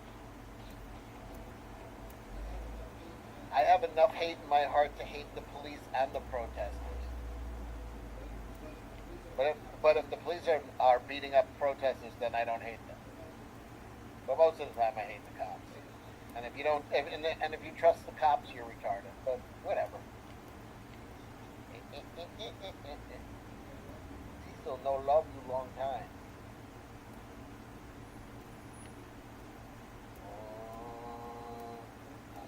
Can only stream 1 hour on his old computer. I know.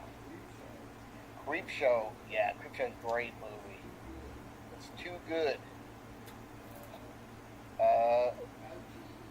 Fauci, give us vaccines. I love everybody. I love this jackass for fucking getting himself arrested. Is this insurrect? Should he just be jailed with no charges? I mean, this is beautiful. They keep handing the Trump administration win after win after win.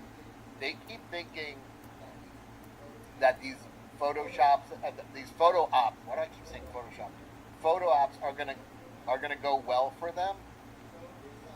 So here's some fucking retarded senator stormed Kristi Noem's press conference, ran to the front screaming and everything, and he gets like tackled down. He thinks because he's a senator, he could just run up there and make a big scene. He looked like a violent idiot, and he was treated like a violent idiot. And this is him. Senator Alex Padilla, I have a question for the secretary. Because this is them thinking this makes them look good. This is him in the blue coat here. Right here. He's out of breath. He's fucking scared. Senator Alex Padilla, I have a question for the secretary. Because okay, he's gonna get assault on officers. He's gonna get resisting. The fact of the matter is, a half a dozen violent criminals that you're rotating on your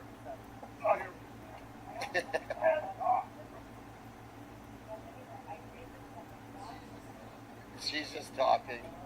Retard. Retard. Yeah, they think this is gonna make them look good. They did this for clout. Holy shit, this is backfiring. Here he is in the hallway, getting puffed and stuffed. Beautiful. Let's treat them like J6ers, man. Can't have people storming like that. A couple years without charges. Years without charges will be fine. Get on your back. Get on your back. If you let my hand, go ahead. Right behind my back. All right. My hand. Get flat. Get flat. Iron Eagles. Other hand. Do I look cool now? Is this making me look cool? The Democrats are so fucking lame. They are done. They are done.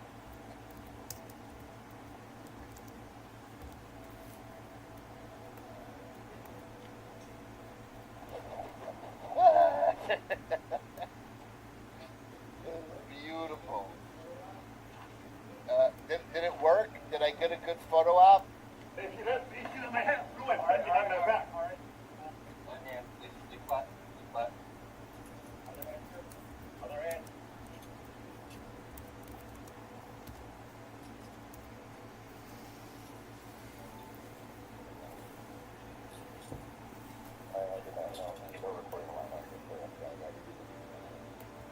Shit every time a Republican wins. Well, they're going to be doing a lot of it.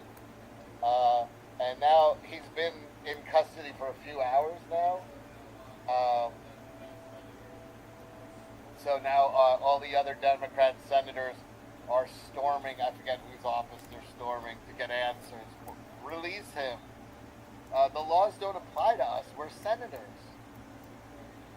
The laws don't apply to senators. This looks very insurrection-y of these senators.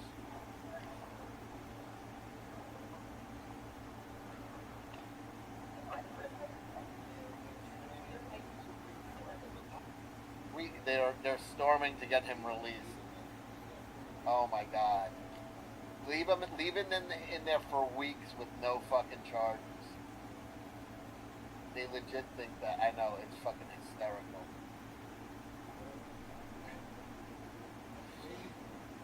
More than half the country doesn't even know who he is. Way more. Way more. Nobody cares. Nobody cares some fucking idiot screaming at the Homeland Security. Padilla's own as the cartels made him do that? Maybe, I don't know. That was pathetic. 200 watts, he's a senator. He has her office number, asinine. No, yeah, of course he could have called her. He's a fucking senator. He could have gotten in touch with her. This was he did this because he thought it would look cool. This is him attempting to look cool. What if I go storm Kristi Noem's press conference? Senator Alex Padilla, I have questions. This is him looking cool. For the secretary, because the fact of the matter is, a half a dozen violent criminals that you're locating on your hands off. Who was that cool dude they just threw out? Jericho 13, what's up, man? $20 fucking dollars, thanks, man. Donation to the Set Up the New Computer Fund. I still love you, Cecil. I am a piece of shit. But today is a busy day. I got 3 live streams today. Three. I went to the gym. I went to physical therapy. I just had a busy day. I was up last night streaming, as you guys know, late. Up early. Didn't have a chance today. I always have an excuse not to do something, but I did a lot of stuff today. How dare you? It's no fun being an illegal alien. That song's got to make a comeback, right? Was that Genesis or Phil? That was Genesis. I thought it might have been a Phil Collins. Succulent Chinese meal. Tonight's movies on Big Fat Schlock are Galaxy of Terror with a young Robert Englund and a naked blonde chick with big titties. I have to watch what we show. Who else was in there? Sid Haig is in there. Oh, it's not fucking... I thought it was the chick who played Nurse Ratched. It's not. There's a giant worm that rapes a hot blonde. very odd, very odd occurrence. The best part of the movie, to be honest. There's Robert Englund. Yeah, he's real young in that. It's like 4 or 5. It's like 4 years before Nightmare on Elm Street. It's the lady from Twin Peaks. I thought it was Nurse Ratched. Wrong actress. Very similar though. Look, she's from Twin Peaks. She's also plays. If you guys ever watch Seinfeld? They play Susan's mother, the woman that was going to be George's mother-in-law. She plays her. Yeah, Erin Moran from Happy Days was in it. Not bad. Not a for a schlocky, low budget movie. Not bad. It wasn't torture. A couple of these movies, man, I was like fucking dying to get through. These two tonight, not bad. They were watchable. Sarah Palmer's mother,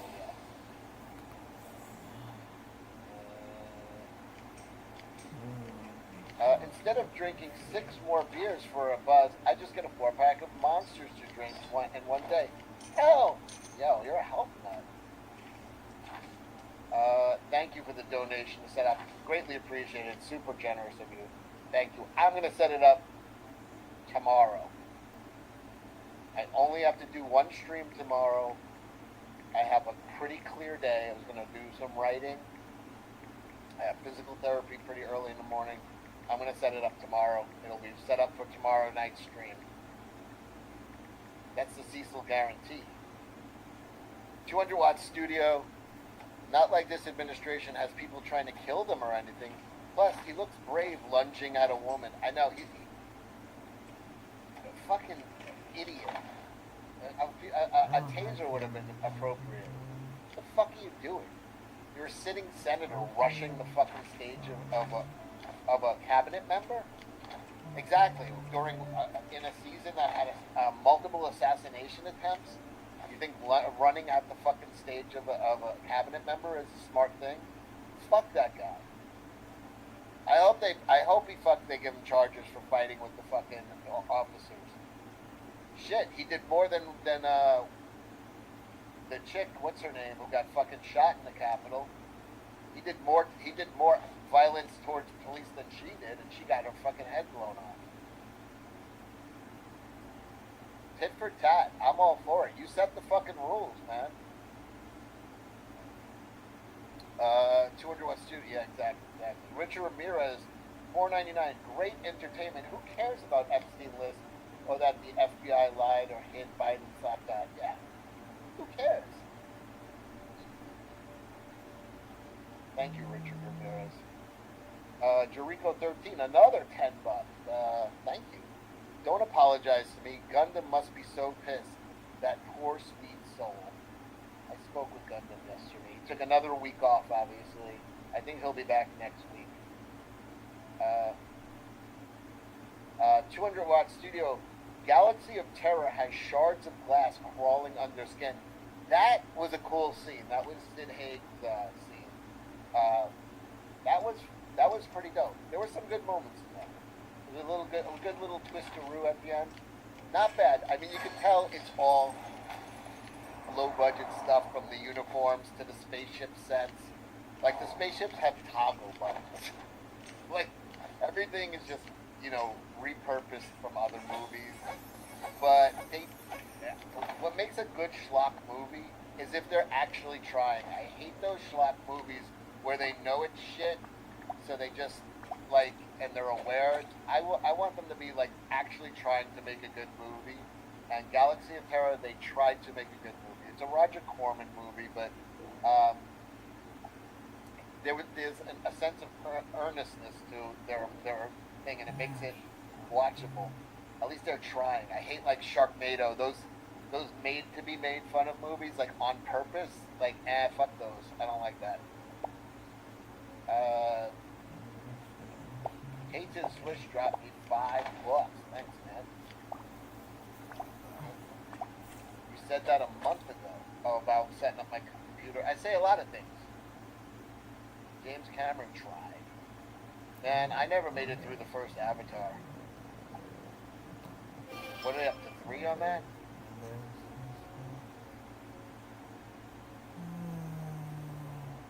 Christ, can't Cecil take a hint? Gundam was thinking while talking to Cecil. No, he said he's been rubbing cash grab on Fluffy. He told me yesterday because Fluffy's not feeling good. But I think it's dental problems, and you read the fine print. Cash grab does not cover dental. Sorry. It will resurrect from the dead, but does not cover dental. Cecil is a world-class procrastinator. Holy shit. I pay late fees for everything.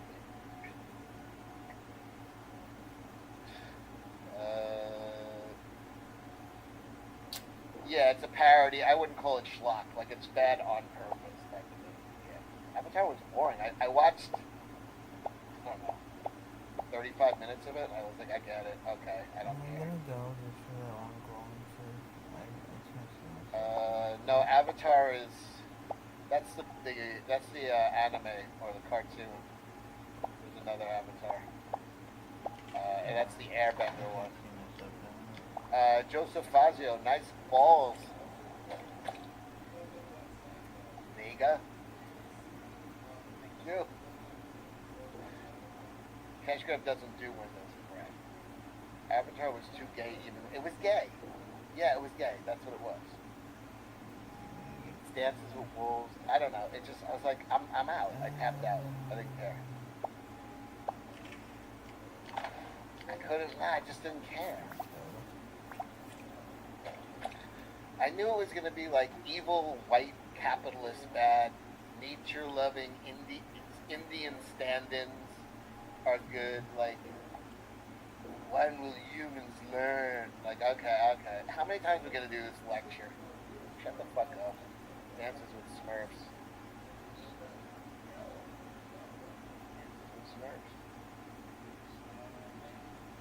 Waterworld was alright. You know what he got killed for? Which I did like? The Postman. I don't know if anybody ever saw it. That guy trashed, but I like. My sister said it sucks, so I know it has to be horrible. It was about resource wars. I know it was about what? Imperialists, like, oh, the U.S. taking oil base. It was just stand-in for his bullshit liberalism. Fuck that shit. It was too heavy-handed fucking garbage. Fuck Cameron. Right, see what this fat pig has to say. I don't really buy it when Oh, I think we saw this one already, but okay. racists say they value the economy. You value the economy. Racism is expensive. It inhibits our growth. It is a virus. You know what they say about things that are expensive? Like, why is divorce so expensive? Because it's worth it. It might be the same for racism. And if you actually cared about the data, you actually cared about the economy, and you actually cared about studying it, you would see that. If you actually studied economic history, you would see that. You would see how it correlates. You would see how benefiting more of us benefits the economy. She's big on this now because only black guys are banging her. So now she's all of a sudden an anti-racist. It's literally not that hard. It's literally not that hard. Shut up. This guy, I don't know if his account is gone, but this post is gone already. People have saved it.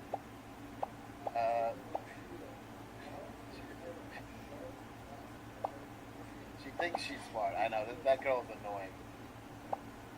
We need a hardworking, underpaid subclass. Yeah. I like how they think they're the good guys. We need slaves. Be good to the slaves. Read a book.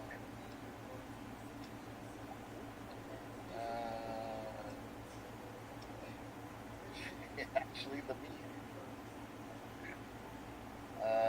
Alright, let's watch this guy. This guy played on the opening. Who for the zilliness? Actually, girl? Thank you, Miners Earth Guy, for $2. Two for the silliness. For the ridiculousness.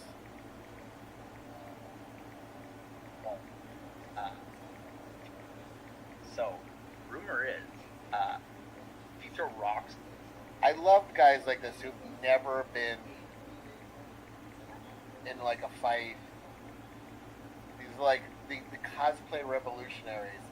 He's like, I could throw like, and you might as well just have pulled out a hacky sack and been like, I would hack an agent with my sack. Fucking. I'm gonna start taking out ice with my lacrosse stick. So, rumor is, if you throw rocks at any federal agents or their vehicles, it'll get you put on FBI's most wanted list. To which I say, that's his home bedroom. This is the bedroom in his parents' house. how hard do I have to throw these rocks to get put on it? Because my 35th birthday is coming up, and it would be wonderful to go. You're on the list. He's so proud of himself. His badassery with his man bun. And knowing that I can throw rubber projectiles with this doohickey right here, about 100 miles an hour, imagine what I can do with a rock. You ever been domed with a rubber ball? Just a solid rubber ball? Oh, it'll knock you clean out. A rock? It'll shatter your fucking skull.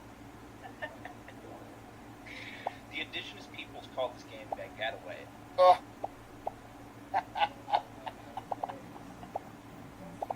The indigenous people call this game Getaway. Oh my god. It was their war stick. How'd they do on the wars?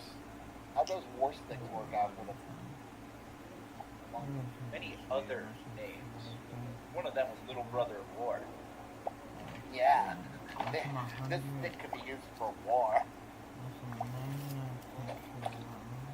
Guess what I want to do? I want to go to war with federal agents. With my lacrosse stick. With my lacrosse stick and some stone. Fuck you, Ice. Fuck you, Gestapo.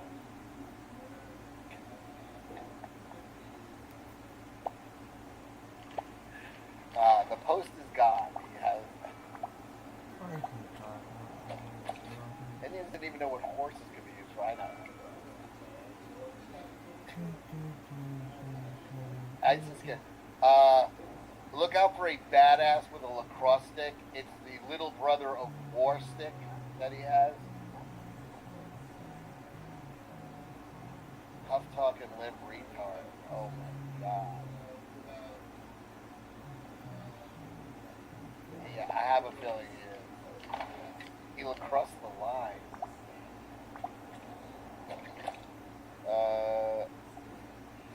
I'm all the way in the UK and I have serious secondhand cringe. Could you imagine some crunchy fucking hippie in a literally in a tie-dye fucking shirt with a fucking just a man bun tie-dye shirt. He's 100% either wearing Crocs or fucking leather sandals. I want to go to war. I have a lacrosse stick. I have a hacky sack, a lacrosse stick, and a medicine bag.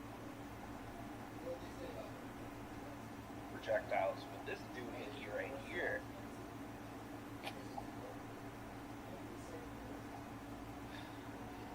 Dude, he wasn't on the team. Yeah, he's got burned and stuff. About 100 miles an hour. Imagine what I can do with a rock. You ever been domed with a rubber ball? Have you? Just a solid rubber ball? Oh, it'll knock you clean out. A rock? It'll shatter your fucking skull. The indigenous peoples call this game Getaway. I love that he went into the indigenous people speech about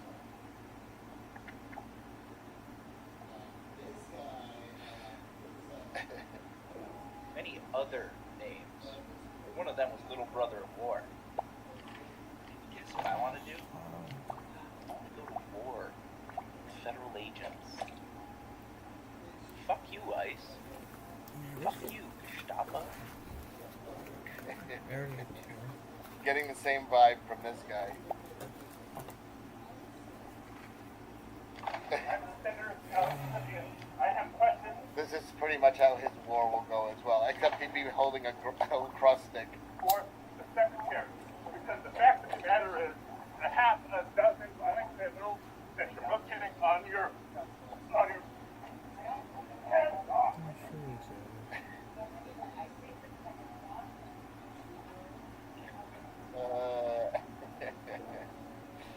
Alright, let's this chick found something interesting out. Photo from this weekend of the guy on the motorcycle waving the Mexican flags, fires and police cars in the background. Well, turns out, based on tracing the GPS on his phone, he's probably not even from Mexico. He has made money transfers to Venezuela, though. We do know those prisons were opened and the criminals were sent here. This guy's phone has been at Antifa, BLM, pro-Hamas, pro-Palestinian protests, and 3 Kamala Harris rallies. It goes home to a $2 million residence each night. Who's funding this?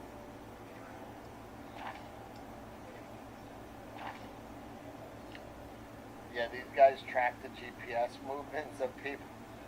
Fucking amazing. You can pretty much find out everything about them. Yeah, paid protest. No, he's... Don't you see? Look at this fucking phone. This guy goes home to his phone goes home to a $2 million house every night. Everything is everything is fake. Everything is fake and gay and a lie.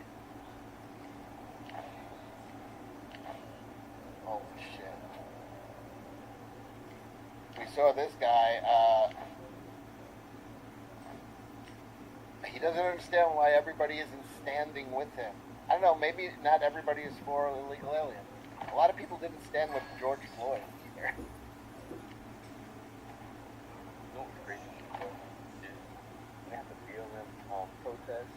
Everybody was popping out. Every celebrity, white, the Ball brothers, everybody was popping out. All the sports teams putting BLM on their backs, you know what I'm saying? Wearing BLM shirts, you know what I'm saying? Freedom, wearing all these shirts. I'm talking about the NBA right now, actually. Where is that now? Where's the celebrities now? Where are they protesting now? Where are the teams now? Why is nobody speaking up? Even Kendrick Lamar made a song. Little Baby made a song. But where's everybody now? The celebrities, why is nobody coming out now? Now that everybody's protesting in Los Angeles, San Diego, Chicago, because of ICE, where is everybody now? Why is nobody speaking up? Why is the minority speaking up now? You know what I'm saying? Nobody's talking. Nobody's speaking. Yeah, nobody gives a shit.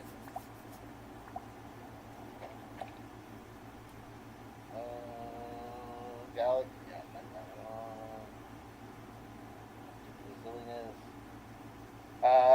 200 Watt Studio says, my master's in economics was about the need for slavery in contemporary America. Yeah. Basically every white woman explaining how everything's going to be more expensive without these slaves. We're very empathetic. Keep the slaves here. Dark Danger Zone, thank you, by the way, 200 Watt Studio. The Dark Danger Zone, thank you. Rumor is this guy gives himself prostate exams. This guy, too. 200 Watt Studio, my 35th birthday is coming up. Mom says if I get caught, I have to move out. She's so fascist. Yeah, don't get arrested. Dude, these people getting arrested at the protests, the ones where there's stones being thrown, I don't know about the regular protests, but the ones where there's violence are getting fucked with real serious federal charges. These LARPers are going to go away are being held right now in real prisons. I don't know about like the protesters like last night if they're just like breaking curfew, but the ones that are involved in like throwing shit, hitting police, fucking that type of thing, they're getting fucking the book thrown at them. It's pretty crazy. They're getting federal charges. Darth Danger Zone for $5. All these dudes making videos like this only say this stuff because they think it will get them laid. They're not wrong. They'll love them in prison. Yeah, he's gonna get him laid, just in a roundabout way, and totally different from what he was hoping for. Thank you, Danger Zone. Katie Swiss, thanks, $5. Cecil sounds like a frustrated Johnny Five when he's picking the next video.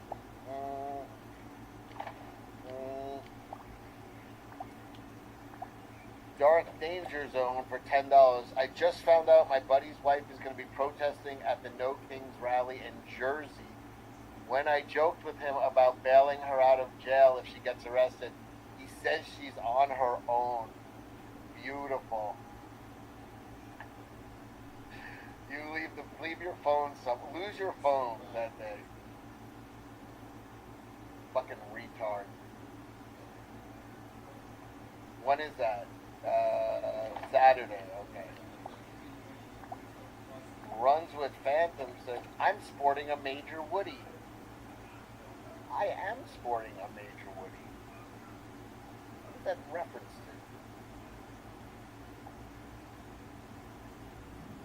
to? Is it for this girl? Is that right? Is it for this guy? Is it for this guy?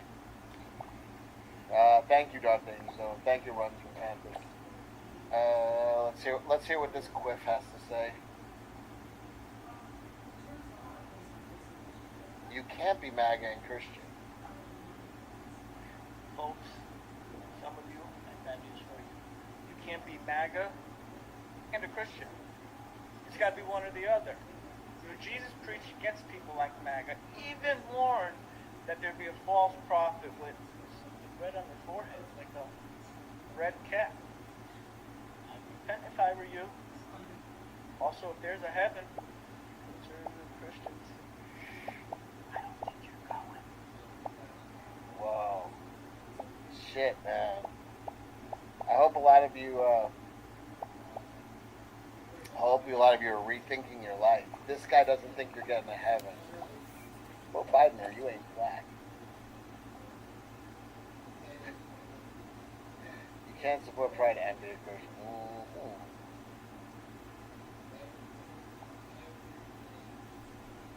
Thank you, Pastor Goofball. Remember Trollball? Yeah, he does a good Trollball. What's wrong with his head? The shit inside it is as bad as the shit on top of it. Are you scared? Oh, you're going to hell. You should be. Mic drop. God himself is MAGA. I'm going to be a saint. Change your vote. Thank you. It worked. His messaging worked on someone, finally. Let's check in on the channel. Guys, we are 93 away from 20,000, a milestone event. Let's see, do we get any more? If you happen to be watching this show right now and you're not sub, fix that about yourself. It's a major, major personality flaw, character flaw. We just went up one. We just saved another soul. God bless you. Let's see what this guy's got to say.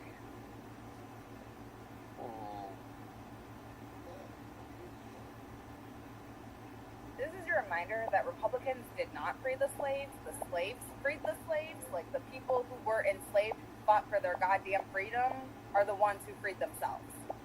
Thanks. What? wait, what? What? Why didn't they do it sooner? Exactly. Oh, wait, they could have done that the whole time? Alright, what? This is your reminder that Republicans did not free the slaves freed the slaves. Like the people who were enslaved, who fought for their goddamn freedom, are the ones who freed themselves. Thanks. This is your reminder that continuing education is free in 2025. If you have something as simple as a phone or internet cable, did you know that approximately 324,000 white Americans from the Union Army, later known as Republicans, died alongside of an estimated 36,000 white Americans fighting for civil rights? They wanted to be better to Army, later known as Democrats or Dixie Tracks, didn't get their way. They created a plan, started putting discriminatory laws in place, and terrorizing black Americans. But don't take my word for it. Let's read the case. Approximately 360,000 Union soldiers died during the American Civil War. This included huge death from combat disease and other causes.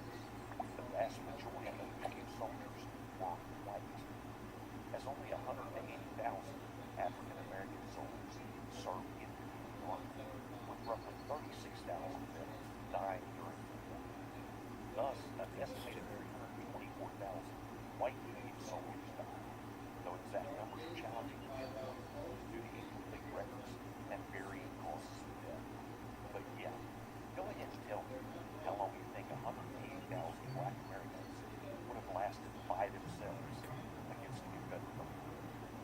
Oh, wait. That was the most retarded fucking shit. He just laid down fact.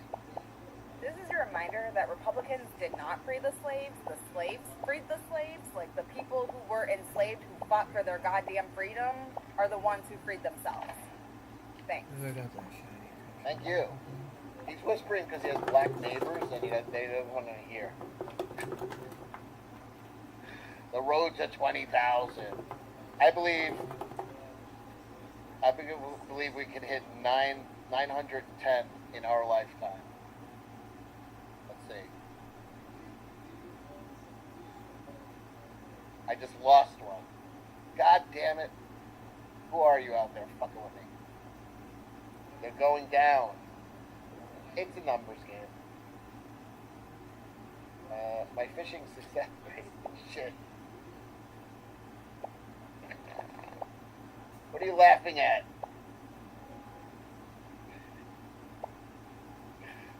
Let's watch this guy. I'm pretty sure this guy is based. I think. Not sure. Screw you, Cecil. Sorry, I always say. Yo, you'll see. Like, I'll wake up one day this week and there'll be like 25 gone. Like, they do it all the time. I never unsub. I report every stream, though. Oh, thank you. Alright. Bro, you came here illegally, so you're getting sent back. Like, I'm not really understanding where I'm supposed to go at. Like, it's the law. Like, am I missing something? Like, we also can't do that. We can't go to other countries illegally, just pop up and start working and all of that, without things in order, without abiding by their laws. And to be honest, it's a much worse punishment if we end up doing that. I feel like America is being generous. Y'all are getting caught and then being sent by a plane or sent by a bus back home. That's pretty generous if you ask me. Like, if I go to Russia and try to pull that off, I might not come home. They might lock me up for 50 years for trespassing. Like, I'm confused. The media is trying to make us feel bad, and they're like, oh, this person was 15 years old, he was a hard-working boy, he was in high school, blah, blah, blah, and he was an illegal immigrant from Guatemala. Bro, you lost me. You lost me. He's illegal. So, I'm sorry. Like, that's just what happened. I can't feel bad no more. Everything you said before that is disregarded. I'm sorry.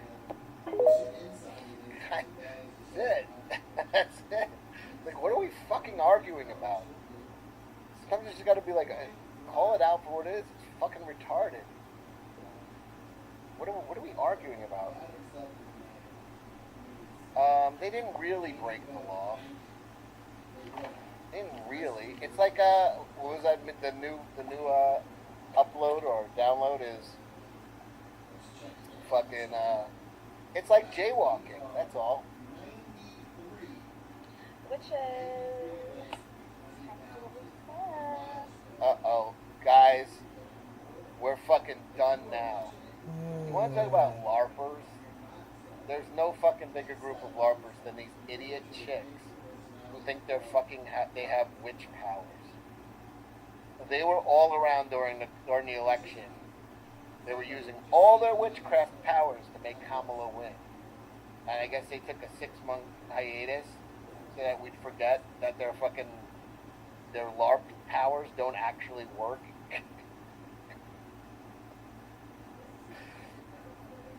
I think, the fact that their powers don't actually work, is a problem.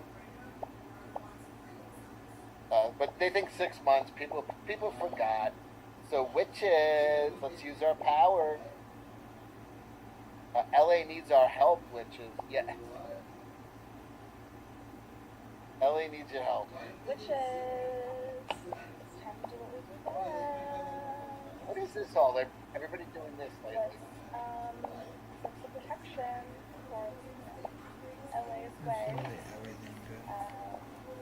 Things being really escalated. And,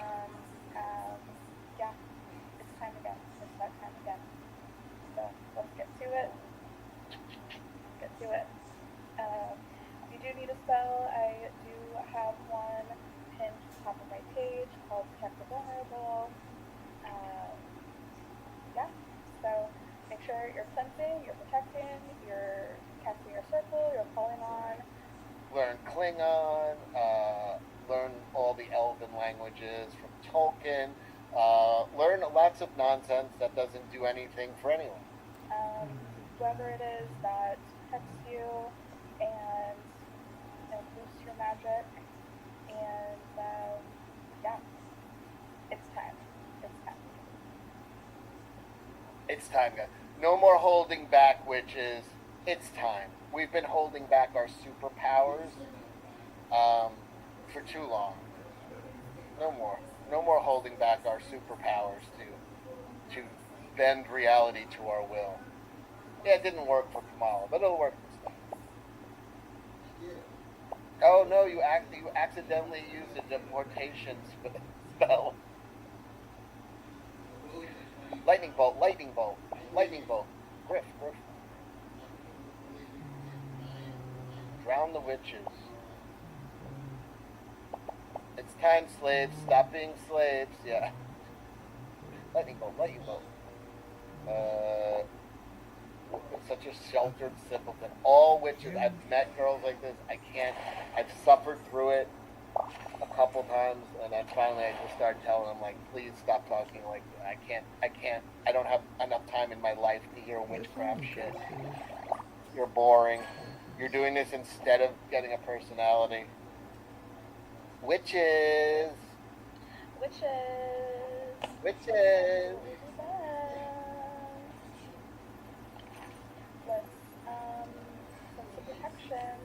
put some protection on LA.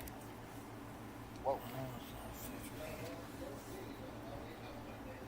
Witches. This one's a little loud. Columbus, Ohio. Gotta protect the Mexicans in Columbus, Ohio. There's 4 of them. Oh my god. Liberal chants suck. MAGA United!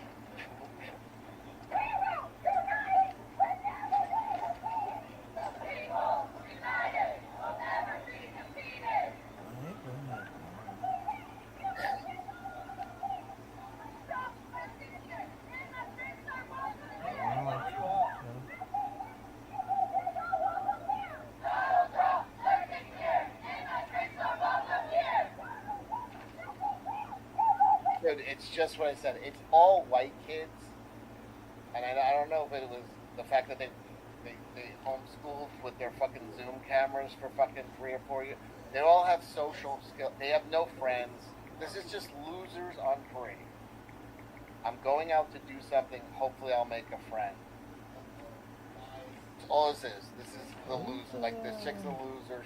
These are losers. You're a loser. You dress stupid. Oh my god, you're wearing a fucking the terrorist scarf. You're a loser.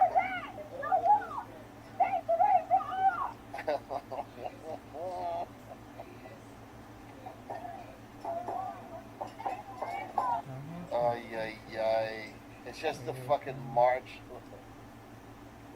Fucking Return of the Living Losers. Unfucking real.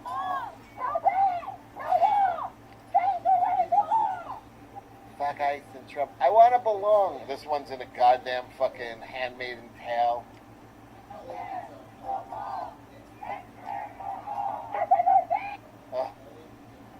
You're right.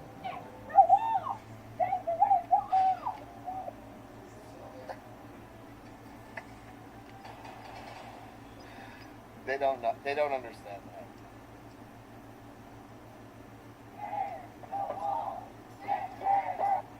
I'm helping. I'm helping. Yeah, you're helping it build support for Donald Trump. That's all this shit does. Nobody. 0 point. It's only negative support. No one gets support. No one looks at this and wants to be like, yes, I was moved by your argument.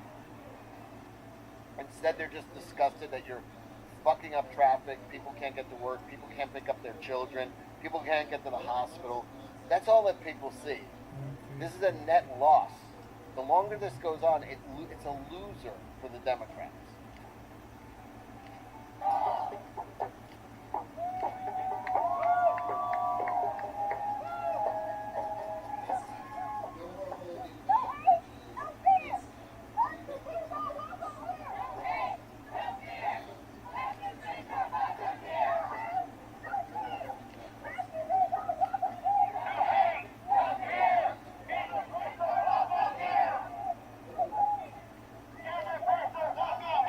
Like, this girl got her sign upside down, it looks like.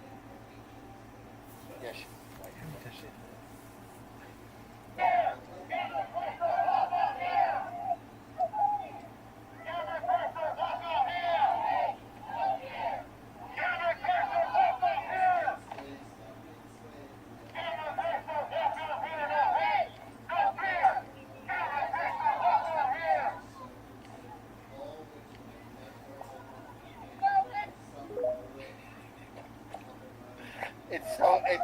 it really is so fucking good for Trump. Like, this is just like, these are just unpaid campaign ads.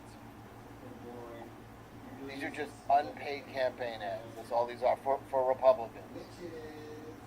Holy moly, got a bunch of Rumble rants here. The Deep for $5. Cecil needs you. Like the stream, subscribe, and back cash grab too. Yes. Do all three of those things. First hit like, then subscribe, then back cash grab too. Then profit. Cecil, puede. I'm off to climb the walls. Hope it goes well for you, Uncle. I hope it goes well for you. Stay safe, man. Deke is really keeping at it. He's becoming a rock climber.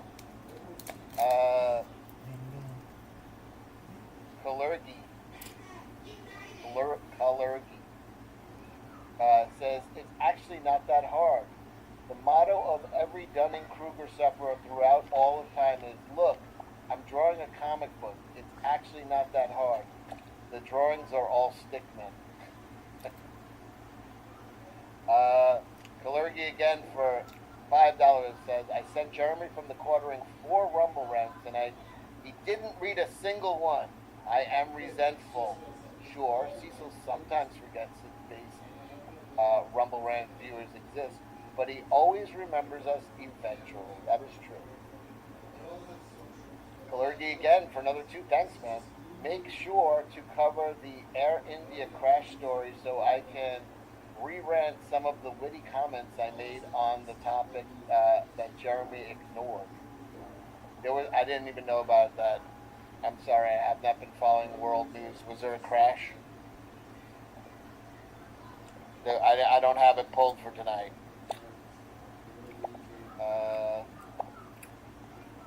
You could do you want to do your crash jokes here? I'll go ahead, do a couple of them and I'll highlight it. Do Do a few of your Air India crash jokes. Give me your best. Give me your best 3. You don't have to pay. Just put them in right now. Sole survivor. 200 dead. 1 survivor. 1 miracle survivor.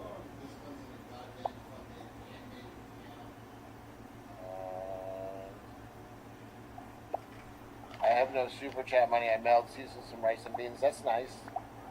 Go ahead, do it. Send them over. Let's hear one of your jokes. Your terrible jokes about a horrible situation, a nightmarish situation.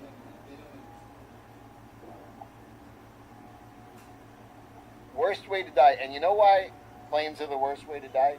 Because I fall asleep on planes instantly. And I know somebody would wake me up to let me know the plane is going to crash instead of letting me die in peace. Yeah, we're waiting for your jokes. Let's hear the comments that Jeremy didn't read.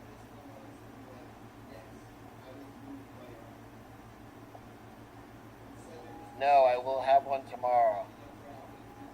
I did move.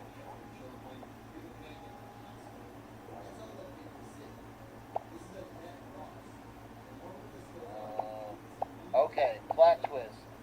Ramesh was the pilot. People who know the story will get this. What? Now it's in. We waited for an inside joke? One survivor is the premise of Unbreakable. That is true. Alright. We got one more. P.O. Box is my posterior orifice, correct?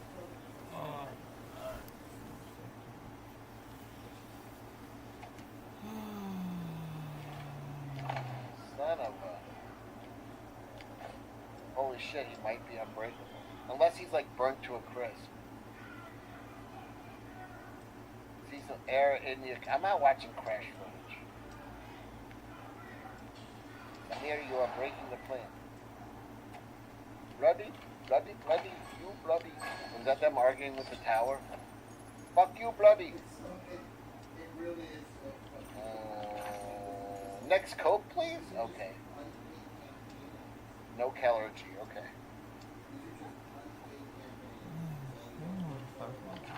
See? Oh. Let's see what this one is.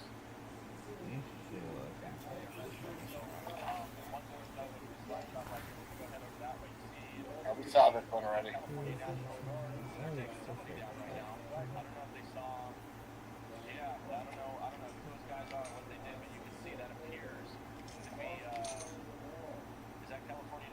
Yeah, don't wear neon yellow when shooting fireworks at the cops is the lesson to be learned. Let's check in on Pride. Oh my god, 5 minutes. I don't know if I can do 5 minutes. You might not like the truth, but I'll never tell a lie. If you're part of the LGBTQ plus community, this post is probably not going to sit well with you, but it needs to be said and needs to be said by someone like me. Because we spent the past 5 years building an entire culture around denial. And I'm done pretending I'm gay, but I do not live my life through that label. I am not defined by it. I don't expect to be applauded for it. I don't wear it as a shield to avoid criticism, and I don't wear it as a costume. Facts, science, and reality have been forced to kneel to people's fears. We now live in an era where we're forced to participate in someone else's delusion. And if you don't, you're labeled hateful. We're told that pronouns are sacred, language must be rewritten, and the truth must be denied, all to validate someone's internal monologue. Cynthia Erivo says they, them are before simply. Yes, so I agree. More fucking obnoxious than the rest of us, 100%. And if we don't comply, we're punished, we're silenced, we're even fired from our fucking job. And this is coming from the people who say they're the most tolerant. That's not compassion, ho. That's coercion. And now we're being told that the truth is offensive. Someone feels like a woman that we all have to affirm. And when did science become offensive? When did objective reality turn into hate speech? Let's be real.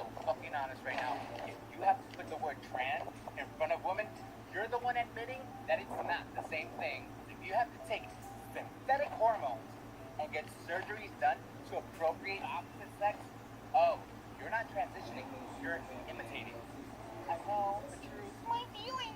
Biological sex is not a costume, and it cannot be rebranded into healing. No matter how many of you or how many companies try to repeat a lie, repetition does not make something true. The community used to fight for freedom. Now it fights to silence anyone who doesn't follow their scripts, even its own members. Yeah, that's not community. That's called a cult.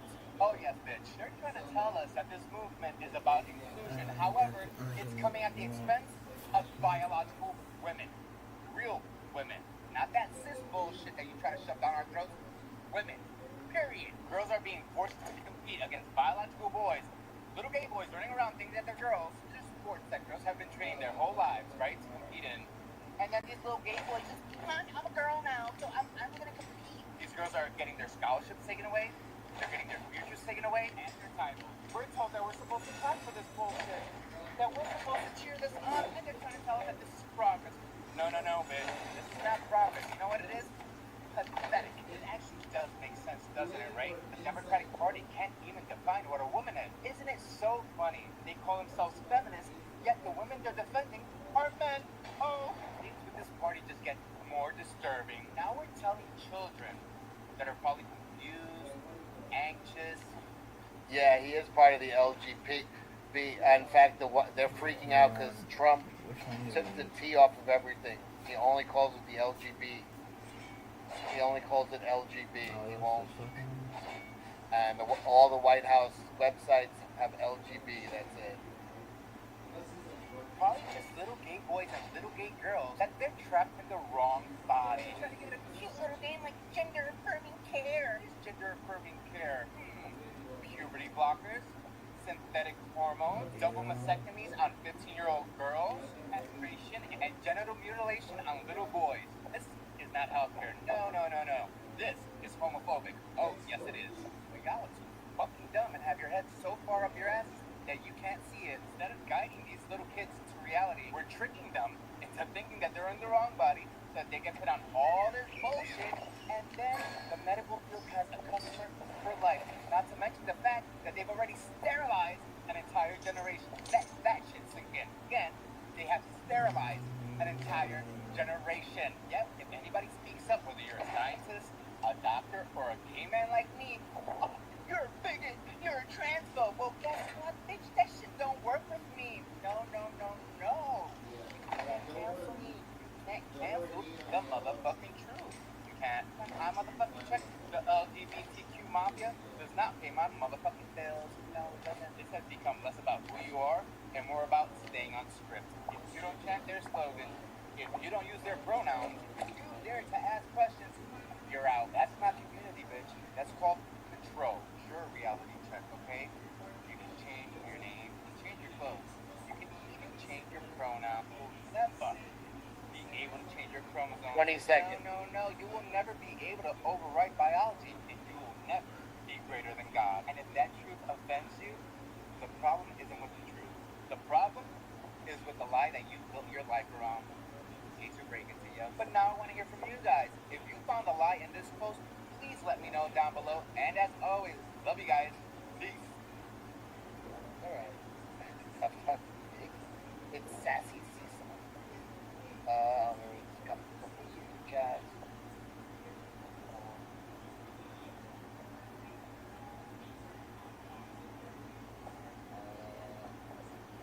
Supporting a Major Woody.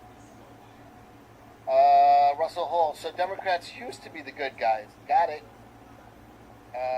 Cars in depth. Suffer not a witch to live. I think God said that. Suffer not a witch to live. Got it. Cars in depth. They're not anti-war. They're on the other side. Exactly. Richard Ramirez for $4.99. Right now, an 8-year-old is saying, "My teacher is a lying bitch." What's that regarding? This, you mean witch? this one. This lady here. This is your reminder that Republicans did not free the slaves freed the slaves. Like the people who were enslaved and fought for their goddamn freedom are the ones who freed themselves. Yeah, that makes sense. It's like at the Wizard of Oz when they're like, well, you had the power to go home all along. And it's like, I did? Yeah, you had the power to not be slaves anytime you wanted it. Just don't be a slave anymore. Hold on, my phone's ringing.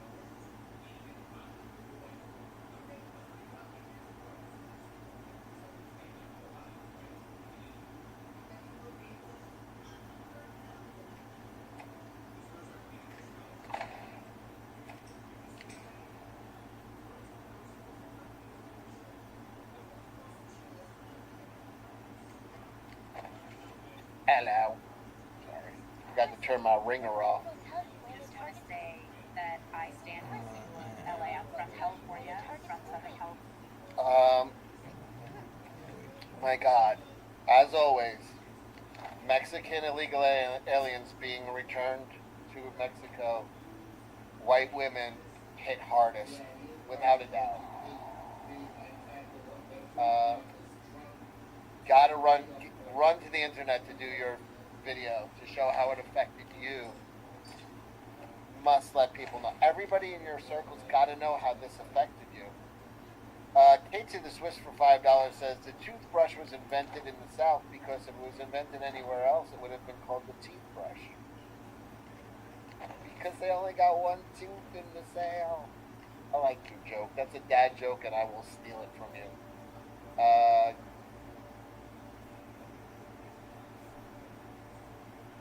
Just want to say that I stand with people in LA. I'm from California.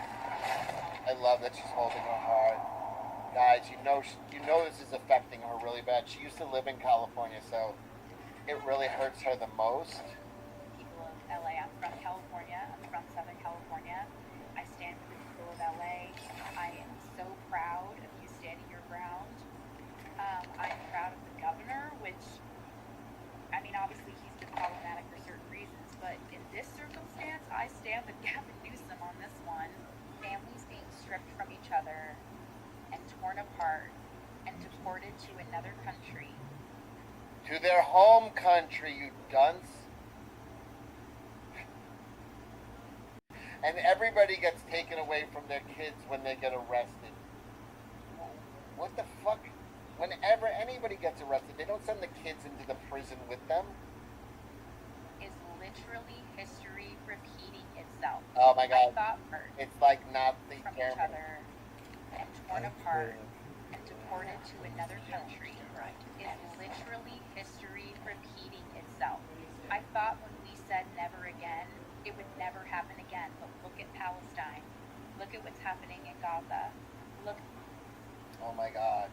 Hospital bombed in Gaza. White woman from Southern California affected most.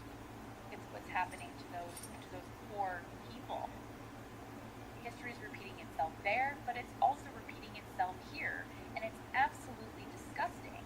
I don't know how you would be able to look anyone in the face and genuinely say, yeah, they deserve it. Those are human beings. You're so empathetic. You're so much better than us. Why are you like this? You make me feel bad. You have so much empathy. Your empathy gets women raped and murdered.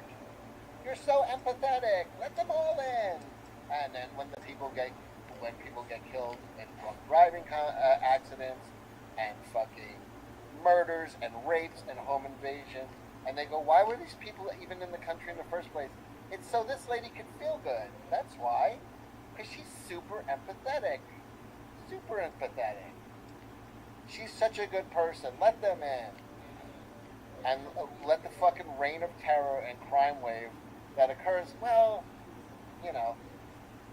Oh well. Human beings. No one should be treated like this. No one should. And you're saying, well, they're criminals. Then why are the fucking grandstanding is nauseating. Stealing them? Why are they literally abducting people at their places of work? She really thought she did something. Oh my God.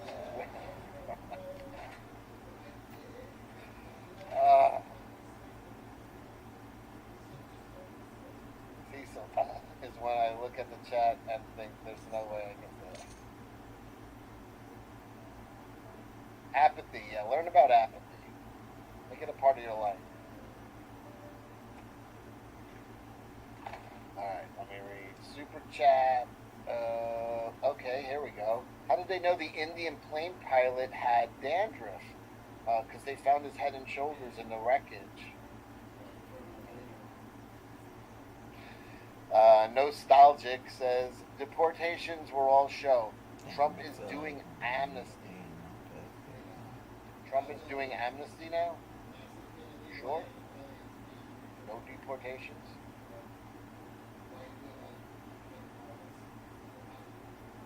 I have not seen that. We need millions of deportations.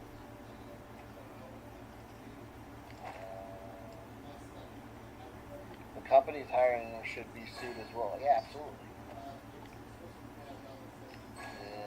I gotta see confirmation of that. Trump is gonna do amnesty all of a sudden, right now, just starting amnesty. It's not about the 50,000 deportations, Nostalgic. It's the fact that no one's coming in and people are self-deporting by the tens of thousands. That you understand? As long as people are getting arrested every day, people are just leaving on their own in tremendous numbers. That's how you get everybody to leave. Yeah, you don't have to grab everybody up. They're leaving on their own in massive amounts. No, amnesty was shit. I hope he's not doing amnesty.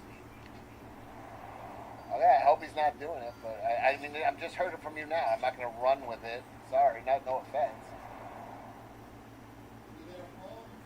They are leaving in droves. They're saying it at the border. The border people are saying there's more people leaving than coming in. No one's coming in. Yeah. Brazil not, yeah. 500,000 Chinese to stay? Just announce it? Jesus.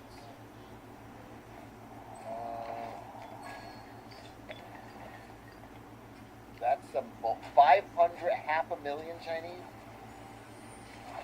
Check X. I can't do it right now. I'm about to wrap up the show, but I'll do it. Maybe I'll do.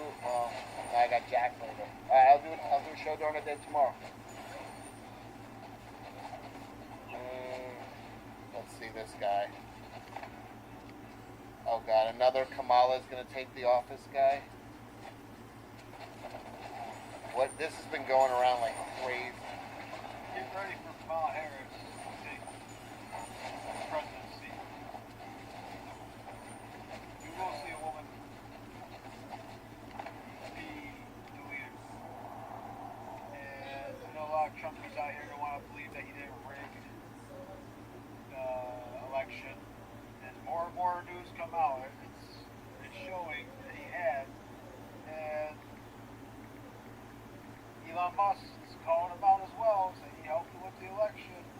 He's on Epstein Island. I know how you are delusional. They want to believe it. He's on Epstein Island list because you're just delusional. AKA cult. Definition of a cult. If you don't want to believe something that's real, I mean, he has pictures of Epstein everywhere. He's on the list. He's on the flight list. He's using Epstein's plane. Signs everywhere, but we're just going to be fucking delusional. And I even said when he got elected that we're not going to see him for 4 years. It's crazy I predicted that. I did say he's not going to last 4 years. The way things are going, he's not going to last 4 years. He's going to be out. And I feel like American Horror Stories, The Simpsons, literally predicted all of this. It's crazy. If you watch American Horror Story, of the one season was just a bunch of weird old dudes trying to attack women. This guy is fucking retarded. What is he wearing a dress?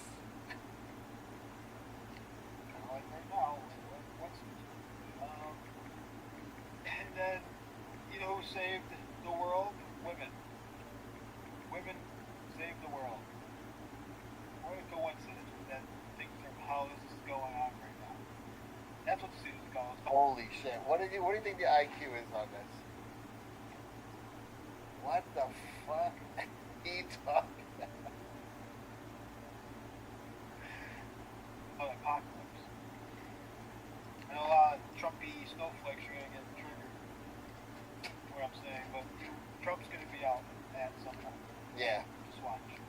That's the best part about that Epstein stuff. You guys think Trump and Elon's just planning stuff. How delusional is that? You make my brain hurt sometimes. We make his brain hurt sometimes. Is it bleeding? You will see Kamala in office. It's the adventures of young John Fetterman. Any day. Yeah, she's taking office any second. Look at head wound Harry.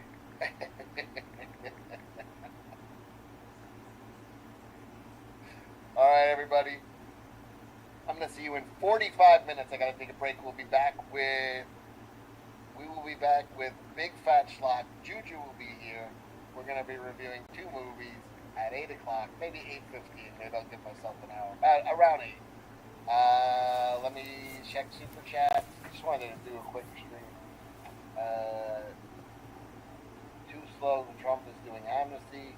Okay, Grand Inquisitor for $5. Trump said in a press signing today that he was going to do amnesty for farm and hospitality workers.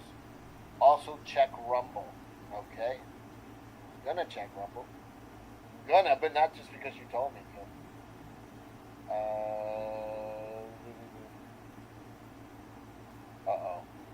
Color G has been making jokes over here. Here we go. Color G for $2.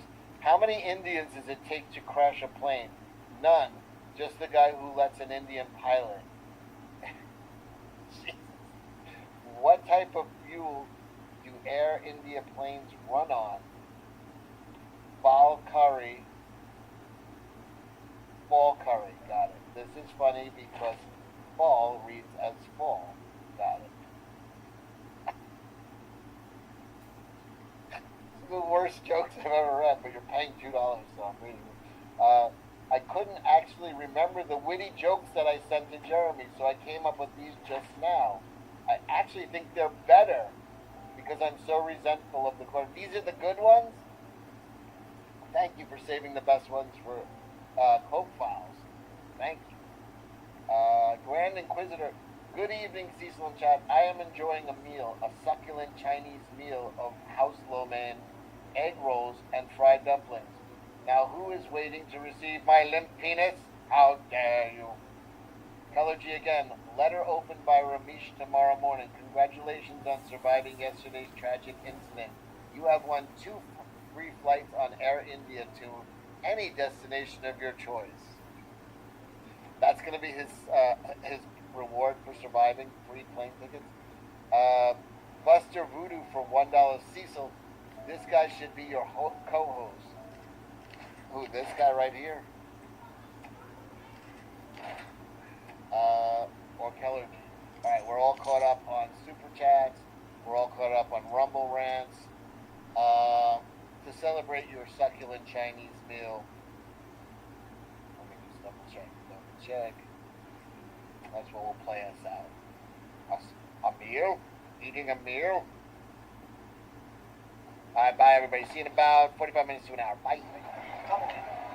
Gentlemen, this is Democracy Manifest. Have a look at the headlock here. See that chap over there? Get your hand off my penis! This is the bloke who got me on the penis before. Why did you do this? For what reason? What is the charge? Eating a meal? A succulent Chinese meal? Oh, that's a nice headlock, sir. Oh, yes. I see that you know your judo well. Good one. And you, sir, are you waiting to receive my limp penis? Now, get your hands off me. Hands off! Farewell.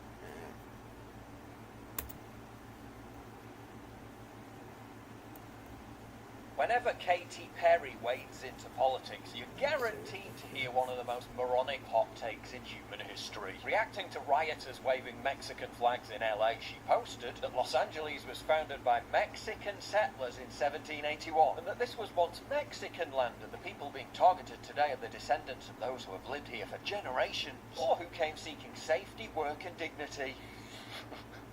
It's just not true, is it? Mexico didn't even exist in 1781. The Mexican settlers were in fact Spanish colonizers who took the land from the indigenous Tongva tribe under the auspices of the Spanish Empire, which is why they all speak Spanish. Led by Felipe de Neva, who founded Los Angeles. He was born in Spain and looked like this. So Katy Perry founded Los Angeles looked like they actually looked like. It didn't even become Mexico until decades later when Mexico got independence from Spain. It was legally part of Mexico for less than 30 years. And became part of America when the Treaty of Guadalupe Hidalgo was signed in 1848 because, you know, Mexico lost a war to America. And it's been part of America for the last 177 years. There's no indigenous Mexican claim to Los Angeles. And it's historically illiterate and downright stupid to say so. Doesn't stop them from all believing it, though. This is not just an American soil. No, this is indigenous soil. This is everybody's soil. We were here first. Our ancestors were here first. Why should we have to be? Although you could argue, just like Spain did nearly 250 years ago, Mexicans are now trying to colonize California.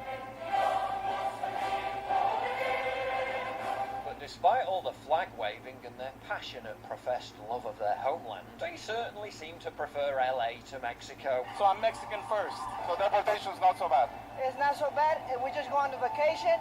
1 week, we'll be back. Vivimos en este país y queremos ser este país, y más aún, vamos a seguir en este país. All the Latin countries are amazing. All the Latin countries are amazing? Yeah. So then, but why do they want to be here then? Well, no, deportation means you stay there for good, you don't come back. I don't think that happens. I'll be right back. You'd think people would be more wary of taking lectures on political history from a woman who flounced around in low Earth orbit, doing this for a grand total of about 11 minutes. Okay.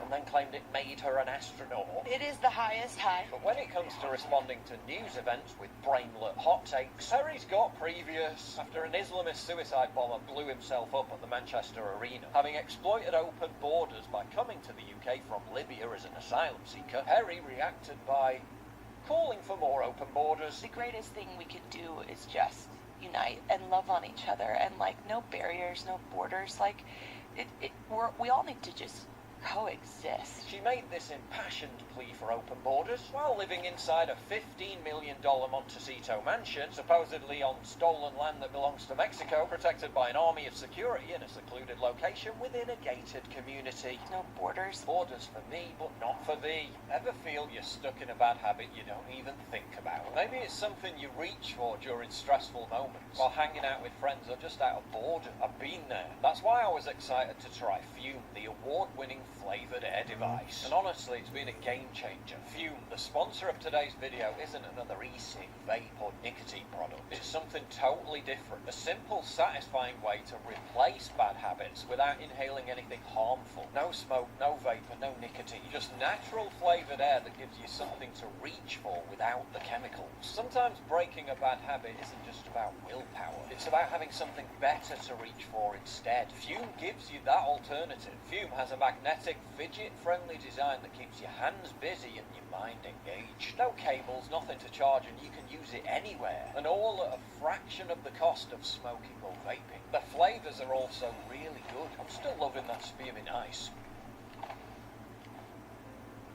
That is refreshing. And there are tons of other options, from citrusy to earthy. Over 500,000 people have already added Fume to their daily routine, and I totally get why. It's simple, satisfying, and doesn't come with any of the downsides of smoking or vaping. And right now, if you order the Journey Pack using my code PJW, you'll get a free Fume topper. So if you've been thinking about changing your habits, this is the perfect first step. Go to tryfume.com/PJW or scan the QR code on screen to grab yours today. The self-proclaimed ambassador of woke pop called for a revolution against Trump after the 2016 election, because having a net worth of $350 million shouldn't preclude someone from LARPing as some kind of Che Guevara-style radical. Listen. It's also pretty ironic that Perry is grandstanding as a staunch advocate of giving land back to its supposedly rightful indigenous owners when she previously tried to buy a nuns' convent in Los Angeles, prompting the nuns who lived there and claimed ownership of the property to refuse the sale because of Perry's anti-Christian public image, including songs like I Kissed a Girl, and the innumerable times she's mimicked occult-style satanic rituals as part of live performances. We own the property which was stolen. And I'm sorry, but I just can't sit back and let that happen. Pulling no punches, Sisters Rita Callanan and Catherine Rose Holzman speaking out for the first time since an LA County judge ruled against them, clearing the way for the Los Angeles Archdiocese to sell their Los Feliz convent to singer Katy Perry. At the height of a bitter and lengthy legal battle, after being forced to pay millions to Perry's lawyers, Sister Catherine Rose Holzman suddenly collapsed and died during a court appearance. Hours before her death, the sister pleaded directly to Katy Perry, "Please stop, it's not doing anyone any good except hurting a lot of people." According to Sister Rita Callanan, Holzman's best friend Perry had blood on her hands. You have stolen the property of the Sisters of the Immaculate Heart. Remember that the next time Katie tries to lecture you about stolen land.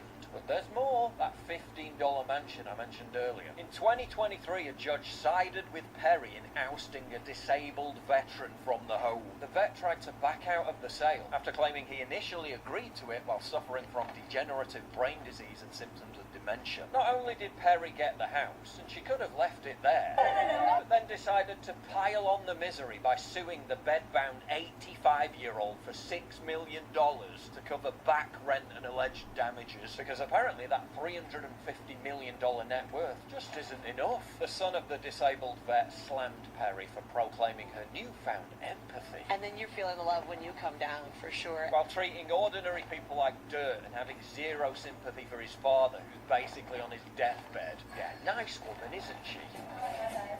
Yeah, I knew it all. Some might argue that Perry has a history of colonising property from its rightful indigenous owners, but that won't stop her from lecturing you about America supposedly colonising property from its rightful indigenous owners.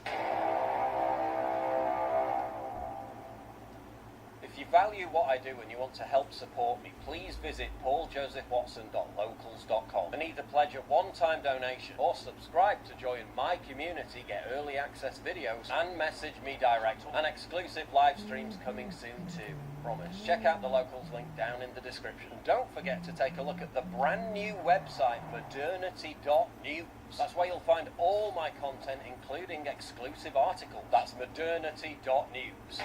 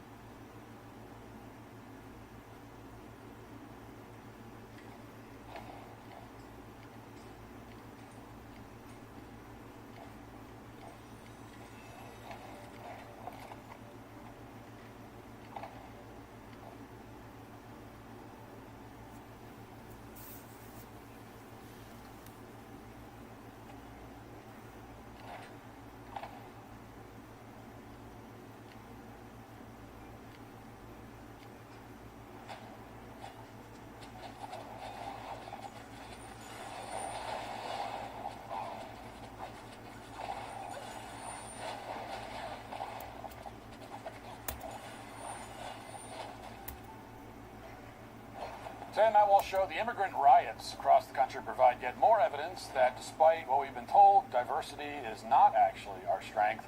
The new talking points have gone out to TikTok influencers. In unison, they're claiming that illegal immigrants haven't committed a crime because coming here illegally is only a civil violation. Is that true? And a bill just passed through committee that would ban the gender transition, quote unquote, of children across the country. We'll talk about all that and more today on Matt Walsh Show.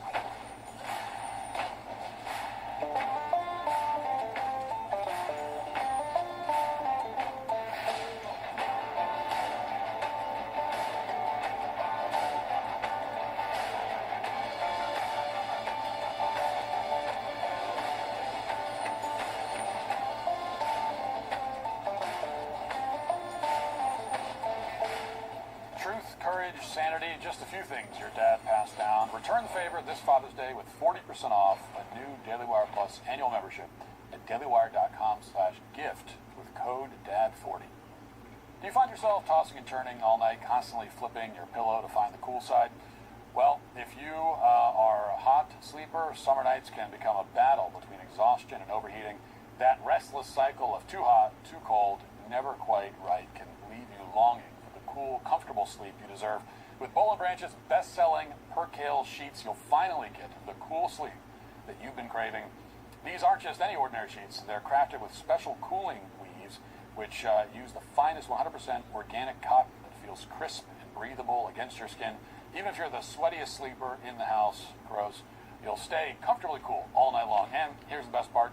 You can try them risk-free with their 30-night guarantee. No matter your bedroom style or mattress size, Boll & Branch has designs and colors to match perfectly. These all-season sheets start with breathable, unmatched softness that only gets better with every wash. I noticed a huge difference the first night that I added my new sheets to the bed. They feel incredibly soft, and the quality is unmistakable. There's none of that initial stiffness that you get with the cheaper bedding every night. Since then, I've got been sleeping more soundly and comfortably. Feel the difference an extraordinary night's sleep can make with Boll & Branch. Get 15% off plus free shipping on your first set of sheets at bollandbranch.com/Walsh. That's Boll & Branch, BOLLAND branch.com/Walsh to save 15%. Exclusions apply. See site for details. Now that hordes of illegal aliens have decided to demolish sushi restaurants and liberate iPhones from Apple stores in Los Angeles, that's a very roundabout way of making the case that California is really Mexican territory and that no person is illegal. It's easy to lose sight of the fact that we're not the only country that's experiencing a series of major riots at this exact moment. Over in Northern Ireland, the locals have also been taking to the streets all week.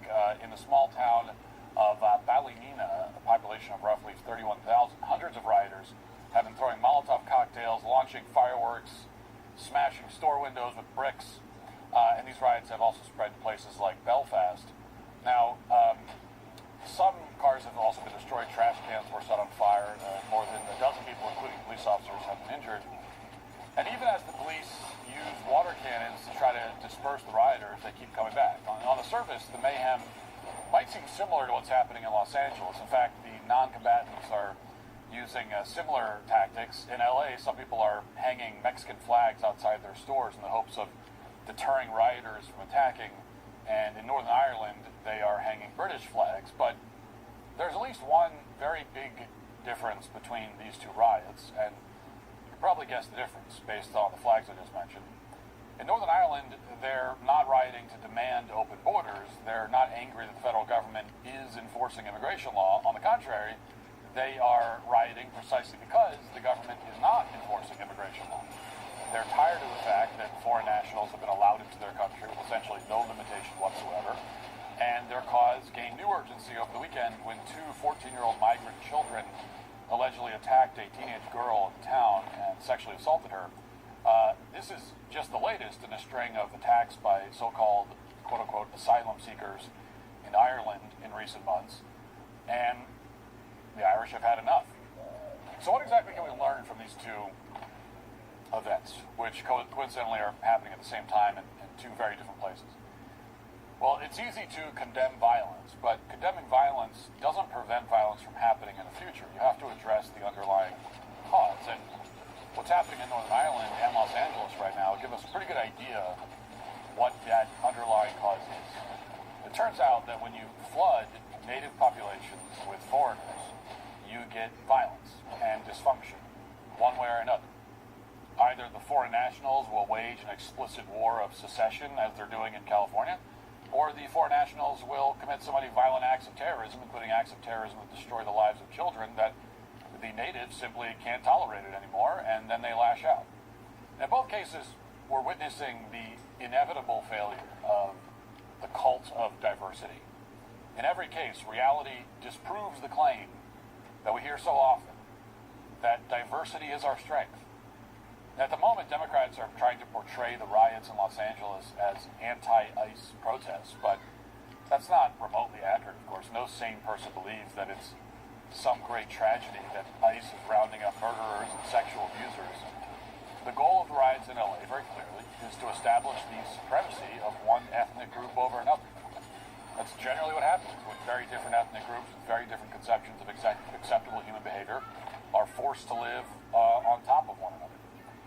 Now, it's become commonplace to hear accusations of bigotry or white supremacy when, you talk like this, but it's essential, especially after what we're seeing in Los Angeles, where store owners are now boarding up their windows at night, to understand that everyone becomes an extremist when they're defending something they actually care about.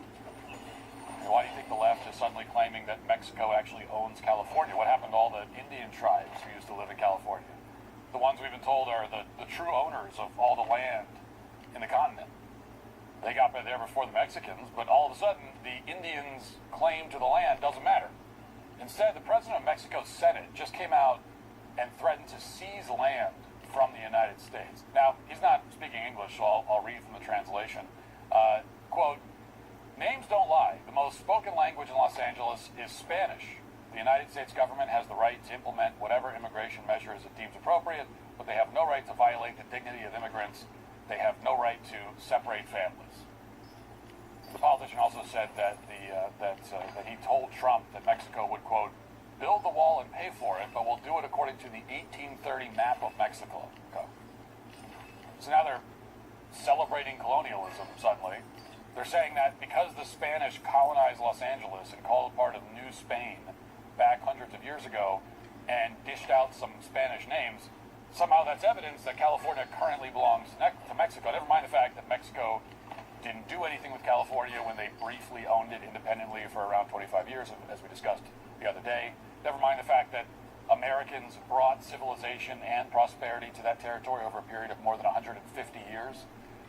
The important point for our purposes is to underscore the fact that activists and politicians will use any argument they can think of in order to defend their preferred ethnic group and nationality.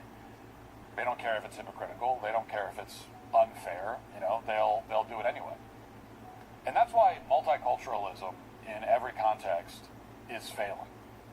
It's why we're seeing riots everywhere, not just in Ireland and California. Katie Daviscourt at the Post Millennial shot this footage from Seattle, for example. Rioters are besieging federal buildings, torching American flags, blockading officers, throwing rocks at buildings. Watch.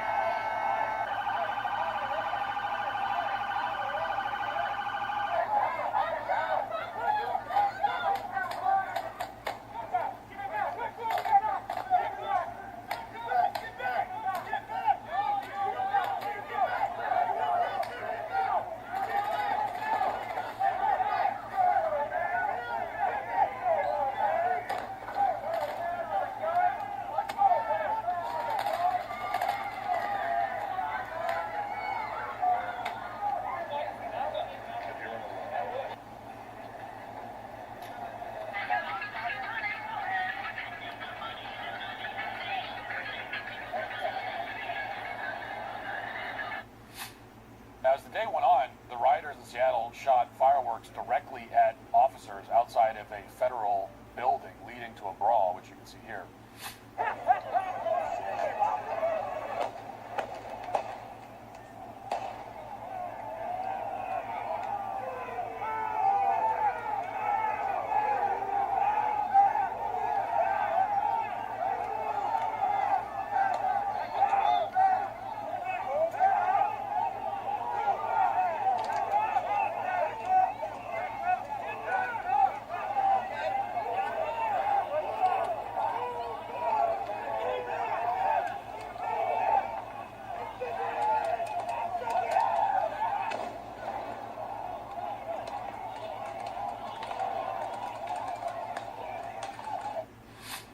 similar violence is on display in many other cities, including Austin, Dallas, New York. You'll notice that most of the mayhem isn't even directed at ICE. For example, in Atlanta, rioters have taken turns destroying police cars and shooting fireworks at officers. Watch. Hold on. Stop. Over there. Camera again.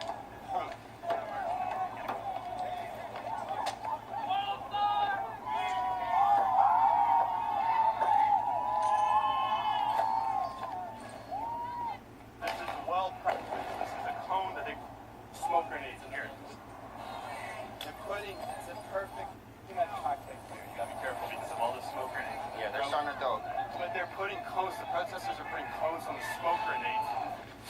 Among many other failures that are evident in that video, this is a failure of assimilation.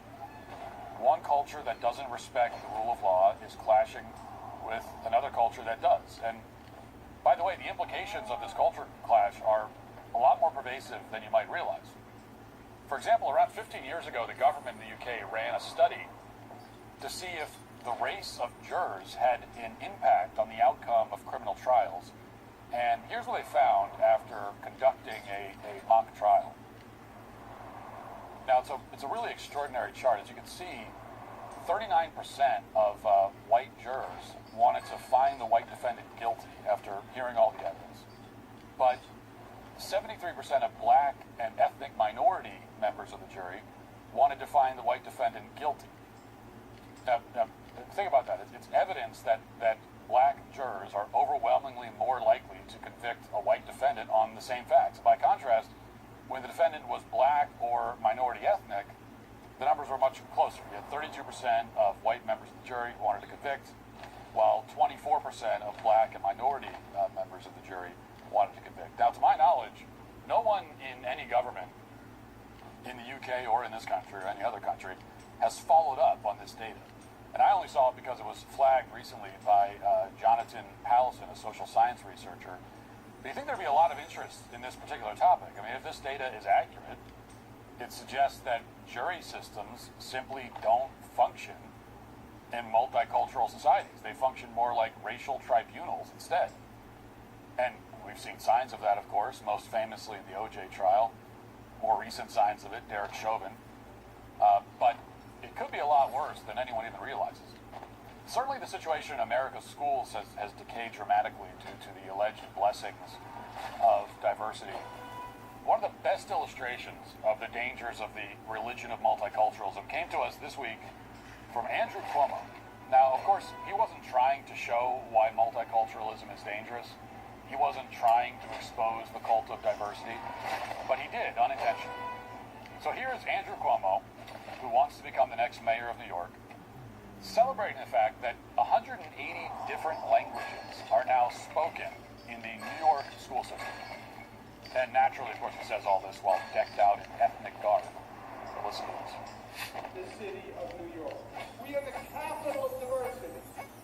180 languages spoken in our school system. 180 different languages, people from all across the world. That makes us stronger, not weaker. The capital of diversity, he says proudly. Now, if it's true that there are 180 languages spoken in the New York school system, that is not something to brag about. That is rather a testament to the total insanity of multiculturalism. It is proof, as if we needed more, that diversity is certainly not our strength. And that's why Cuomo can only assert that this huge plurality of languages is a strength, but he can't explain or defend that point in any detail. Like, I have a follow-up question for you, Cuomo. And it's a very simple one. It's the most obvious one.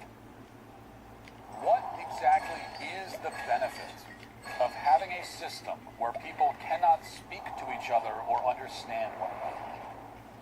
I mean, did you read about the Tower of Babel and think that it's a blueprint to follow? I think you might have misunderstood the story. Like, so please give me an example of a scenario where you would walk into a place, hear people speaking all different languages that you can't understand, and say to yourself, wow, thank God.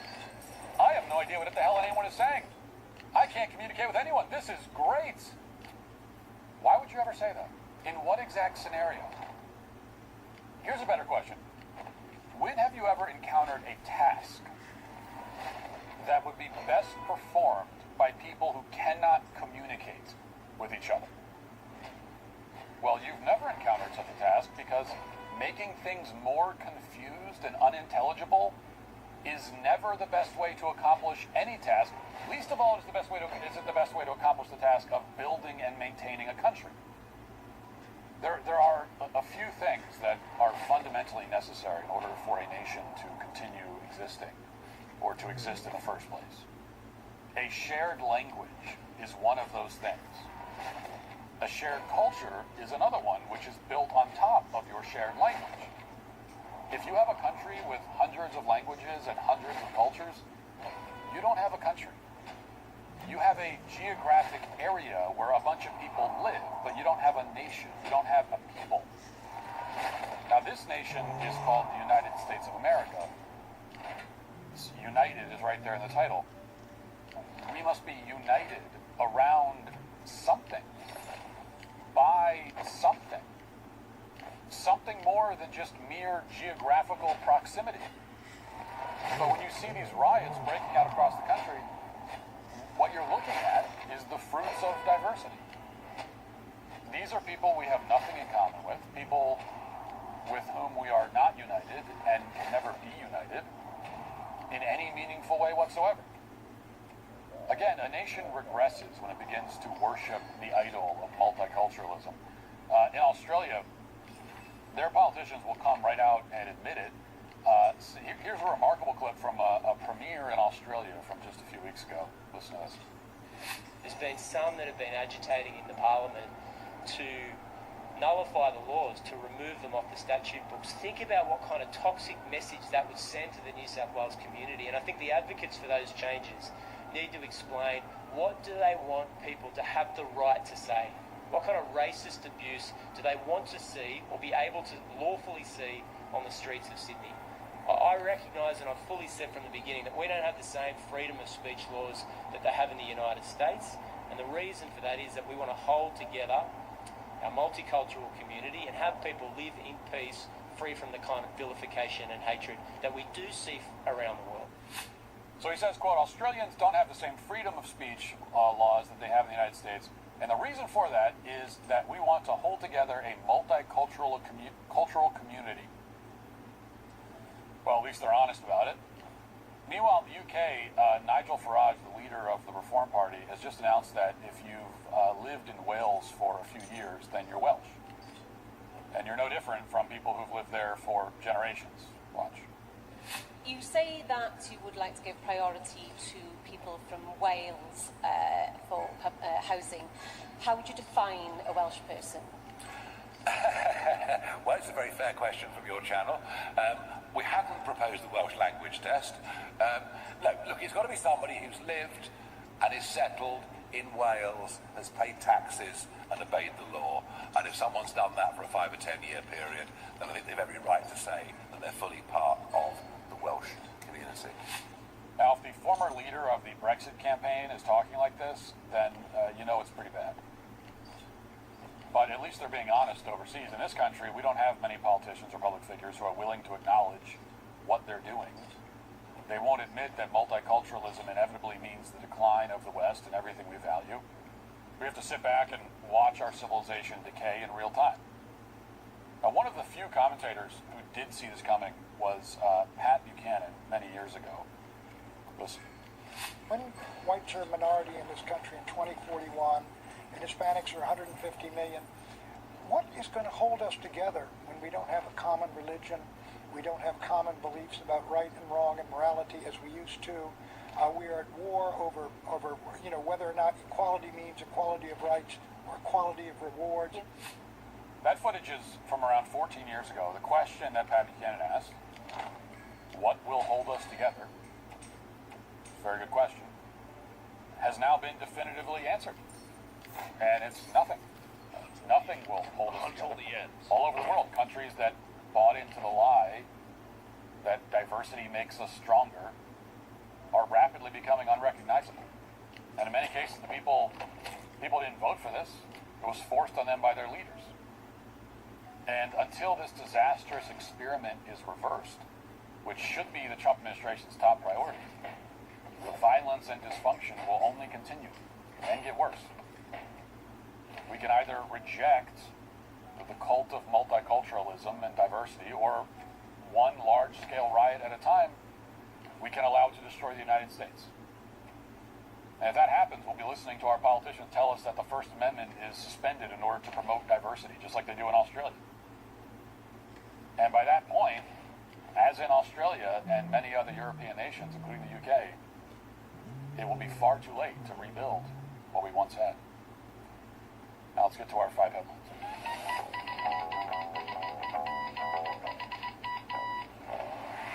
If you feel like you keep juggling expensive supplements that are just getting more unaffordable to keep up with, then Everyday Dose will be a lifesaver for you. Everyday Dose transforms your morning coffee into a powerhouse of vitamins, minerals, and amino acids, all in one affordable cup.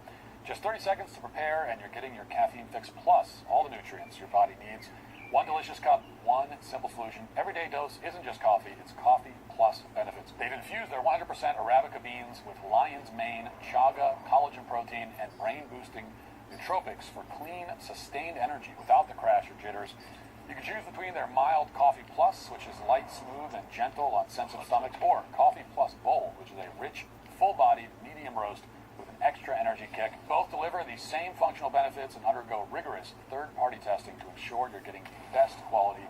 Your brain and body will thank you. Get 45% off your first subscription order of 30 servings of Coffee Plus or Bold Plus. You'll also receive a starter kit with over $100 in free gifts, including a rechargeable frother and gunmetal serving spoon, by going to everydaydose.com/Walsh or entering Walsh at checkout. You also get free gifts throughout the year.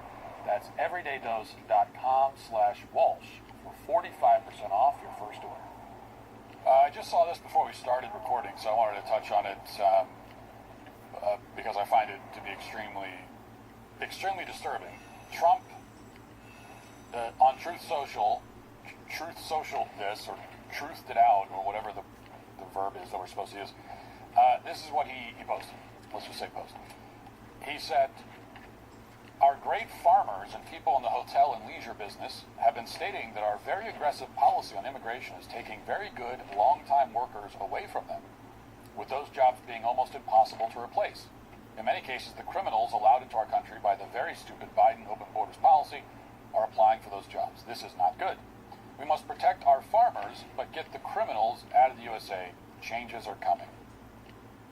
Yes, I find this very disturbing, because this is not what we voted for. This is not it.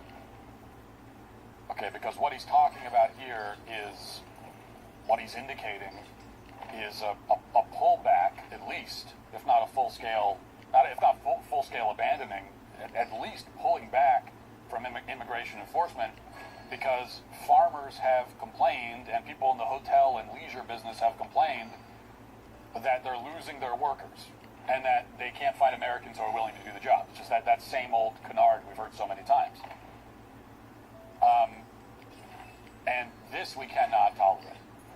Now, this is the kind of thing, as conservatives, if you're a Trump supporter, if you're a conservative, if you care about our national sovereignty, the continued existence of our nation, you got to push back against this. We have to push back hard against this.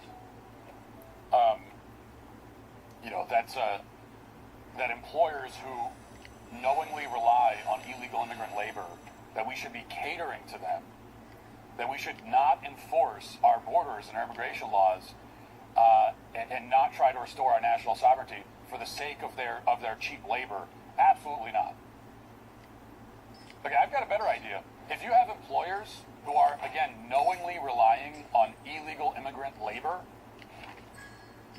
instead of giving them what they want because they're complaining that they can't find Americans willing to do the job, instead of that, how about we put them in prison? That's what should be happening. That's actually the important next step in enforcing our borders, enforcing immigration laws. Yes, deportations, all of that. But then, you got to also, not even then, at the same time, you have to find the employers who are contributing to this problem and driving it, by knowingly hiring these people instead of hiring Americans. You have to find them and punish them. They should be in prison for that.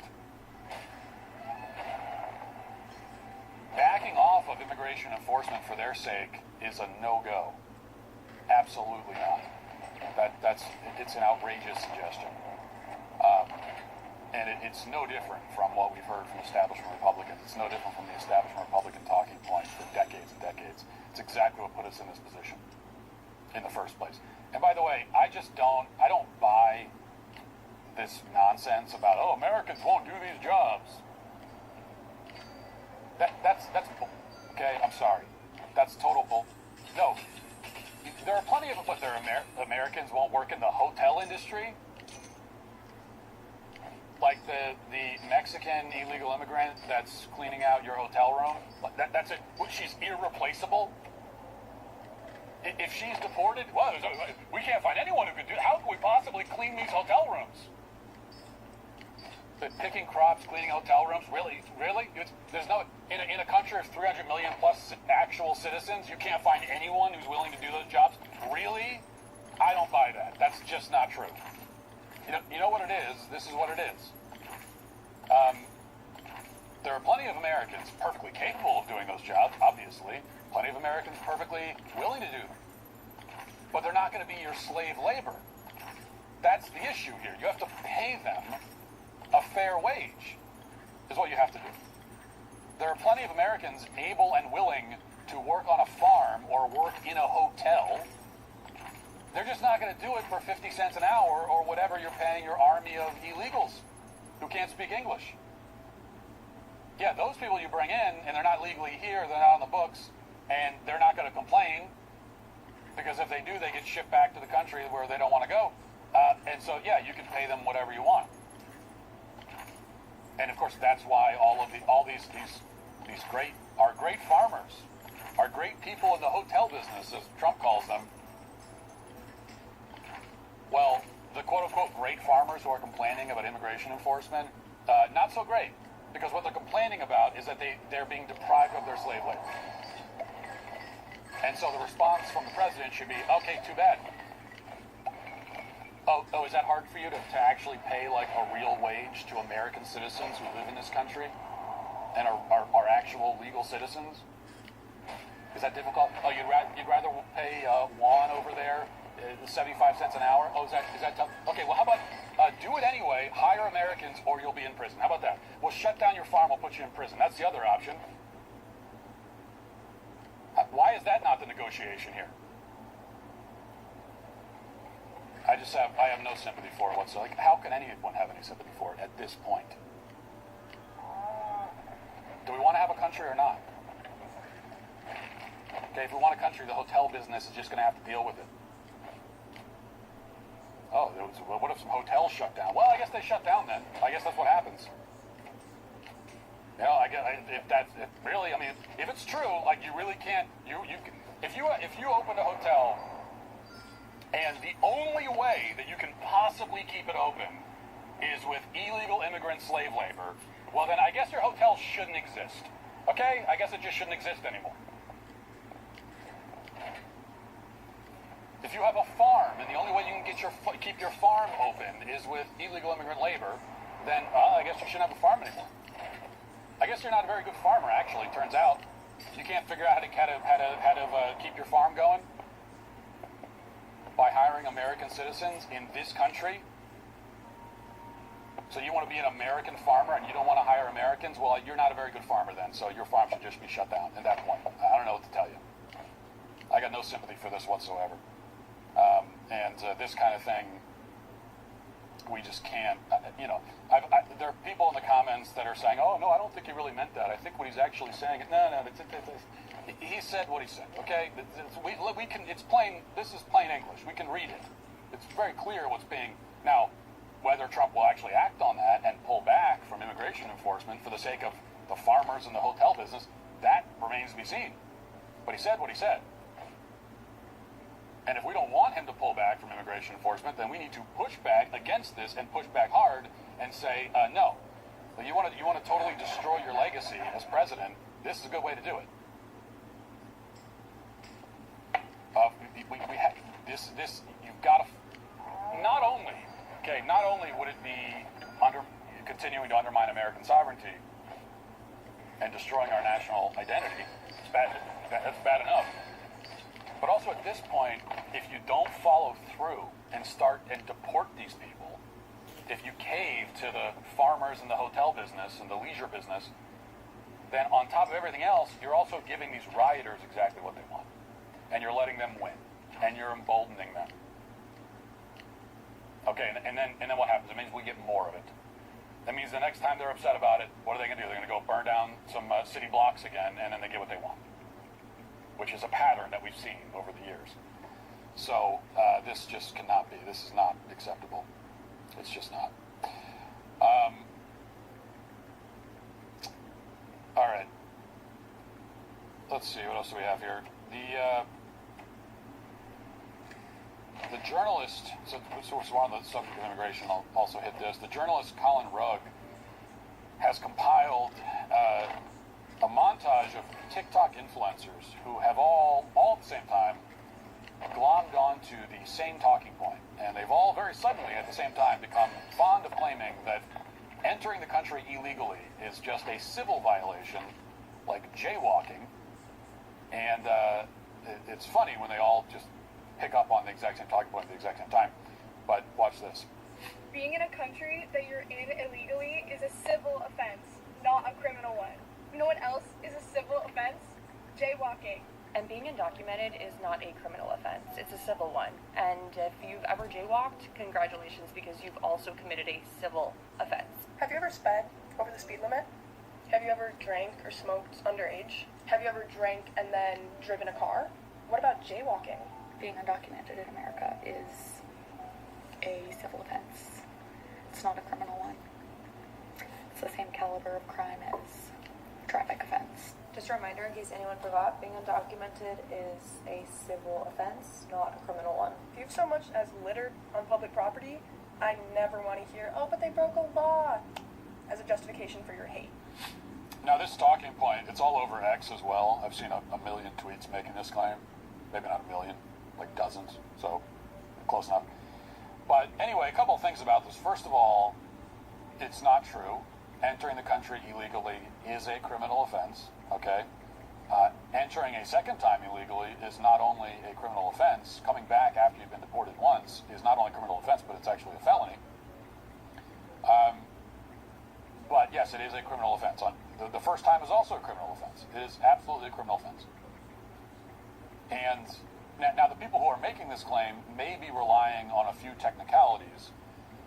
Well, I should say they're relying, these people that we just saw in the montage are relying on whoever gave them the talking point. They have no idea what's going on. It's not like those girls in the montage are cleverly devising some way to present illegal entry as a civil offense.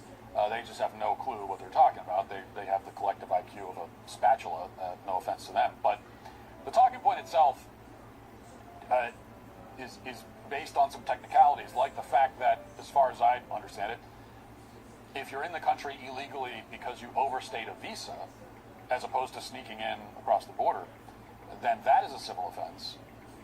And also, even though, and this is really the technicality that this all sort of hangs on, is that even though illegal entry is a criminal offense, it is usually treated like a civil offense. Deportation is a civil penalty, not a criminal one. Again, I'm not a lawyer, but I think that's how it all breaks down. But still, the thrust of the point is incorrect. Coming to the country illegally is a crime. It is a criminal offense. So we can rightly call illegal aliens criminal aliens, because that's what they are. It is not a violation on the level of jaywalking, despite what you just heard. Although, side note about that, it's always funny to me that people will use jaywalking as like the prime example of a silly or frivolous law, right? When they're trying to explain why a law is dumb, they'll say, oh, it's just like jaywalking. Well, actually, there's a reason jaywalking is illegal. It's like there's nothing frivolous about it. If you drive through the city, you'll see pedestrians just wandering out into the middle of a busy roadway, almost causing accidents, almost getting themselves killed, or actually getting themselves killed. So we should enforce the laws against jaywalking. That's not a dumb law either. But that's beside the point. The point is that coming into the country illegally is not like jaywalking. It's far more serious. And even all of that is beside the point, because here we're talking about how, illegal immigration is classified, what kind of violation it is. But all that really matters is that it is a violation. Whether a criminal or civil violation, the key word is violation. Right? The people who are here illegally, whether illegal criminally or civilly, are here illegally, and they need to go. I mean, that's the key point. It doesn't matter how it's characterized, what label you put on it. I don't think it matters how they got here illegally. Did they sneak across the border? Did they overstay a visa? Doesn't matter. However they ended up here illegally, they're here illegally, and they gotta go. And if they work on a farm, or they work in a hotel, and they do a really good job, and they're really hard workers, and they'll do it for $2.75 an hour, they still gotta go. Okay, Marjorie Taylor Greene just passed through committee a bill to ban so-called gender transitions for children on the federal level. Here is Representative Greene talking about it. Hi everyone, I have really great news. My bill, Protect Children's Innocence Act, just passed through the Judiciary Committee. Big thank you to Jim Jordan. Big thank you to Harriet Hageman. They did a fantastic job. This is a victory for children. We have to protect their innocence. We have to allow them to grow up. They can choose who they want to be when they're adults, but there should be no medical industry that mutilates their genitals, gives them poisons, and permanently changes their bodies. Next thing we have to do is get it through Rules Committee and then get it to the House floor for a vote for final passage. This is what we campaigned on. President Trump wrote an executive order to criminalize sex changes on kids, and this is the will of the American people. Stay tuned for more. Now there were some in this committee who were very upset about this bill, as you expect. Representative Jayapal, who's one of the more on this topic, one of the more militant members of Congress. Let's listen to her outburst. What is barbaric is this legislation. What is barbaric is targeting trans kids in this country who are not doing you any harm. Show me a trans kid who's doing you harm. And then tell me how many of you are parents that would do anything that you could to protect your kids and to make sure that they didn't commit suicide, that they were actually able to engage in the world in a healthy way. Tell me what you wouldn't do for your children. Because when you introduce legislation like this, it is not only stupid legislation, it is cruel, it is mean, and it interferes with your own conservative principles. You really want to take away the ability to allow parents to make decisions about their own kids' medical situation with their doctor? That's what Republicans want to do? So as always, the supporters of trans ideology are just congenitally incapable of being honest. All they do is lie. That's their only move. False framing, straw man. That's all they do. And so we hear from Jayapal that this bill is an attack on trans kids. When in fact, of course, the point of the bill is to protect those kids, to protect so-called trans kids from the abuse being inflicted on them by people like Representative Jayapal. Now, keep something in mind when you watch a clip like that, which is that Representative Jayapal has a quote-unquote trans kid. She's already shared that her, and I think we've talked about it on the show before, that her child is trans. And I don't know if the child's, I don't know if it's a boy or girl in reality, but she has a trans kid, who I believe is now an adult. But even if I hadn't told you that, you would still know it, because you can tell. At this point, any adult who passionately, emotionally defends the castration and mutilation of children is doing it because they feel like they have to. They have to because it's the only way, which isn't to excuse it at all, by the way. It's just to explain that, trying to explain the level of emotional desperation that you saw. Because in that clip there, I mean, Jayapal is a total fraud and a phony, and one of the many Democrats in Congress who's very theatrical. But when you look at that, you can tell it's like there's like real panic in her eyes. She looks like she's about to start crying, and that's real.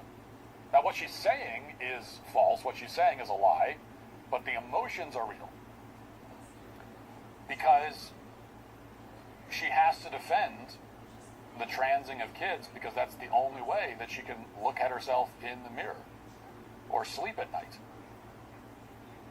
These kinds of parents, they have to, because the other option is to admit that they have personally facilitated or allowed or supported or pushed this kind of horrible abuse on their own kids. Right? The other option is for them to go back to their kids and say, hey, I got this wrong, and now your life and your body are destroyed, and it's my fault, and I'm sorry, and there's nothing I can ever do to make it up to you. Your life has been irrevocably changed in ways that cannot be reversed because of me. That's what they would have to say to their kids, and they can't. I mean, to say that would take a level of moral courage and integrity that these people don't have. They're not capable of moral courage or integrity. If they were, they wouldn't have done this to their kids in the first place. So that's why Jayapal is taking this so personally. It's why she's practically in tears over it, because she sees this whole discussion as a personal attack against her. She sees it as an indictment of her as a mother. And to that fear, I want to personally say to Representative Jayapal that you're right. It is an indictment of you personally. You're a terrible mother. You're a terrible mother and a terrible person. And you have done unspeakably awful things to your own child. Or at the very least allowed those things to be done without protecting and defending your child. So yeah, you're a terrible person, a terrible mother. And if you feel like that's kind of what we're saying, well, yeah, that's what we're saying. And we need to protect kids from people like her. So this bill needs to be passed into law. There's no excuse for it not to be.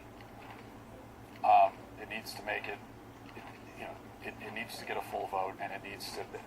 Every single Republican should be voting in favor of this. It's not only obviously the right thing to do, but it's also it will cost you nothing politically. 5 years ago, this should have happened 5 years ago. They should have passed a ban on this 5 years ago. They should have passed it. The moment, like the first time that a procedure like this was done to a kid, that should have been when a federal ban was passed. But it wasn't. And even 5 years ago, to vote yes on a bill like this to ban the quote-unquote gender transitions of kids nationwide would have been, there would have been some political risks involved. Still should have done it, but there would have been some political risk. Now there's no risk. I mean, you've got the American public on your side. Almost everybody's on your side. And a lot of the people who aren't on your side are too embarrassed to even say anything about it at this point. There aren't that many people who are willing to loudly speak up in defense of the chemical castration and mutilation of kids at this point, except for the most hardcore radical activists and people like Jayapal who are committed to this lie for life because of either what they've done to themselves or done to their kids. But everybody else, this is a widely popular position, and so there'd be no excuse not to pass the bill. All right, let's get to the comment section. If you're a man, it's required that you grow a beard, hey, with a sweet baby gang. Pure Talk, my wireless company, a veteran-led company, believes every man and woman who has faithfully served this country deserves to proudly fly an American flag was made in America, and that's why Pure Talk is on a mission to give an allegiance flag, the highest quality American flag, to 1,000 U.S. veterans in time for the patriotic holidays. Just switch your cell phone service to Pure Talk this month, and a portion of every sale will go to provide these high-quality flags to deserving veterans. With plans for just $25 a month for unlimited talk, text, and plenty of data, you can enjoy America's most dependable 5G network while cutting your cell phone bill in half. The average family saves over $1,000 a year. I've been using Pure Talk for a couple of years now, and look, it's the best service, and you're also supporting a company that believes in your values. Just go to puretalk.com/Walsh to switch hassle-free in as little as 10 minutes. Again, that's puretalk.com/Walsh to support veterans and to switch to America's wireless company, Pure Talk. Matt, I really appreciate you taking the time to explain Robert E. Lee. I'd really like it if you would add a segment to your show, at least occasionally, to explain other historical people and events, because so much about the past is misunderstood. Don't tempt me. Don't tempt me to add a lengthy, rambling history segment to the show, because I will, and you're going to regret. I will make you regret that. Be careful what you wish for. Matt, I'm one of the conservatives who opposes naming specifically military bases after Confederate generals. It's not because of anything having to do with slavery, but because they participated in armed rebellion against the U.S. and fought to kill hundreds of thousands of Union soldiers. Robert E. Lee was a great man and took up a bad cause for noble reasons, but I don't think the U.S. military should honor men who betrayed and fought against it. They attacked what? Yeah, I just don't think that's an accurate way of framing it. I don't think it's fair to say that the South rebelled in that sense, or that they were traitors or whatever. And you didn't use the word traitor. I mean, hitting their nuclear facilities seems might like you need would to happen. agree with that characterization. But I don't think that's true. I don't think that's fair. They were trying to secede. They were not trying to overthrow the government. And that's actually an important distinction.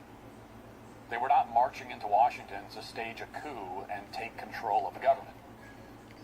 Now, if that's how this all started, and if that's what they were doing, then yeah, certainly it's a rebellion. It's treason. It's all of those things.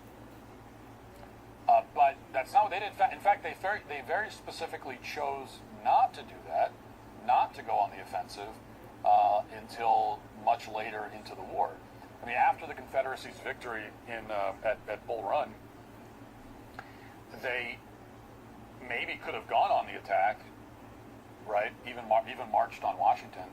The Union was in disarray at the time. Could have totally rewritten history, maybe, if they had decided to march on Washington in the immediate aftermath of that, but they didn't do that. And that's because the South was trying to leave. They were trying to secede. They believed that they had the moral and legal right to secede, and that is because they believed that the states were independent entities which had entered into a union voluntarily, and for them, not that long ago, right? So for them, it was only a few decades ago that the states had voluntarily entered into a union because they thought it would be mutually beneficial. And their position was, well, we voluntarily entered into it, we can leave. And I think that was a very reasonable position, especially back in 1861. In fact, I think it's a reasonable position even now. If a state wanted to secede from the Union today, I would not support marching troops into the state to stop them from leaving. Would you? I mean, maybe you would.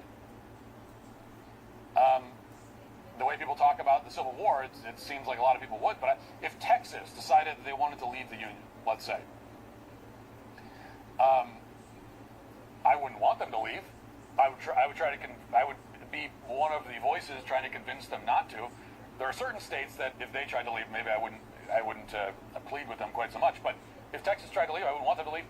But if they decided that's what they were going to do, I would not support marching troops into Dallas to kill people until they agree to stay. Would anyone support that? Apparently, a lot of people would. But to me, that's crazy. It would be a crazy thing to do. But that's what happened during the Civil War. And that's the distinction. This was secession. They were seceding. They were saying, okay, we're we're going to take our stuff and leave because this isn't working for us anymore. In the blink of an eye. And I just think that's a very different thing. Let's see. And also the question of whether or not in the 1860s, 1850s, whether or not a state has the right to secede was, at the very least, like I'm like framing this in the most moderate way possible.